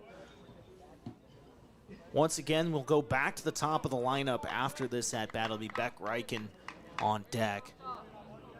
Sam Goki in the hole. Goki did DH in game 1. He's playing over at third in game 2. As for Cooter, he's getting the start at second.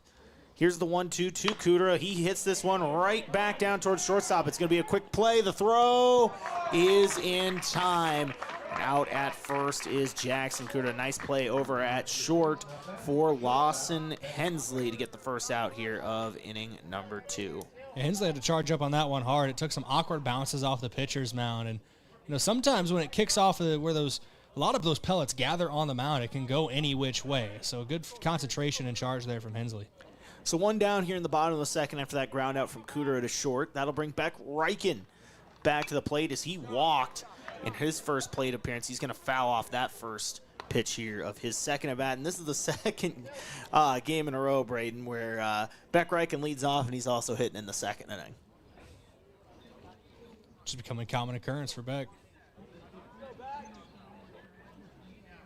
Loge, the pitcher, once again. Here's the 0-1 count to Reichen. It's in for a strike. Make it 0-2. Got an update. Yankton Gazelles Golf starts their season later this week. Apparently at practice today, one of the Gazelles golfers, Harper Anderson, got a hole-in-one on the 17th hole at Fox Run. Well, shout out there. That's an amazing accomplishment as that pitch gets Beck Reichen looking for a 3-pitch strikeout, make it a 2 quick outs here for Chris Loge. A much better start to his second inning of frame there. But yeah, I mean, I've been golfing for a few years now. I can tell you, I have certainly never done that myself, Brayden. I could barely get a hole in about 6, so on a par 3. We're just trying to piece together back-to-back good hits. So, okay. Speaking of a guy you can put together back-to-back good hits, it's Sam Goki. He had a really good game 1 as he takes a ball to start here on this this at-bat. He did walk in the first inning. So now 2 quick outs here on the Yankton bats in the bottom of the second, looking to try to get maybe something late going as Goki is going to foul that one off. My favorite part of this post I was sent about it is the fact that in the post they clarify that it was witnessed by Sabrina Kraske and Elia Homestead. So there were witnesses to this as well. We have witnesses in the court of law. I'm assuming it wasn't on you said it was on 17? Yeah, 17. That's a par 3. Okay. So you're telling me it wasn't a par 5. If you get a hole in one on a par 5, get Gilmore. Happy Gilmore right there. Get to the tour right now. You might be able to take on Rory. Well, I mean, all you got to do to beat Rory is play him on Saturday, apparently. Yeah, play him on Saturday. That was the key. Don't play him on Thursday or Friday.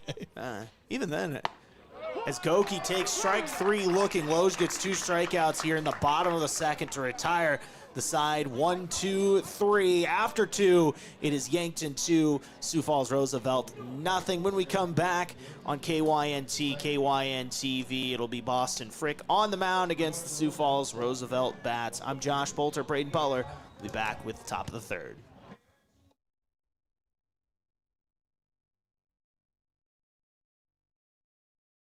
Save time when you shop online with Hy-Vee. Hy-Vee makes it easy to order groceries online through our app or Hy-Vee.com. Pickup is always free. And if you have a Perks Plus membership, you get free delivery and free express pickup. Shop online with Hy-Vee and you can create and save grocery lists, shop the sales, and get fuel savers. Talk about convenience. Order groceries online today. Check out Hy-Vee.com or download the Hy-Vee app. Text scams continue to rise, and victims who have lost money to these scams continues to increase. Consumers cannot rely on a text message to be truthful. If you receive a message regarding a fine for missing jury duty, your utilities being shut off for non-payment, toll road fines, or you've won a sweepstakes, these are scams designed with an urgency and the need to send money now. Do not respond to these texts, and you should contact Consumer Protection at 800-300-1986. That's 800-300-1986 for the South Dakota Office of Attorney General's Consumer Protection Division.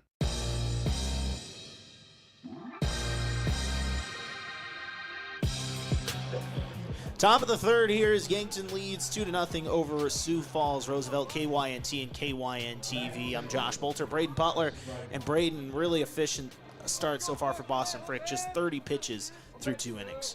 And when you're averaging 15 pitches an inning, that's 5 pitches an out still that he's at. He has been exceptional so far.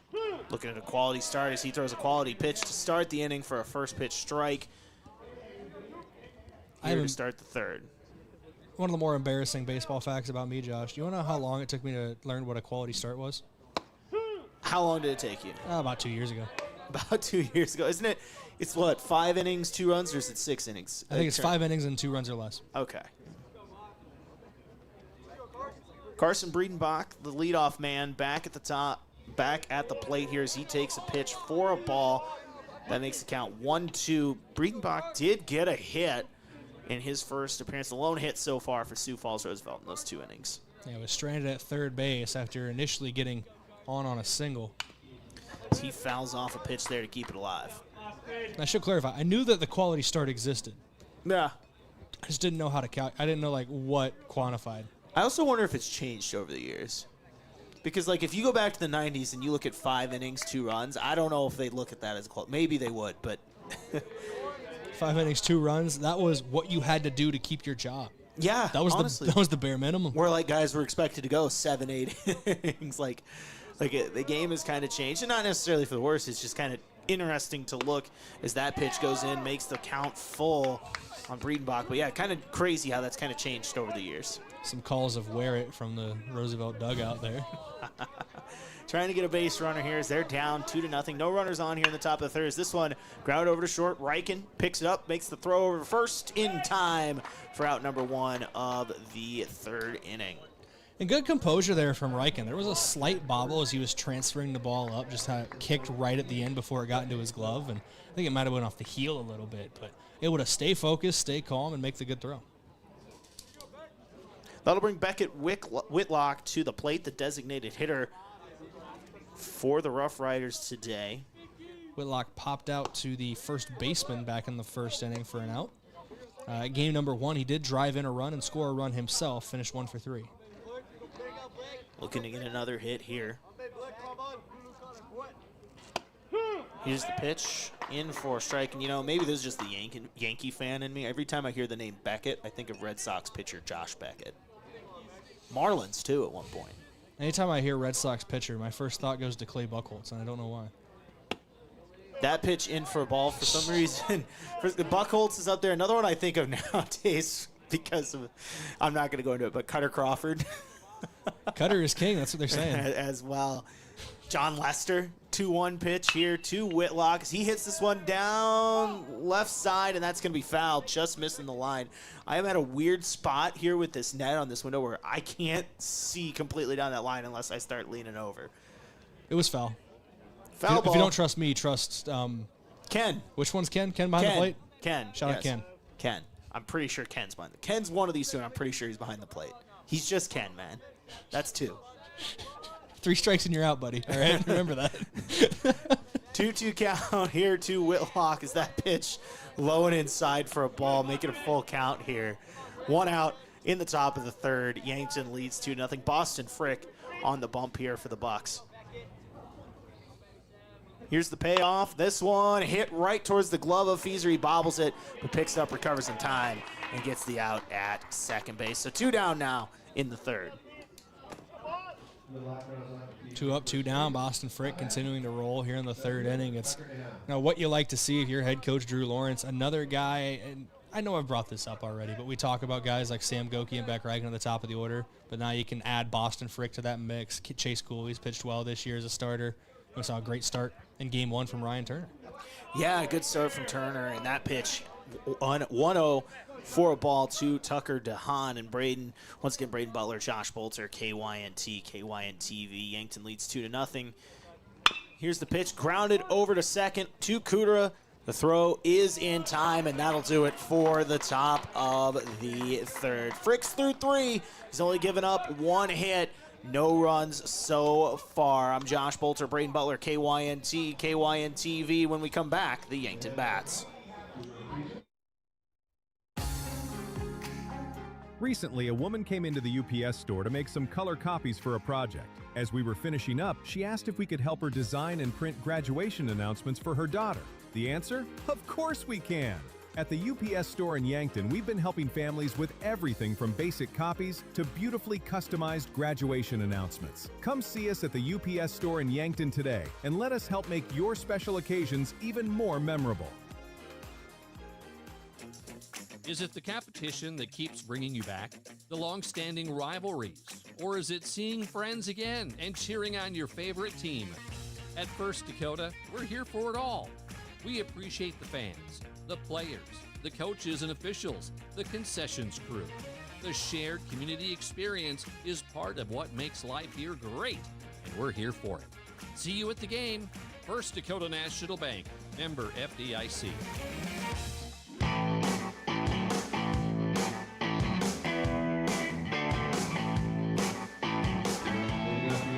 Bottom of the third, Yankton leads 2-0 here over Sioux Falls. Roosevelt, Brayden Butler, Josh Boelter, KYNT, KYNTV. Coming to the plate for Yankton is their power hitting first baseman, Easton Feaser, as he hits this one over to left, chasing after it out there.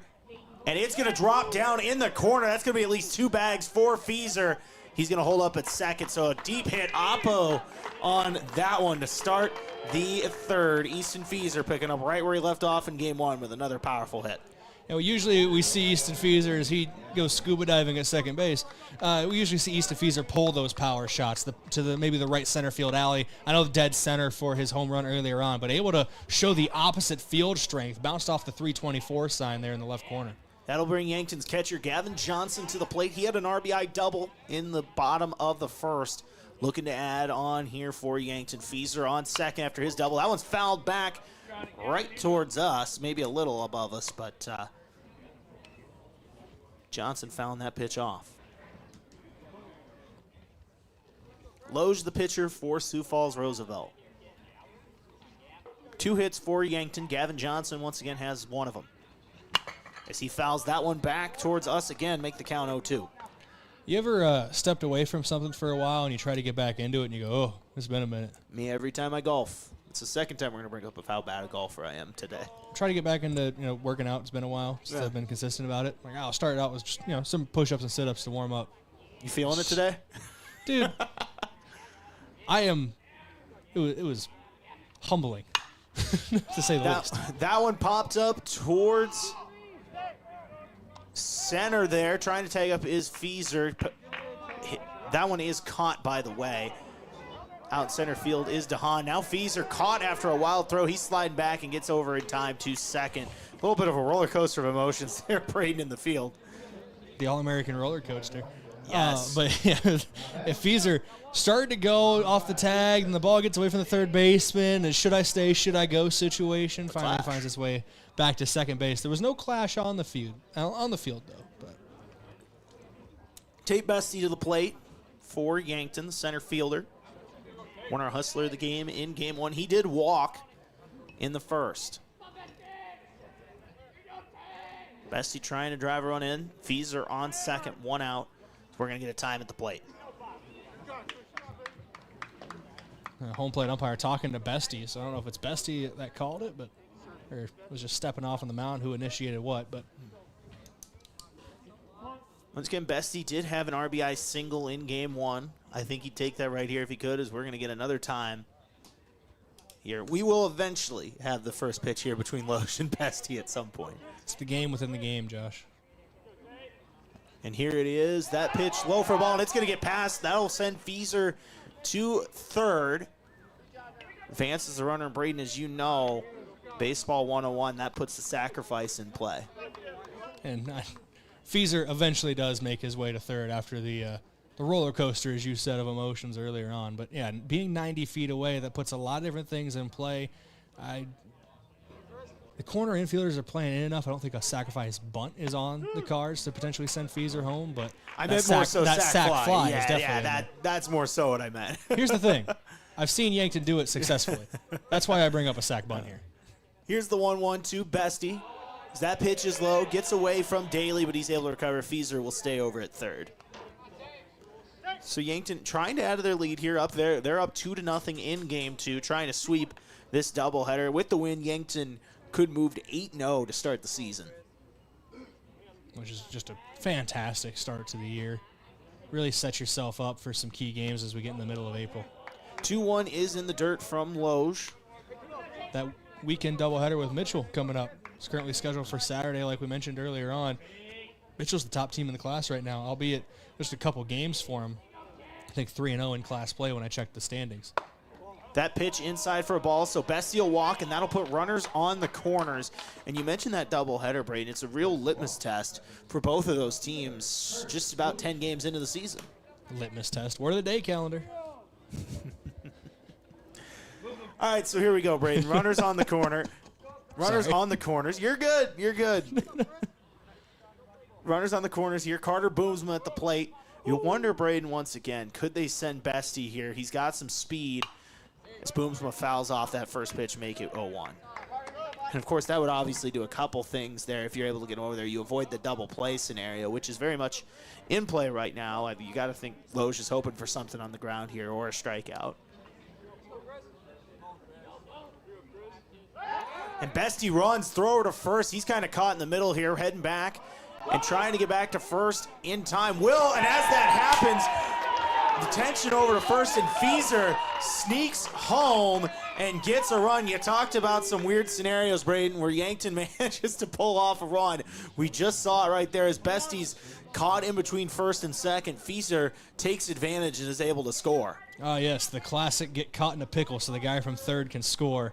I say that facetiously. It is something that Yankton has done before. I don't know if that was what was drawn up there or if that was just like prisoner of the moment situation where they send him from third when they see Bestie in the pickle. But I have seen them do that deliberately before. That is something that Yankton works on.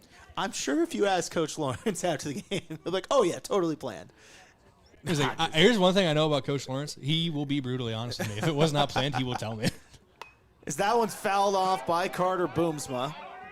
So as it stands now, Yankton adds a run there off of the score off of the pickle. Don't call that very often, but we just did right there. 3-0 Yankton leads here in the bottom of the third. Once again, lights on here at Riverside Field. Thank you for tuning in. As always, here's the 0-2 to Boomsma inside for a ball. You know, Boomsma's been fighting for a bit at this at-bat. He's been in the batter's box for a long time, so to only just now get it to a 1-2 count, it shows that he's fighting out there. 1-2 from Loge to Boomsma is high, evens up the count at 2 apiece. And once again, Brayden, we bring it up the speed of Bestie. Could we see a steal potentially here to try to put a runner in scoring position? We'll find out. Bestie getting a decent lead off of first there. Here's the pitch from Loge.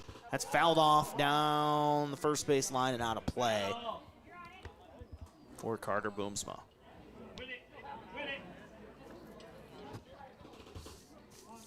Boomsma once again led the team in on-base percentage coming into today. He awaits the 2-2 from Loge. Runner on first. This one is fouled off again and out of play.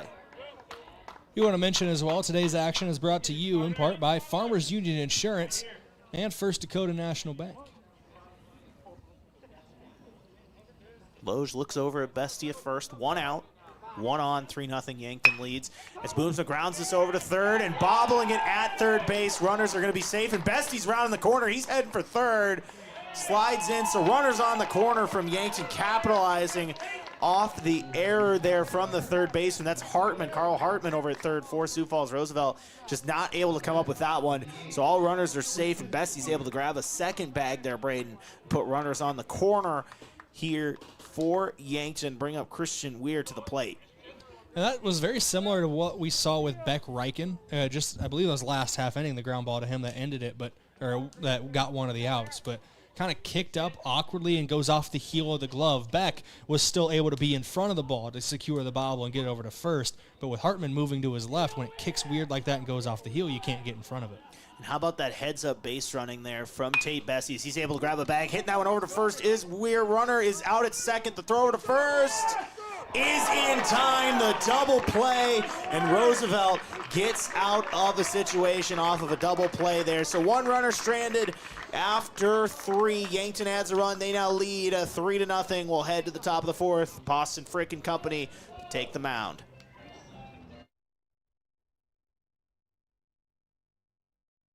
When pain or injury slows you down, waiting isn't an option.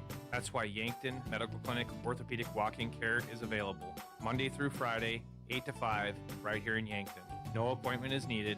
Just walk in and you will be seen. It's faster access to the expert care that you deserve from doctors who live and invest in this community. We're not just your doctors, we're your neighbors. I'm Dr. Brent Adams, orthopedic surgeon with the Yankton Medical Clinic. I'm proud to call Yankton home. We're your orthopedic team and we're here for you. Your money's valuable, but so is your time. FNBO free checking helps you save on both. Bank online and tap to pay means more time back in your day. No monthly fees means more for you to enjoy. More for lattes, takeout, and tickets to the show. More time for the party, friends, and a new adventure. No fees, no hassles. FNBO free checking. One that's free. One with more room for the good stuff. Learn more at fnbo.com/free checking. Member FDIC.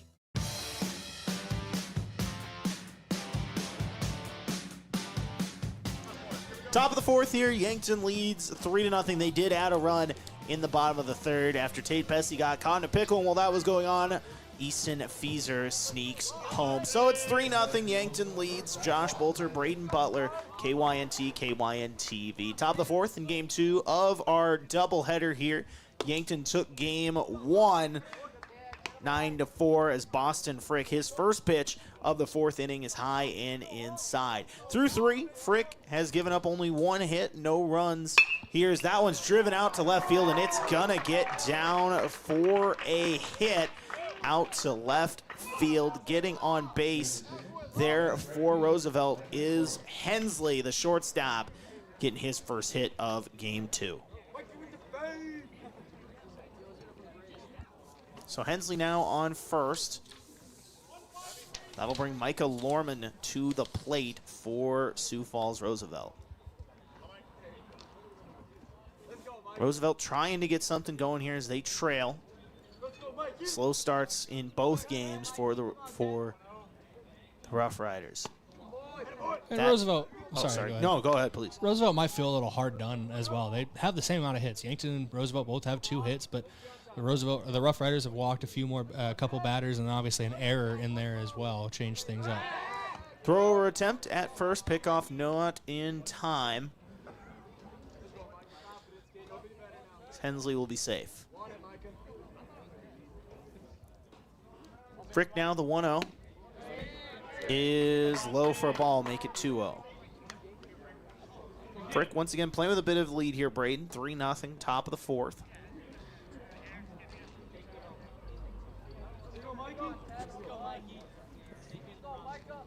Michael Lorman has a 2-0 count. Make it 2-1 as Frick gets that one in for a strike. And Lorman struck out earlier on. I know we've talked about his earlier at-bat already, but Lorman also drove in a run, scored a run, had a double back in the first game, and then had an RBI ground out later on. Yeah, and looking to get something going here as that pitch is in for a strike. Evens up the count at 2 apiece for Boston Frick. Making his 3rd start of the season, had a 3.5 ERA coming into today. Obviously, that's gone down a bit through these first 3 innings, pitching shutout baseball as it stands. As he throws it over, pickoff attempt, not in time again. Trying to get Hensley over at first. You can hear some groans from the Yankton crowd underneath of us as well. That was a close play over at first on that pickoff from Frick. And there's been a few, as that 3rd pickoff attempt here is safe once again. Frick wants him bad over there at first. I don't think there's a pickoff limit in high school ball yet like there is in the MLB. So yeah, 3. I'd prefer if he didn't, but Frick can keep throwing over there all night. Hey, we don't have to be anywhere until noon tomorrow. Senate and House candidate forum for District 18 tomorrow. You can catch that on KYN TV. That right there is what we call a plug in the business. In the biz. In the biz. So make sure to tune into that tomorrow as Boston Frick gets a strikeout on Michael Lorman to get the first out of the 4th. Way to bounce back after the leadoff single there for Frick.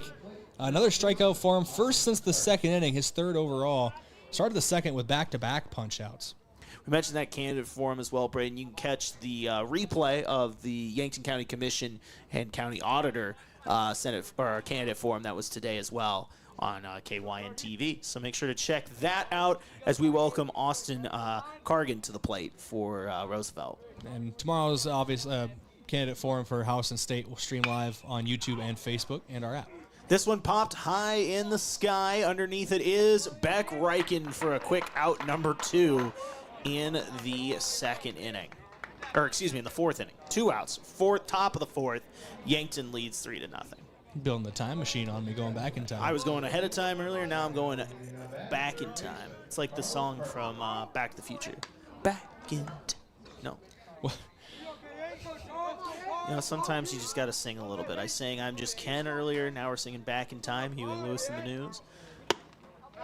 Pitch is outside. Throw down, not in time. Maybe. It was close. It was close. A little bit of a decision there. Waited on in a second by not Ken.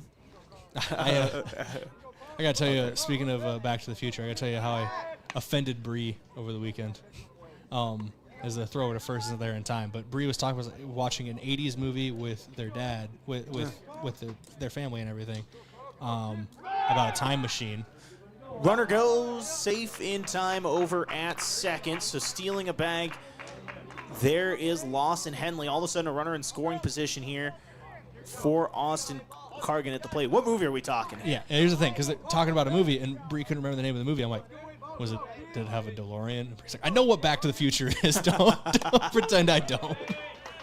But I can't remember what it is now. But it follows like Jack the Ripper time travels to the future, and somebody has to go stop him in San Francisco. Interesting.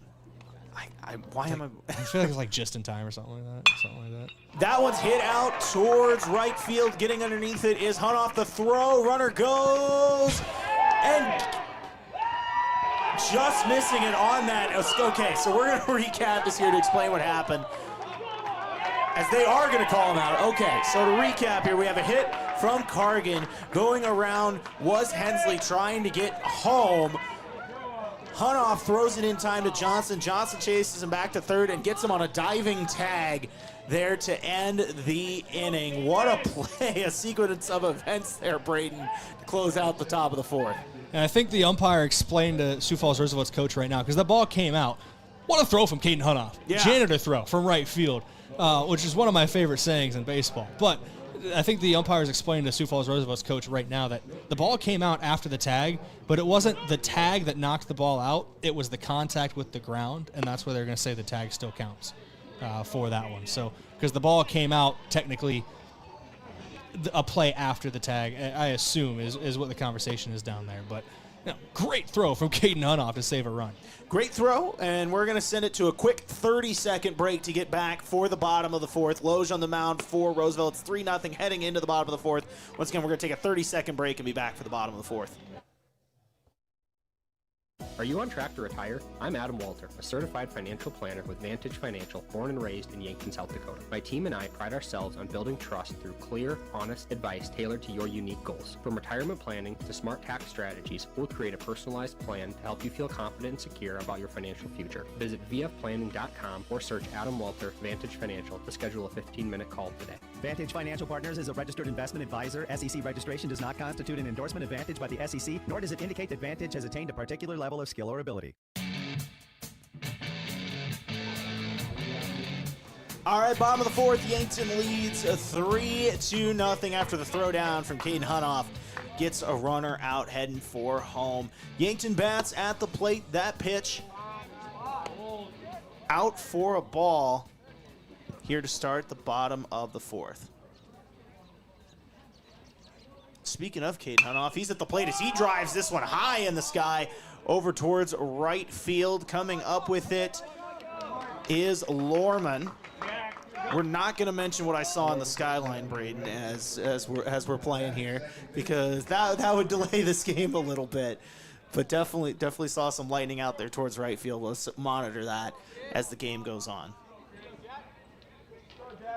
It was so quick, it almost felt like a camera flash because it was kind of low. Yeah, as Caden Hunoff flies out there, that'll bring Jackson Crew to the plate. It looked like it was back in the skyline there, so far enough away where it might not be an issue anyways, but we did see it going on back there. Here's the 1-0.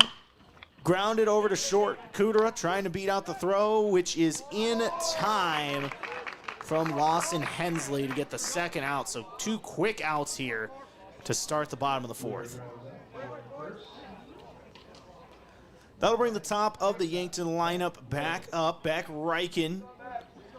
He's 0 for 1. He's got a walk where he eventually scored in the first inning and then a strikeout in his second at-bat.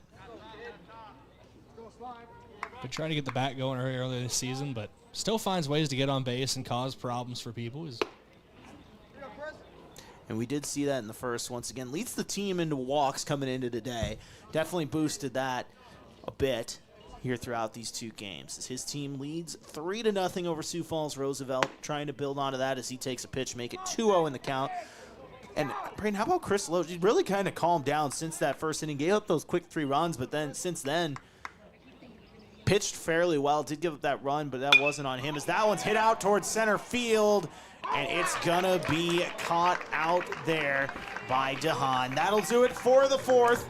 After 4, Yankton leads 3-0. Josh Boelter, Brayden Butler, KYNT and KYN-TV. When we come back, Boston Frick on the mound.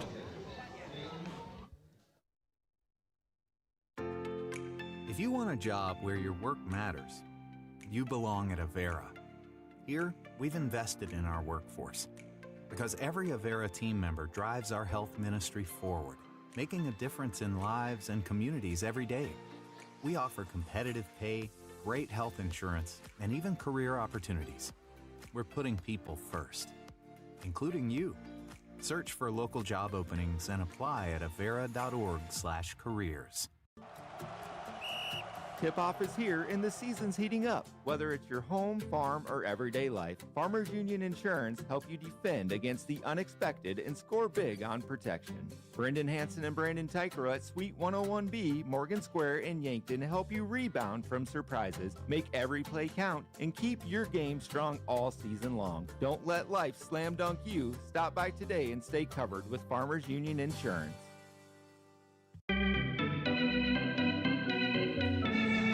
Boston Frick on the bump for the top of the fifth. His Yankton Bucks lead 3-0 here in the fourth. Recap the scoring: a RBI double from Gavin Johnson, a bases loaded walk from Christian Weir, and then while Tate Bessie was caught in a pickle, Easton Feaser sneaks home for that third run in the third. Boston Frick once again pitching 4 innings, a shutout ball so far. Brayden, just 3 hits to 3 strikeouts. He's pitched very, very well, and not going to lie, Josh, I'm a little upset right now. Why is that? I'm trying to check the radar on my phone, and even my weather app gives me ads. So, if you saw it, it's just little planes flying in a video game. As that pitch is low for a ball. Tiernan Daly, the catcher, at the plate, batting 8th for Roosevelt today. He was hit by a pitch in his first appearance. As he takes a ball there and makes the count 2-0. We say that because we did see a little bit of lightning in the skyline towards right field, but we think that's way over in Nebraska, so we should be good here. Trying to check just how far out it is, but it won't let me. I know there was a chance of rain tonight, but I think it should hold off, especially the pace of play so far in Game 2. Now I just saw some in center field, but once again, way back in the skyline. My weather app has decided to let me use the phone's radar. Okay. And funny enough, that storm cell we're seeing, Josh, with this lightning, it's south of Hardington. So we're good. So we're good. Yeah, it's over 30 miles away still. Here's the 2-2 from Frick to Daly. Pitch is high. Full count now, 3-2. If you're just joining us, 3-0 Yankton leads in the top of the fifth. Boston Frick putting together a quality start here as he's looking to get this punch out. And that one will be hit back in between third and short for a base hit. Tiernan Daly gets his first hit of the evening. That being said, and like you said, given the current pace of play, knock on wood, we won't be here by then, but it looks like there is a rain cell coming through a little after the 10:30 mark. So an outside chance for if this game goes long enough, I could have a really fun time out in center field taking down that camera. I doubt it. If it comes here quick enough, Josh, you won't have to take it down because I'll run out and do it while you're still calling the game. We are going to get a mound visit here from Coach Drew Lawrence with Boston Frick on the bump with 1 runner on. Brayden, well, let's say while this happens, we're going to take a quick 30-second break here. Yankton leads 3-0 in the top of the fifth. If you've been suffering from chronic pain or a recent injury, check us out, Lane, Reed, and Cole Sawatsky at SWAT Chiropractic and Rehab. We offer a wide variety of treatments and techniques, including dry needling, cupping, chiropractic adjustments, and sports rehabilitation. Our mission is to ensure an individualized and efficient treatment plan to get you back on your feet. From ankle sprains and sports injuries to neck pain and headaches, we've got your back. Give us a call or book an appointment on our website. SWAT Chiropractic, specialized wellness and therapy. Located on Summit Street across from the high school. Switching is easy. We do it all the time. We switch on the lights. We switch TV channels. Some of us switch partners while square dancing. Well, that's a stretch. But what's not a stretch is how you can switch and save with State Farm. In fact, State Farm agent Rhonda Westland, right here in Yankton, can switch you over so you can start saving today. Rhonda and her team are ready to welcome you to the State Farm neighborhood. With Rhonda Westland, it's easy to switch and save. Just give her a call. When you want the real deal, like a good neighbor, State Farm is there. It's easy to fall into the weekend warrior routine. A long hike, a hard gym session, a pickup game, or a full day of yard work can feel productive until your body reminds you it hasn't been building up to that load. This is Dr. Mackenzie Erlinson with First Chiropractic Centers. Injuries often happen when the demand suddenly outpaces what your joints and muscles are prepared for. Want to stay active without the setbacks? Visit First Chiropractic Centers today with offices in Yankton, Hardington, Tyndall, and Wagner, inspiring and empowering others to healthier living.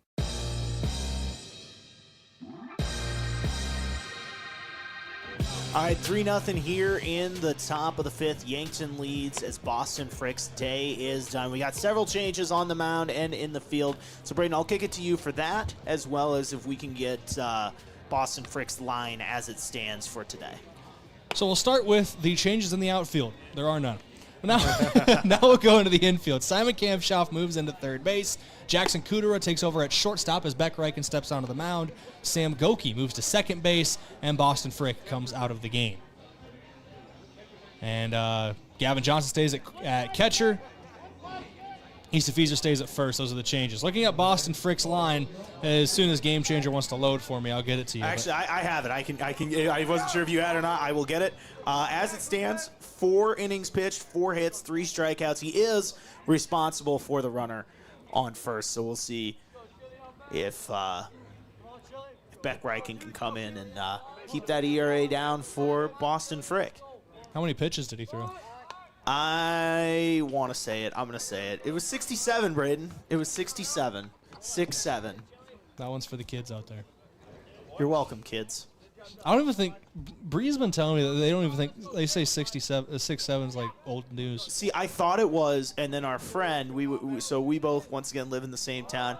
As this pitch bunt attempt is in for a strike, make it 0-2 on Hilly. But we have a friend who has a kindergartner as a child, and he busted that out the other day when we saw him. So 6-7, I'm getting conflicting reports. Well, Bree works with like up to 5th graders, so maybe it's the older youths. I was going to say, my benchmark for understanding the youth is Grayson Irwin. That's what we're going with. Shout out Grayson. I'm assuming he's not listening. Just a hunch. 1-2 here on Hilly. 1 runner on for Beck Reichen. Considering I've been getting his dad's tale of woe with a track and field meet he's at right now, I doubt he's listening. That pitch outside from Reichen. Yankton here trying to sweep the doubleheader today and move to 8-0. I think that pitch plunked Hilly, and it did. That'll put a runner on, and that is the second time today, Brayden, we've had to check for a bruise on a hit by pitch to figure out if it hit the player or the bat. And now the umpire is going to confer about something. Is this? That's just Peyton Mueller. Peyton Mueller's just coming out to get the ball. I thought Coach Mueller was coming out to say something, but just a loose baseball. All of a sudden, Brayden, 2 runners on here for Roosevelt. I don't know who said it over on the Roosevelt bench, but you said it. Second time we had to check a hand to make sure it hit the player and not the bat. I heard somebody in the Roosevelt dugout go, "We're doing this again." See, and next door I heard, "Oh, come on."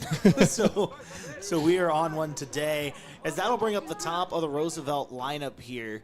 Carson Breedenbach, he does have a hit in this game to lead off. As he bunts this one, that's going to go foul. He represents the tying run right now here, too, in the top of inning number 5. They're down to, still 9 outs, but they're down to their last couple outs here late on in this game. They'd like to start the rally here. It's a great chance to do it. And we are getting into the late stages here, top of the 5th. Trying to make something happen. It looks like they might be trying to play the sacrifice here, Brayden. They did try to bunt on that first attempt. Now taking his stance in for a strike, make the count 0-2. So Reichen trying to get out of a jam here. Boston Frick, the starter, who went 4+ is responsible for the runner on first, but Frick just Reichen trying to get out of the situation. Here's the 0-2, in for a strike on Breedenbach. Get the first out of the top of the 5th. It's a big punch out there for Reichen, and Reichen being used in the same way we saw Goki used in Game 1 as a shutdown guy come in to try to slam the door.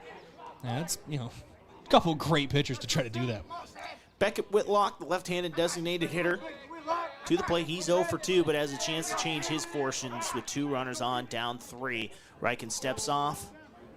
Here, take a minute, maybe recalibrate the situation. You can hear the Roosevelt dugout getting pretty vocal as well. They feel that one good swing can really get them right back into this one, potentially to split this doubleheader tonight. Beck Riken, the first pitch to Whitlock is in for a strike. Huge opening pitch there for Beck to get ahead in the count. And Beck's great at forcing weak contact in the infield. That's something that Yankton would love to have right now, a potential double play ball to end this inning. Second pitch of the at-bat is outside for a ball.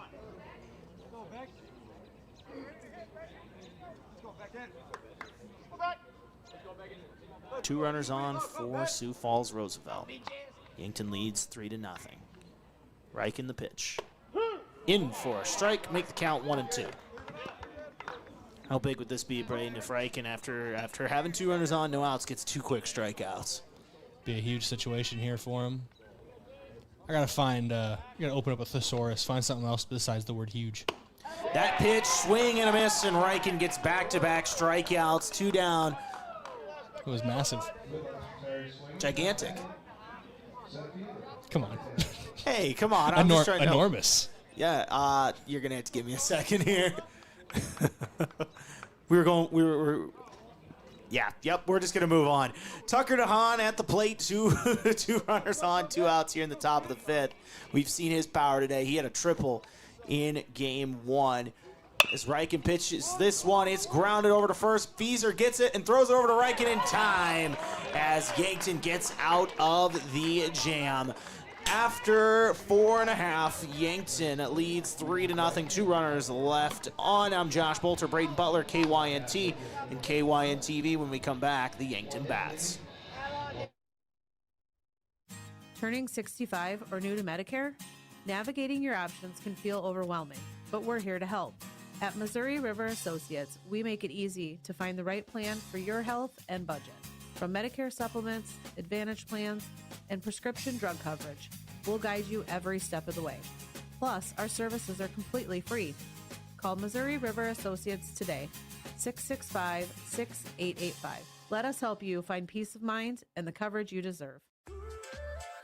Buying a home isn't just about real estate. It's about investing in yourself. At the Move Group, we believe the best time to buy is when it makes sense for you. Our expert agents put people before transactions, meaning we listen first, provide honest guidance, and help you make a confident decision. No pressure, no gimmicks. Markets change, but the right home is about more than just numbers. It's about finding the right fit for your life and your future. When you're ready, we're here to help. Contact the Move Group today. Move with Mason.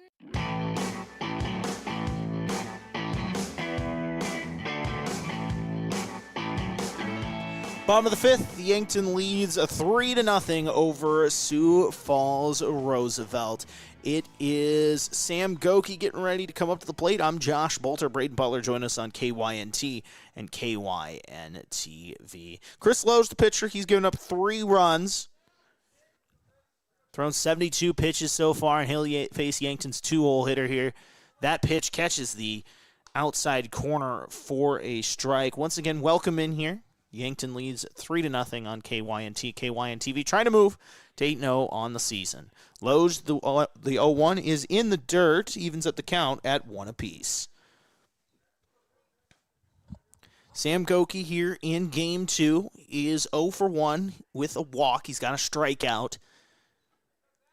Here as he's trying to add to this Yankton lead. They lead 3-0. Lowe's, the 1-1, is high for a ball. Make the count 2-1.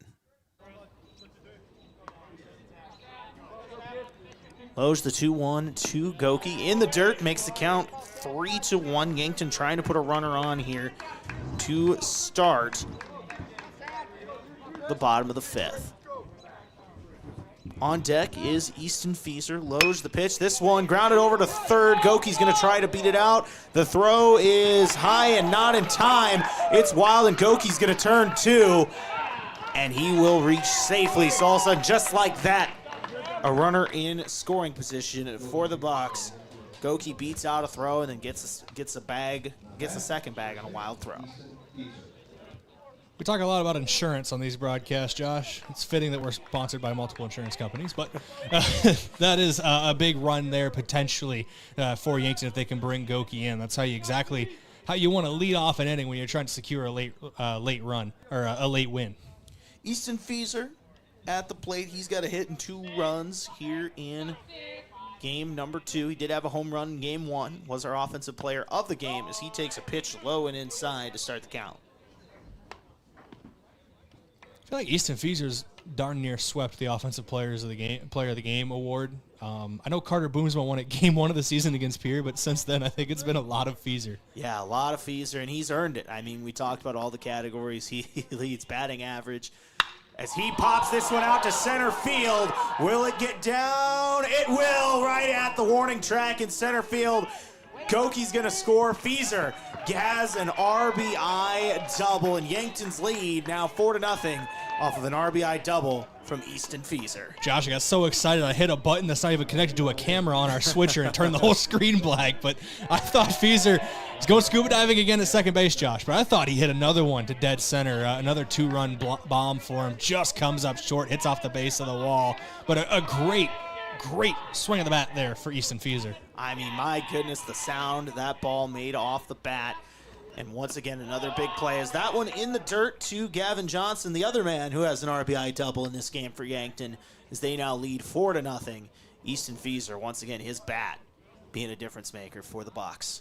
You know, we've been sitting in chairs too long for this doubleheader when we're both standing. And I feel more comfortable. We've basically been sitting here since about 3:30, if not earlier than that, if we're being real. Pulled in at 2:40. Gavin Johnson, the pitch. Inside, wild, running for third is Fieser. He's going to get there, no throw. Tells him just like that, a runner over at third base for the Bucks as Fieser passes on the wild ball, or wild pitch.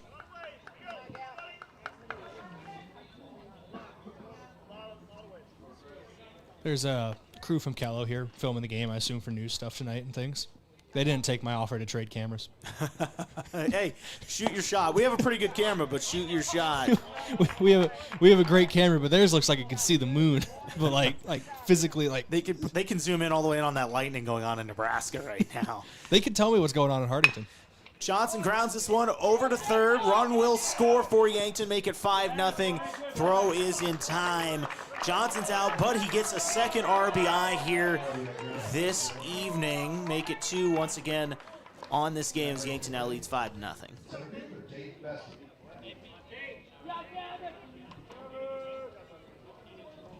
So 1 out here, bottom of the 5th. Yankton adds 2 runs so far. And that'll welcome Tate Bestie to the plate as he hits one down towards right field. It's going to get down. Tate Bestie's got a hit. Make it a single for the Yankton center fielder. The Yankton bats really coming alive here in inning number 5. 2 runs in the bottom half of this inning. Had 3 coming in, and now a 5-0 lead really puts the pressure on the Roughriders when they come back to the plate, even if it could be more than a 5-run lead if Yankton keeps it up. Yeah, and they, once again, really responding in this 5th inning. And bats have gone cold a little bit the last couple, but getting it going here. Tate Bestie with that hit out into right field. That'll welcome Carter Boomsma to the plate as he takes a first pitch ball. Once again, Bestie on first. If you're just joining us, 2 runs here in the bottom of the 5th. Easton Fieser with an RBI double, and then Gavin Johnson hit a ball towards third where he was eventually out, but a run scored on that. Pitch is in for a strike. Make it 1-1. 1 runner on for Yankton. It's Tate Bestie over at first.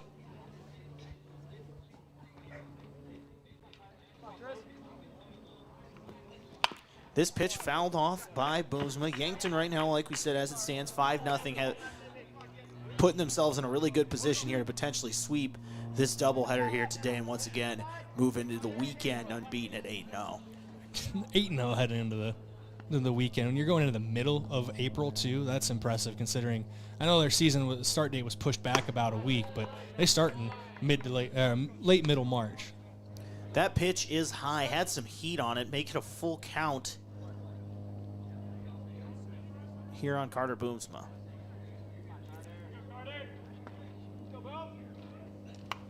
He fouls that one off and towards the backstop. They call that a protection hack right there from Booms. It was high and tight and just had to try to get a piece of it to stay alive in the at-bat. A little bit of the Bee Gees staying alive right there. Now look who's singing on the broadcast. Let's go. As Frick as Boomsma fouls that one off as well. It's more vocalizing, you know.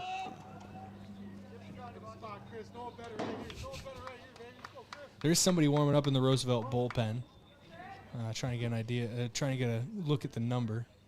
Loge has thrown 90 pitches, giving up 5 runs here. The pitch to Boomsma inside. Correction on my end, that makes the count 3-2. And the upper limit is 105. You can finish the batter once you hit 105, but Loge most likely will not go a complete Best game. he goes, that's a walk anyways. Carter Boomsma on first. Now 2 on, 1 out here in the bottom of the 5th for Yankton. Good to see Simon Kampshoff for the first time in Game 2 here, Josh. Don't believe he had a hit in Game 1. He did not, but finished off with a really quality at bat where he put some pop on a pitch that went out to center field, found a glove, but a promising at bat to end game number 1. So Loge, you got to imagine reaching his limit here. He's thrown 92 pitches. Just talked about that 105 pitch limit here. His pitch 93 is in for a strike on Simon Kampshoff, who once again came in last inning and is playing third base the rest of the way out. Yeah, part of the musical chairs they played in the infield. Here's the 0-1 to Kampshoff, high and outside for a ball. Reminder of those changes from when we see the Bucks back in the field. Kampshoff's at third, Kudera at short, Goki moved over to second, and Riken came on to the mound. 2 runners on here for Yankton. It's Bestie and Boomsma. Speed at both spots. As that pitch is in the dirt, make it a ball, 2-1. And the catcher, Daly, whipped the helmet off so fast there, Josh. He actually ended up hitting himself in the arm with it as he picked up the ball. Kampshoff now trying to add to this Yankton lead. 5-0. They've got 2 runs added here in the 5th. Pitch from Loge is fouled back over our heads for strike number 2. On deck is Christian Weir. He's got an RBI off of a walk earlier in this game in the first inning. Here's the 2-2 to Kampshoff, and it plunks him on the elbow. That's going to load the bases for the Bucks.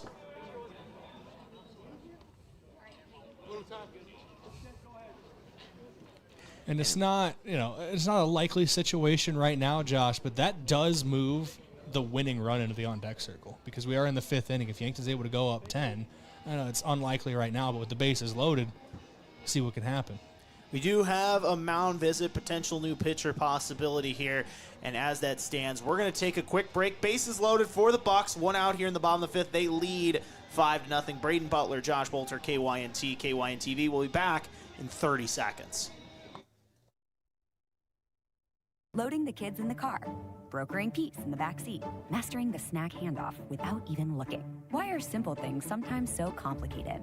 Thankfully, with auto owners, insurance doesn't have to be one of them. We work with independent agents who keep insurance simple, so you can worry about more important things, like figuring out what's growing in that cup holder. That's simple human sense. Don't gamble. Insure with MT and RC Smith Insurance in Yankton, your independent agent for home, business, auto, life, and bonds. Visit mtrcsmithinsurance.com.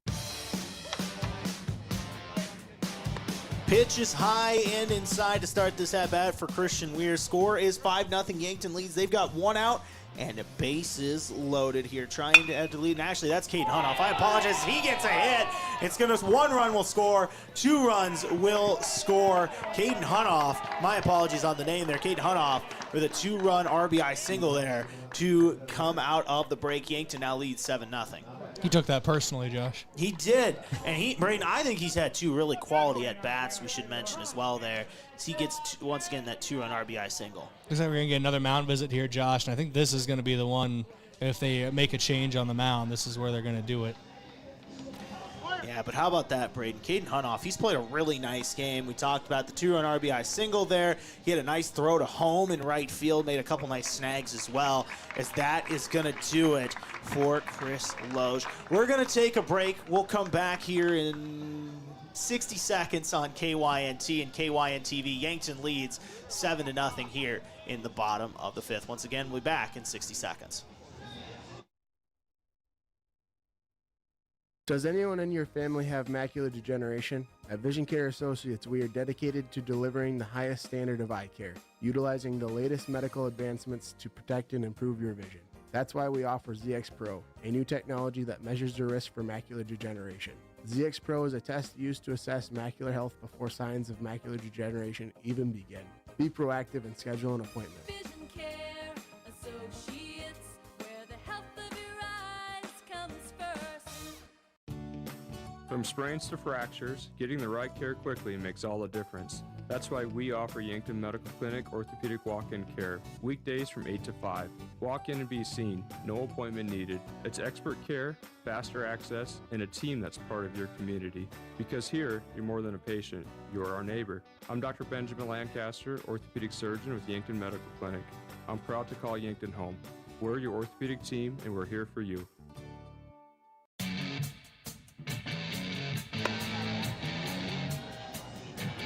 Yankton leads 7-0 here, 4 runs in the 5th. It was Caden Hunoff who just had a big 2-run RBI single there. Brayden, as we stand, that's going to do it for Chris Loge. On the mound now is Jake Else for Sioux Falls Roosevelt. When you get a chance, if you have it up, can we get Chris Loge's final numbers for today? Yeah, as of right now, 4 1/3 innings pitched, 7 hits, 7 runs, all earned, 4 strikeouts and 6 walks through 99 pitches, 54 for strikes. We did see Else in game 1, but that was out in the field. So it's our first time getting to see him pitch today, obviously. And he's going to throw to Jackson Kudrow, who's got 2 runners on here in the bottom of the 5th. And like we said, Brayden, he does technically represent the winning run here with the 10-run rule in play if Yankton's able to continue the way things are going here in the 5th. As that first pitch from Else is high for a ball. And that's got to be something. I know you never want to start putting the cart before the horse when it comes to, you know, the 5-inning rule or the mercy rule or what have you, but that is something that is on the mind of the Yankton Bucks. So they can put it away in this half inning. You know, it'd be a miraculous comeback, but comebacks do happen, and you could slam the door on that on the offensive end. Yeah, Kudrow once again runners on first and second. If he gets on, as long as he avoids a double play, that'll bring the top of the Yankton lineup up with Beck Reichen. Throw down to second is not in time. Yeah, Daly almost got him there at second, sliding back in safely to beat the tag. Good throw down to second base. Kudrow has the 2-1, 1 out, 7-0. That pitch almost hits Kudrow, and it had some heat on it, Brayden. I cannot blame him. It was high and had some heat. That is one that's going to make you take a step back from the plate a little bit, as Simon Kampschoff out at second base was the one who was almost caught on the throw down earlier on. Here's the 3-1 to Kudrow. Jake Else coming into relief, and he's going to walk Kudrow. The bases are now loaded for Yankton. Kudrow once again the winning run for the Bucks here on first base. They need 3 more runs to put this away in the 5th. And that'll bring the leadoff man, Beck Reichen, to the plate. He is 0 for 2 today with a walk. He did score in the first inning. And he's got a chance to put a couple runs on the board here for Yankton.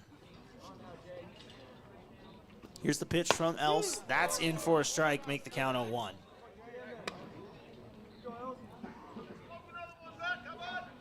And if you're Yankton, you're wanting to put the game away. You got your 1, 2, 3 hitters with chances to do it.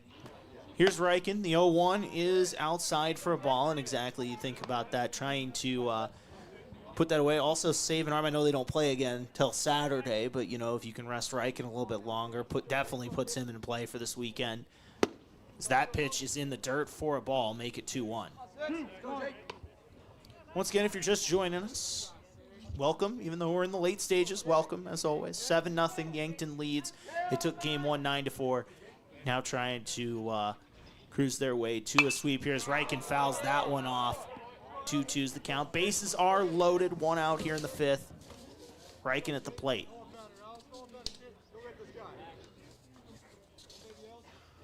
It's Kampshoff at third, Hunoff at second, Kudera on first base.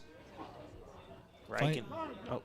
But funny enough, right now where Reichen is at 13 pitches, he would not, under the pitch limitation rules, wouldn't need even a day of rest. He could pitch tomorrow with only 13 pitches.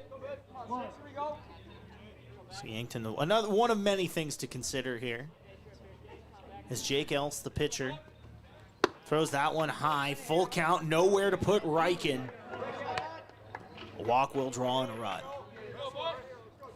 And it put the winning run into scoring position as well as it moved Kudera to second base. With Sam Goki on deck, we should mention as well. Here's the payoff pitch, swing and a miss. Big strikeout for Jake Else. He sends Beck Reichen back to the dugout. So that will bring Sam Goki to the plate. 2 outs here in the bottom of the fifth. Yankton leads 7-0. Goki today, he does have a hit. He's 1 for 2. He's got a strikeout and a walk as well. Looking to bring in a couple runners with a hit. He fouls that one off to make the count 0-1.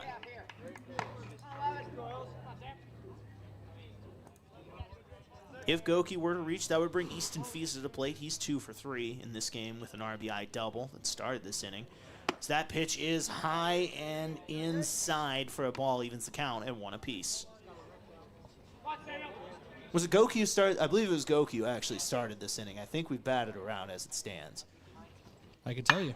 As that pitch is hit deep into right field and tracking, missing it out in right is Lorman. 1 run scores, 2 run scores, 3 run score, and that should do it. Sam Goki puts an end to this one with a hit out to right field, and Yankton's going to win it 10-0. So Brayden, Yankton gets the doubleheader sweep here today to move to 8-0. Sam Goki putting the final nail in the coffin with that one. And it was Goki who started the half inning with a single as well for the Yankton Bucks. So he starts the inning, he ends the inning, he ends the game.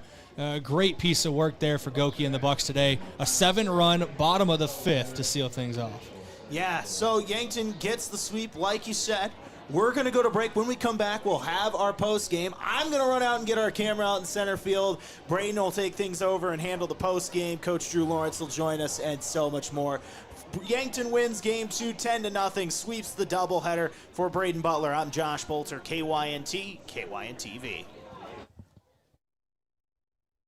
FM 1021 and AM 1450, KYNT, Yankton. Looking for the perfect pair of glasses? At Vision Care Associates, we've got you covered. Step into our showroom and discover our vast selection from timeless classics to the latest trends. With several styles to choose from, you're sure to find the perfect match for your look. Experience personalized service and expert care, whether you need help finding the right frame or adjusting your new glasses for the perfect fit. Vision Care Associates, where the health of your eyes comes first. Save time when you shop online with Hy-Vee. Hy-Vee makes it easy to order groceries online through our app or Hy-Vee.com. Pickup is always free. And if you have a Perks Plus membership, you get free delivery and free express pickup. Shop online with Hy-Vee and you can create and save grocery lists, shop the sales, and get fuel savers. Talk about convenience. Order groceries online today. Check out Hy-Vee.com or download the Hy-Vee app. Ready to build your next project, but can't get anyone to show up or even give you a quote? Call John Kopp, owner of Kopp Building Innovations. He will show up and he will make sure you are happy with your project. Trust in Kopp Building Innovations. KBI is an authorized WIC builder offering custom solutions. Whether you need a residential garage, an agricultural pole barn, or a commercial building, we will work with you. For more information or to get a quote, visit koppbuildings.com. Spring is here and the games are just getting started. From baseball season in full swing to NHL and even golf, At the Bar has it all on. Add in local matchups and more, and there's always a game worth watching. With TVs everywhere and a welcoming hometown feel, it's the perfect place to kick back and enjoy the game. So bring your friends, settle in, and be part of the crowd, where every cheer feels a little louder and every moment a little better together. You can watch the game anywhere, but the real fans gather at the bar in downtown Yankton.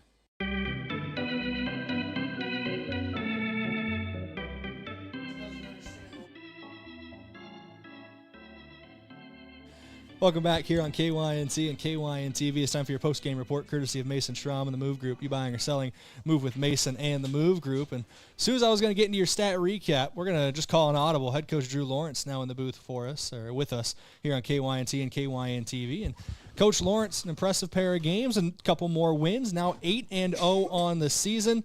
Your bats really came alive there late in game number 2, but effective play in all facets throughout tonight. How are you feeling coming out of the dugout after a couple wins? Oh, yeah, it feels good. I don't know if I expected us to be able to come out and hit the way we did and score as many runs as the way we did. So it's great to see. There was a couple of big spots in the game. I know what the scores ended up, but there was a couple of big spots in the game where we got through them. And if we didn't, things could have been different. So our boys played really well, pitched really well, played really good defense. Starting on offense, I feel like we got to talk about Easton Feaser. Obviously, people are going to talk about basically straight away center field, putting it over the wall here at Riverside. First home run of the season for him and your team. But he is swinging the bat, probably one of the best in the entire state right now across Class A, I got to say. Yeah, I think it looks like a beach ball to him. It's big, and he's got a really good eye right now too, and he's hitting the ball really well, which is good because we got a couple guys that aren't, which is fine. They'll be fine. They'll be able to figure it out. And Feaser's, got a lot of RBI on the year and is doing a great job. Like I said up here on the last broadcast, he probably has swung at more balls in practice than anyone you've ever met in your life. So I'm glad it's paying off.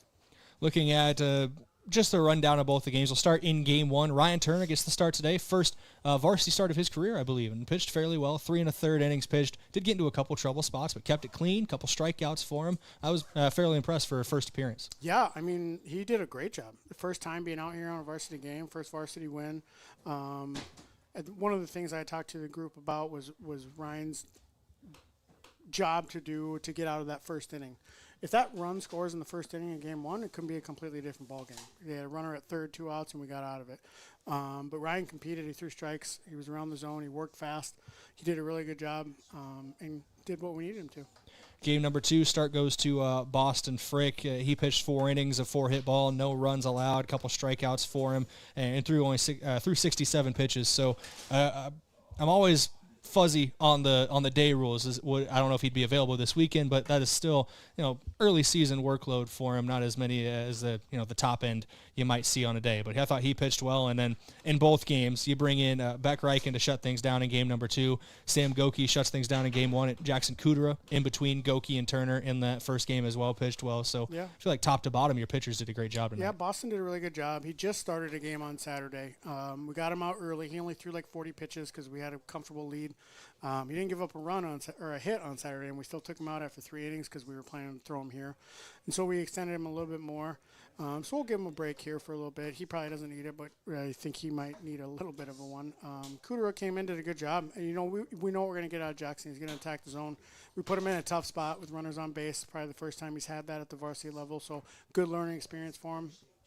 And then with Goki and Reichen, the plan is for them to start our next games against Mitchell, but if we can go out here with a little break in between where we can get them essentially like a bullpen. So they were going to be maxed out at probably 40, 45 pitches, just kind of a little taste of work and then get them out. But we needed Samuel. The way game 1 started, I didn't think we were going to do that game 1 up 8-0, and then all of a sudden Roosevelt started clawing back, and then we were in a game. But being able to have those guys like that in that situation is obviously a gift. We didn't even have to use what I would call our closer, our big guy, at the end there, which is Bestie. So now we got Bestie fresh coming up for Mitchell as well. There's a couple big games coming against Mitchell, obviously. One more question about tonight before talking about them, or just one more thing to talk about. I feel like, obviously, Mr. Fifth Inning, Sam Goki, starts and ends the inning with hits, scores a run, drives in 3, ends up being the game winner. I know that one could have been caught out in right field, just misplayed a little bit by the outfielder, but your guy's able to run the bases very well, and Goki just another great piece of hitting for him. Yeah, we like Samuel, so I'm glad he's on our team. I'm glad he's with us. So, but yeah, I didn't even think that he had the first and last hit that inning. I didn't even put that together until he said it. But yeah, we ran the bases well today, so Good job by our guys. And then obviously coming up against Mitchell, I know coming into today when I looked at the Class A standings, they were the number one team in the class. Still early season. They only played a couple Class A games, but that's a big matchup coming up. Obviously, you guys 8-0 now on the year, trying to continue an undefeated run to start the season. So what are you expecting there against Mitchell this weekend? Looks like Mitchell's pretty good. You never know what you're going to get when seniors graduate from other teams. I know what we're going to get, obviously, but looks like they're playing well. They had a couple of wins against Pierre, and we had some close games with Pierre, so I'm anticipating there'll be some good games. All right, we'll be here for that on Saturday. As of right now, hopefully weather holds off and cooperates. I know spring in the Midwest is kind of a roll of the dice, but hopefully everything goes well this weekend, Coach. Congrats on a couple big wins today, and thanks for coming up and talking. Thanks, appreciate it. It's head coach Drew Lawrence, the Yankton Bucks, here on KYNT and KYN-TV. We're going to take a quick break, just 1 minute, and then we're going to wrap things up here from Riverside Field. Back in 1 minute from Riverside. Midwest Insurance Agency in Yankton is a proud supporter of the Yankton Bucks and Gazelles. Hi, this is Whitney Devine. If you're looking for protection that fits your life, call me or Travis. We make coverage simple. Whether it's your home, car, or farm, we take time to understand your needs and find the right plan at the right price. You'll get personal service, trusted advice, and peace of mind knowing we're right here in Yankton. Call Midwest Insurance Agency in Yankton today to schedule your appointment. I love 1919 root beer. It's the best over a big scoop of vanilla ice cream. My favorite is just ice cold 1919 poured over crunchy ice. It's so refreshing. It's the creamiest root beer ever. 1919 root beer is the perfect treat, brewed in small batches with only the finest ingredients. It's the creamiest, full-bodied, alcohol and caffeine-free draft root beer available. It's a taste tradition since, well, 1919.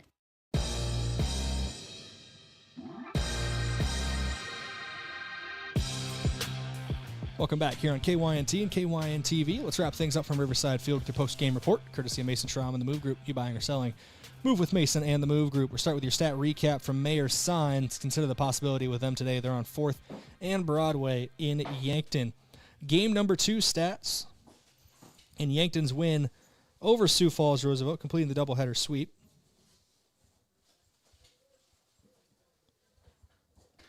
Just going top to bottom in their lineup, Beck Reichen scores a run on a walk, 2 strikeouts for him. Sam Goki finishes 2 for 3, a run scored and 3 RBIs on a walk. 2 for 3 with 3 runs and an RBI for Easton Feeser. 1 for 3 with 2 runs driven in for Gavin Johnson. 1 for 1 with a run scored and 2 walks for Tate Bestie. 1 for 2 with a run and a walk for Carter Boomsma. Christian Weir goes 0 for 1 with a run scored and with an RBI and a walk. Simon Kamshoff brings in a run, scores a run after being hit by a pitch. Caden Hunoff goes 1 for 3 with a run scored, 2 RBIs, and one of the best throws I've seen from right field. I meant to ask head coach Drew Lawrence about that throw, but slipped my mind as we were talking there. And Jackson Kudrow finishes the day 0 for 2, but does score a run on a walk. Easton Feeser had a pair of doubles. Gavin Johnson had a double. Sam Goki with a triple. Simon Kamshoff hit by a pitch, and Easton Feeser steals a base. Boston Frick gets the win on the mound. 4 innings pitched, 4 hits, no runs, obviously none earned. 3 strikeouts, no walks. 1 inning pitched for Beck Reichen, only 13 pitches, 2 strikeouts, so he'll be ready to go for this weekend against Mitchell. As for Sioux Falls Roosevelt in game number 2, held to just 4 hits as a team. They belong to Hartman, Hensley,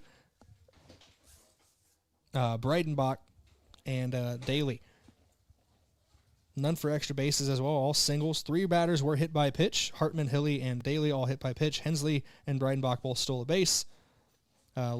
Loge on the mound, 4 1/3 innings pitched, 7 hits, 9 runs, all earned, 4 strikeouts, and 6 walks. And Jake Else comes in 1 1/3 inning pitched, 1 hit, 1 run, it was earned, 1 strikeout, and 1 walk. Loge threw 99 pitches, Else threw 14. Players of the game, we'll start on the offensive side of things with your offensive player of the game from Hy-Vee. There's a helpful smile in every aisle. And we're going to go with Sam Goki. Obviously, the walk-off, Mr. 5th inning tonight. Started and ended the 5th inning with hits, scored a run in the 5th inning, drove in 3 more runs to win things with that triple with the bases loaded. So he is your offensive player of the game, courtesy of Hy-Vee. Defensive player of the game from Olson's Pest Technicians, your residential commercial pest control solutions. Call 1-800-KIL-BUGS. We're going to give that one to Caden Hunoff, strictly for a throw from right field. Gunning the kid, caught him between 3rd and home. Gavin Johnson able to make the tag there late. to complete the out, but just great performance from him out in right field, and that throw really stands out. Schedule preview from Parker Hannafin of Yankton. Look ahead to a brighter future with Parker of Yankton. Parker is engineering your success. Mitchell this weekend in a doubleheader. Should be a lot of fun out there for that. I do have to give out your hustler of the game, too, courtesy of H&H Roofing. H&H Roofing has got you covered.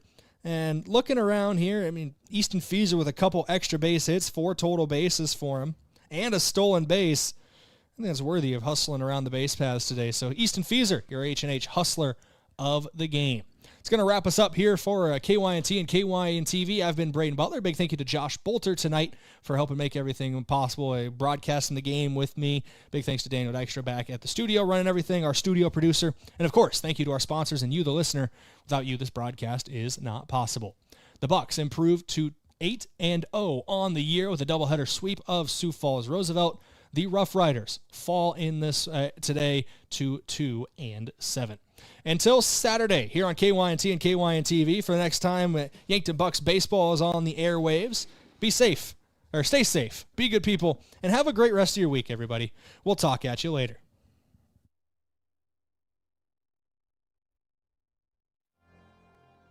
Thank you for listening to Yankton Athletics on